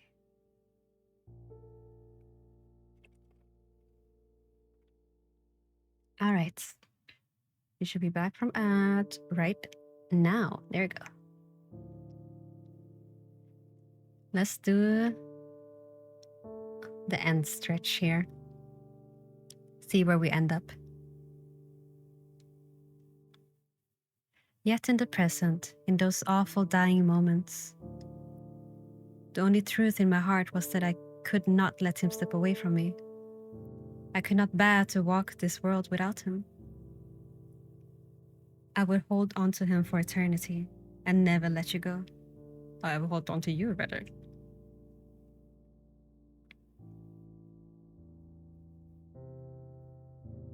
He lies, unmoving, on a straw mat, barely recognizable as human beneath his bandages. The incense burning in the room does little to mask the stench of rotten, dying flesh.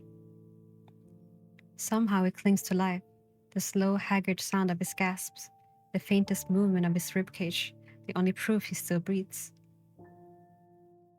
His throat is too thick with phlegm and blood to do anything but gag on the water I offer him.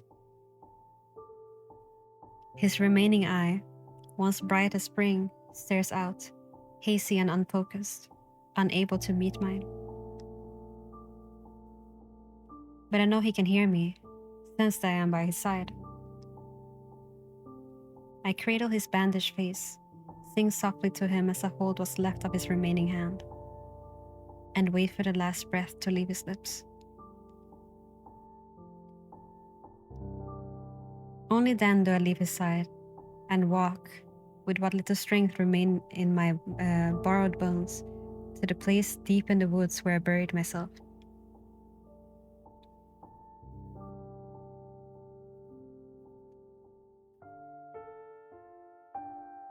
I attach a new arm to his flesh, sew new fingers to his hands, stitch new nails to each one. I stitch closed wounds, working as carefully as my impatience allows. My hands were always deft in my borrowed form, but compared to my own skin, may as well have been a child's clumsy fingers. Such freedom is like stretching my wings after being cocooned. I cannot wait to share this feeling with you, my love. I do the best I can with what I can scavenge, sighing as I work. A habit of being alive. What need do I have to breathe now? Oh, how I wished I could find another eye so green, the color of spring leaves. but this cold, dark one will have to do.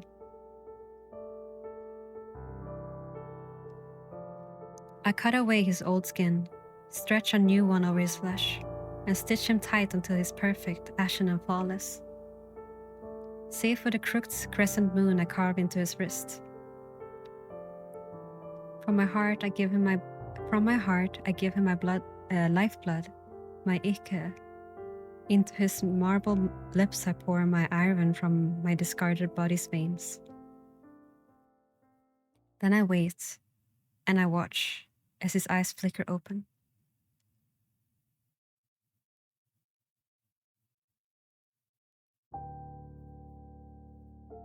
I cradle his head against my chest, my fingers entwined around his wispy silver locks.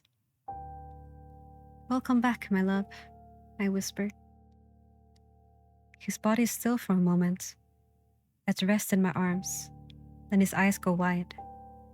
Suddenly he pushes me back, staring at me in confusion and panic. "What happened? My wife, where is she?" "Darling, it's me, your Calliope."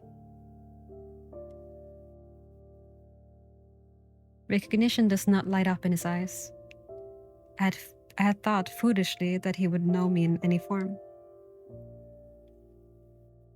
But he was only human. He brings his hand before his face, then stops. Slowly he turns his flawless finger over, staring at each one.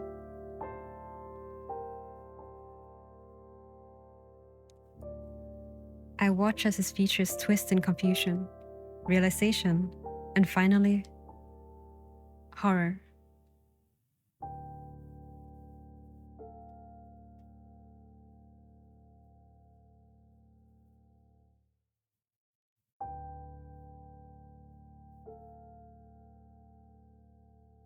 He jerks away from me and climbs to his feet.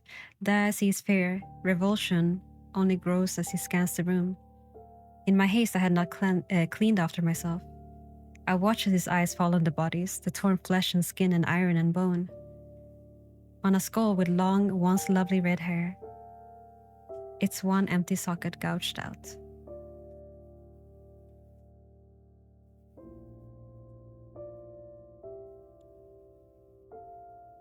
Then he screams and buries his face in his beautiful hands and screams again.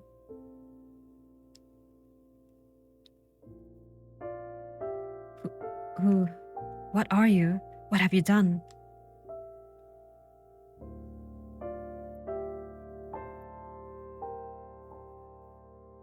He asks me few questions and speaks few words. He does nothing but stare. Stare at the charred remains of the pyres against the sky, day and night. Stare at his hands, his perfect hands, as if they are the ashen claws of a beast. He does not drink unless I force the iron down his lips. One night, after a long hunt, I return to find the house empty, his familiar form gone with its vacant scenes, leaving nothing behind but memories of the life we had once shared.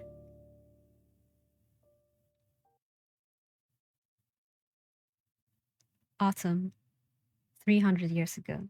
So this is 30 years after that.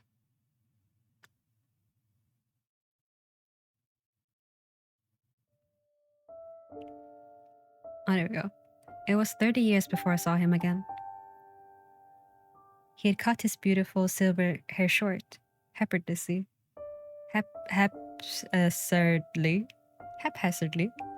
strands of it falling over his bandaged eye. He wore a shirt of iron rings beneath a muddy jerkin. The emblem of some lord emblazoned on it, faded and scratched from battle. On his forearm he wore hard leather vambraces, over his hand rough worn gloves. Oh, if I had been sated then, I would have wept.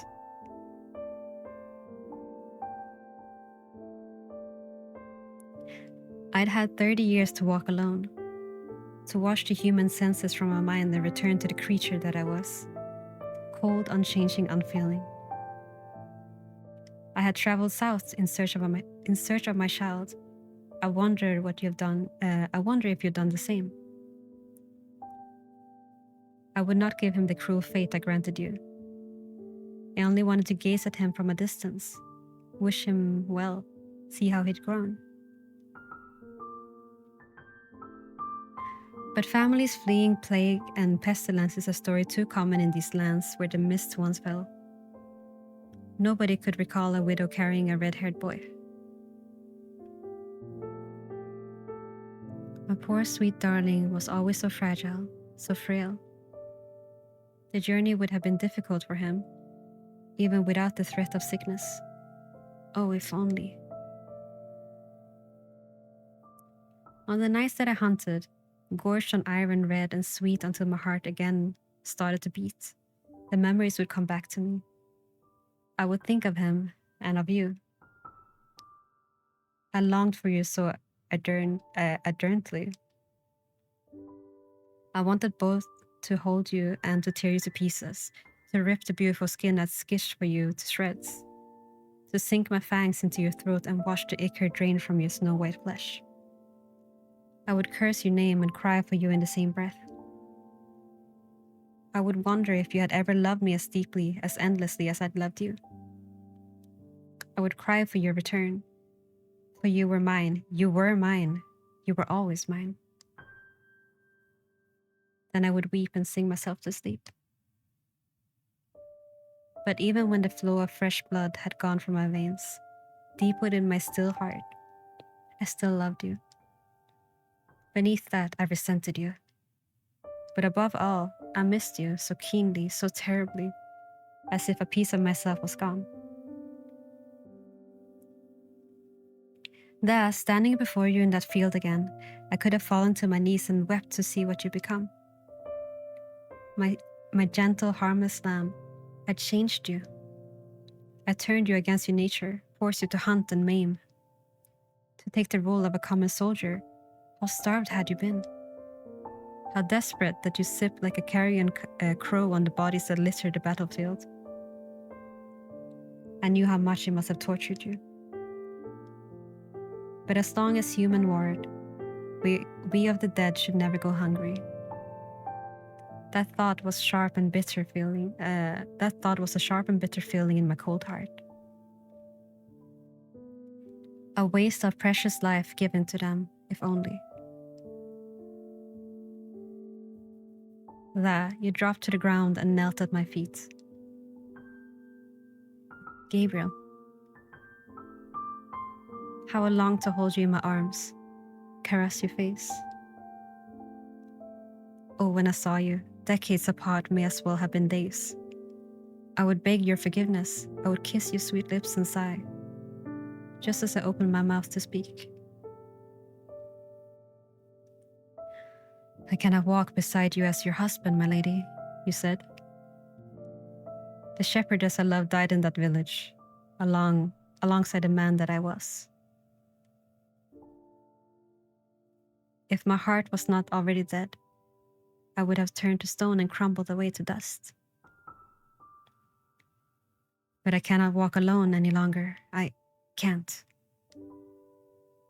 I have no path to follow now but yours, no other purpose to serve than yours. Please, let me devote myself to you. Hi, Les. Welcome in. Just saw the part with the dude. Oh. Please feel free to play this game if you missed any part, or you can rewatch the VOD if you would like to not read as well. I'm reading through the entire thing, except that I'm just choosing one route, because there are a few options you can choose in the game as well. This is written well, it is. It's really sad too. In your voice, I heard a lost lamb begging to be guided, to be left alone no longer. A feeling I knew all too well. Rise, sweet Gabriel. I am happy you returned to me. I only ask one thing, you replied, still kneeling. If I ever lose myself, go mad for blood, turn into a monstrous being. You must destroy me. Don't speak such words to me. Promise me. You stared at me with one green eye, pleading. Even as my true self, it seemed I could not refuse you after all. Very well, I promise.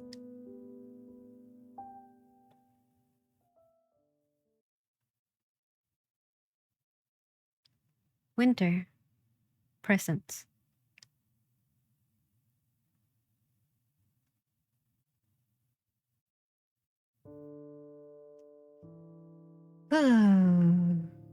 That whole thing was like their backstory of how they met, and then we go back to like the actual game, which is crazy. It's crazy how long that was. I wake up to the sound of a crackling fire, a smoky, savory scent thick in the air. I try to stretch my limbs, but I cannot move my arms. The cabin, that night, the woods, the wolves, him. I sit straight up on the fuzz, my arms and bound wrist aching painfully behind my back. I try to stop the pounding in my chest. I think that should be easy, but not when I'm half alive in an unfamiliar skin. Not when I'm weak, iron-addled, filled with lingering, crushing weight of 1,000 useless memories. At the other side of the room, he sits on a stool, tending to a large pot over the fire. Steam wafts from it, carrying the scent of boiling roots and herbs, bones and meats. Dry, bloodless meats. I try to calm my nerves. I try to remember what I came here to do. To stop a monster from harming any more innocent souls. And if that monster would be the knight I made a vow to so long ago, to keep that promise. I try to shake off the traces of a half-painted, worthless dream that cloud my resolve, but their shadows linger in my heart. Perhaps it's because he's changed from the night before. Now the faintest trace of color paints his cheek. His pale brow no longer looks so cold, the iron flowing slow, sluggish beneath his skin as he spoons up the broth in a small bowl and sets it on the table before me. Whatever creature gave its life for his meal sated him as well. You must be starving in that form, he states plainly. My stomach does rumble as a scent, but I ignore it. I stare at the bowl, then at him. I still my mind and my voice, burying the embers that flicker in my heart like ash. Well, my hunter, what did you find? Pyres burning in the villages, families mourning their daughters, like you said. He sounds so pained, so angered. I could believe his ignorance, his innocence. But doubt still lingers in my mind. Can I believe you? You who can spin lies into songs that sound sweeter than truth.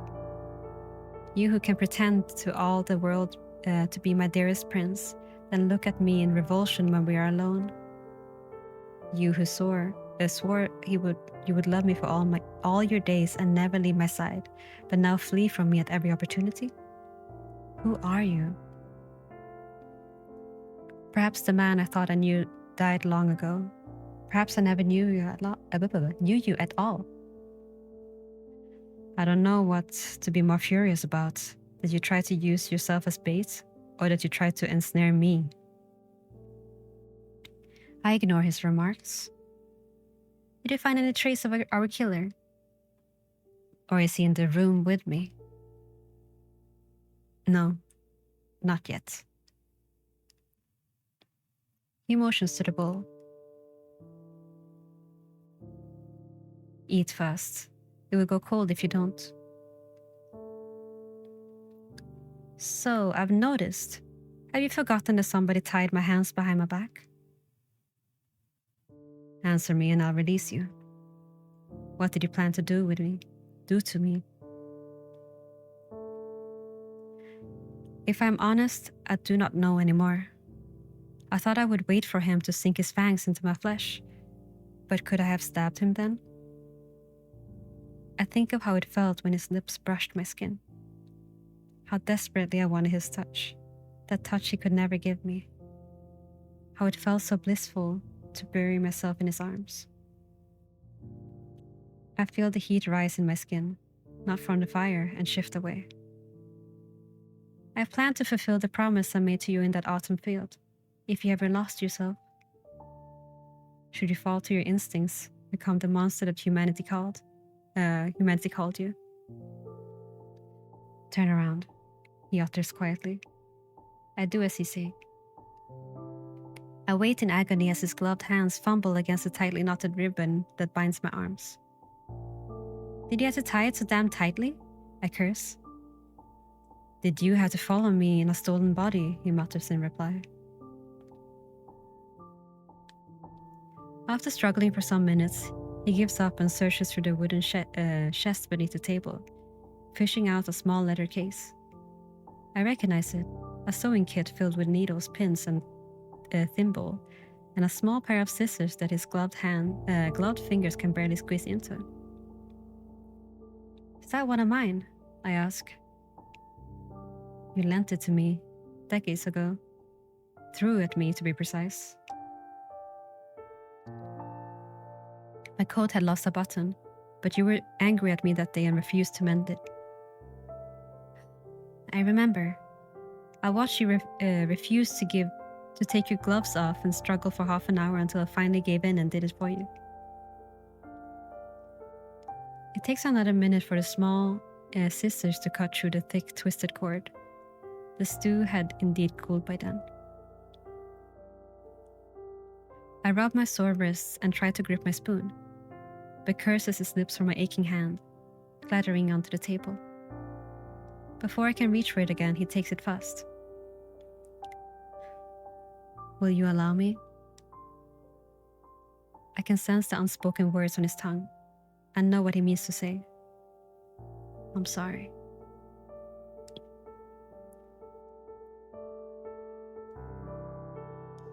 Let him. Fine. I wait as he scoops the broth onto the spoon and gingerly extends it to me. I lean forward, biting down on it tentatively, and swallow. It's simple, but savory, far better than a meal thrown together in the wilds has any rights to be. Perhaps it is only the excitement of that long-forgotten sense returning to me. Taste. A taste that brings me back to a small house in a countryside town, rain pattering outside the windows. A song sweeter than a lyre's note on his lips, the babe in my lap giggling as he plays with my hair. I swallow the memory as I bite down on the spoon. It tastes just like how you used to make it.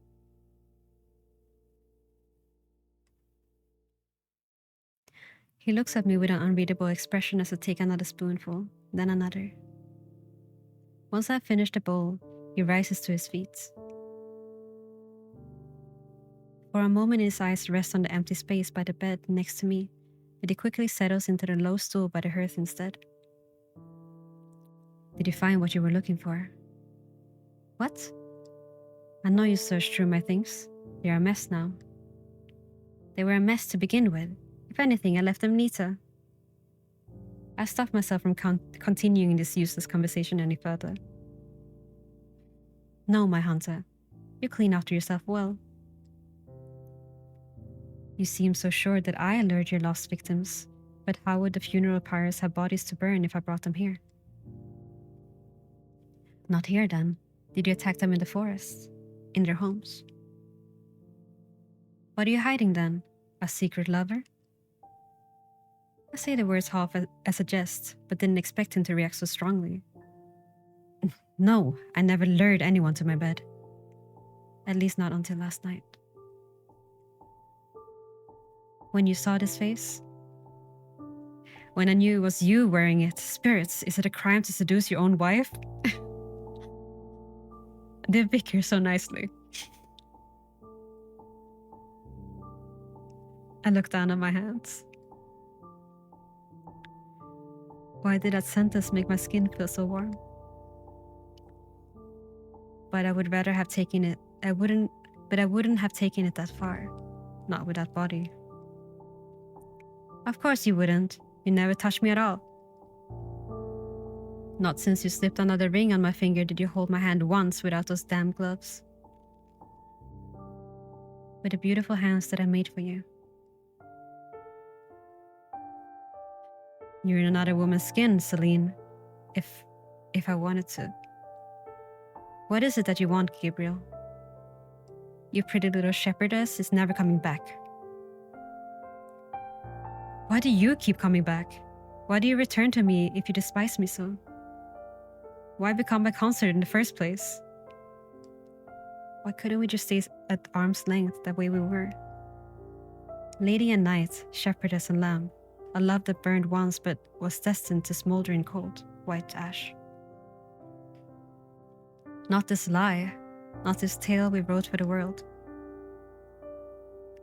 Take heed before ye iron bleed, for the ashen prince will come for thee, with heart of stone and cloak of snow. Where the mist queen wanders, he shall go. Why couldn't you let go? Why does that thought even now tear me into 1,000 pieces? I don't despise being at your side. Liar. I only wish you would listen to me for once.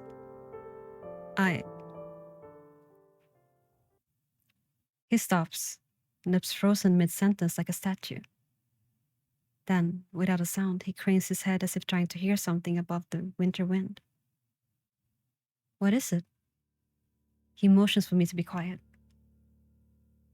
I am not finished. I don't have to listen to you. But some instinct in my half-living heart bids me indulge him. I sit, very, very still. All of a sudden, it's vividly apparent to me how much sound I make with a warm living body. How blood pounds through my ears as I struggle to breathe as quietly and shallowly as I can. All the while my hunter sits still as marble, cold as stone. Then with a sweep of his cloak, he rises from the stool. I hear it now too. Footsteps crunching through the snow, drawing nearer. Flicking his head towards the bed, he signals me to hide. I slip myself as best as I can beneath the uncomfortably cramped space as I watch his footsteps approach the door. My heart feels like it's in my throat. My living human instincts scream at me to run. But I do not. I wait and wait. Until from the other side of the wooden door comes a slow, simple knock. I hold my breath as my hunter slowly swings the door open. The wind whistles as the snow makes its way inside the cabin, but my hunter does not move. He stands still. He makes no sound at all, save a small, sharp breath. Who is it? Why won't you say anything? Celine? What? And then, in a sing-song voice, a familiar voice, an impossible voice, the intruder speaks. What's wrong, darling?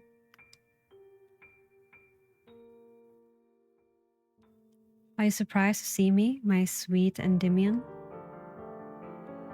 Won't you invite me inside?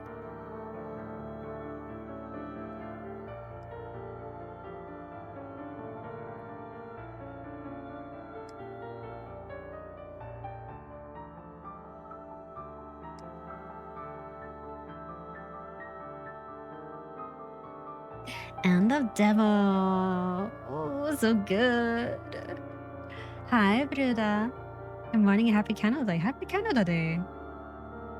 What?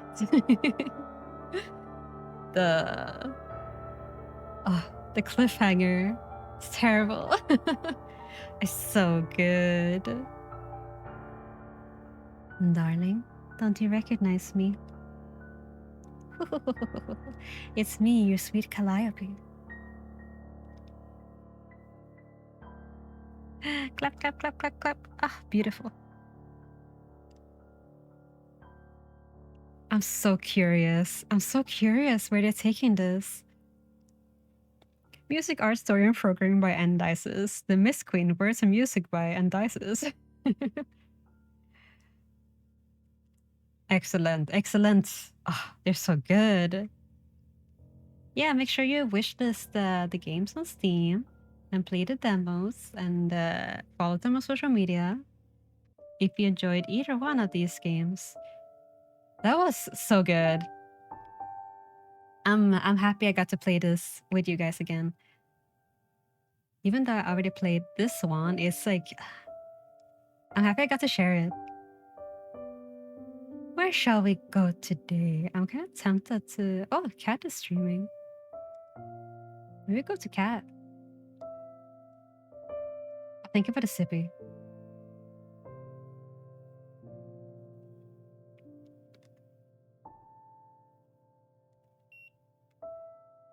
Thank you guys for hanging out with me. I wish I could do the last one too, but this took a little bit longer than I thought it would. I was immersed. I forgot to clock in. Oh, Blank is streaming too. I think we haven't rated Cat in a while, so I think I'm gonna go over to Cat. 5 hours for 2 demos is crazy. It is. It's so long for demo.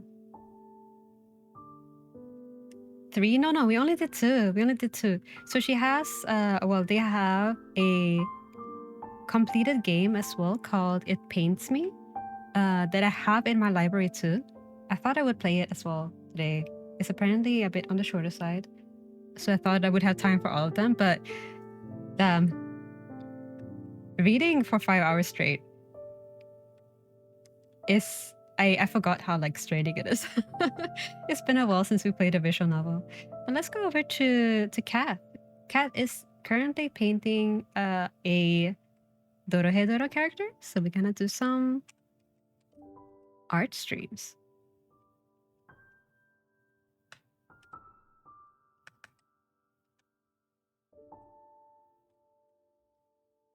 Green Cat, nah. Thank you to Mist. It's like the dev gave us a whole 3-hour movie for the first episode of an anime. Yeah. Real. But here you go. We're gonna go to Cat. Oh, my voice is breaking too. The raid message is as usual, CP raid. You can use any emote that you like. I'm gonna use my waving one as usual.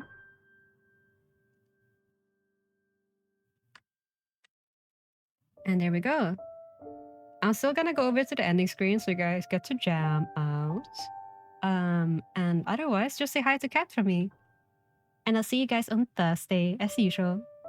Okay, bye-bye. Make sure to check the beginning of the stream if you want to see the rest of the stories if you missed some. And also, once again, follow the creator. Okay, bye-bye, bye, bye, bye.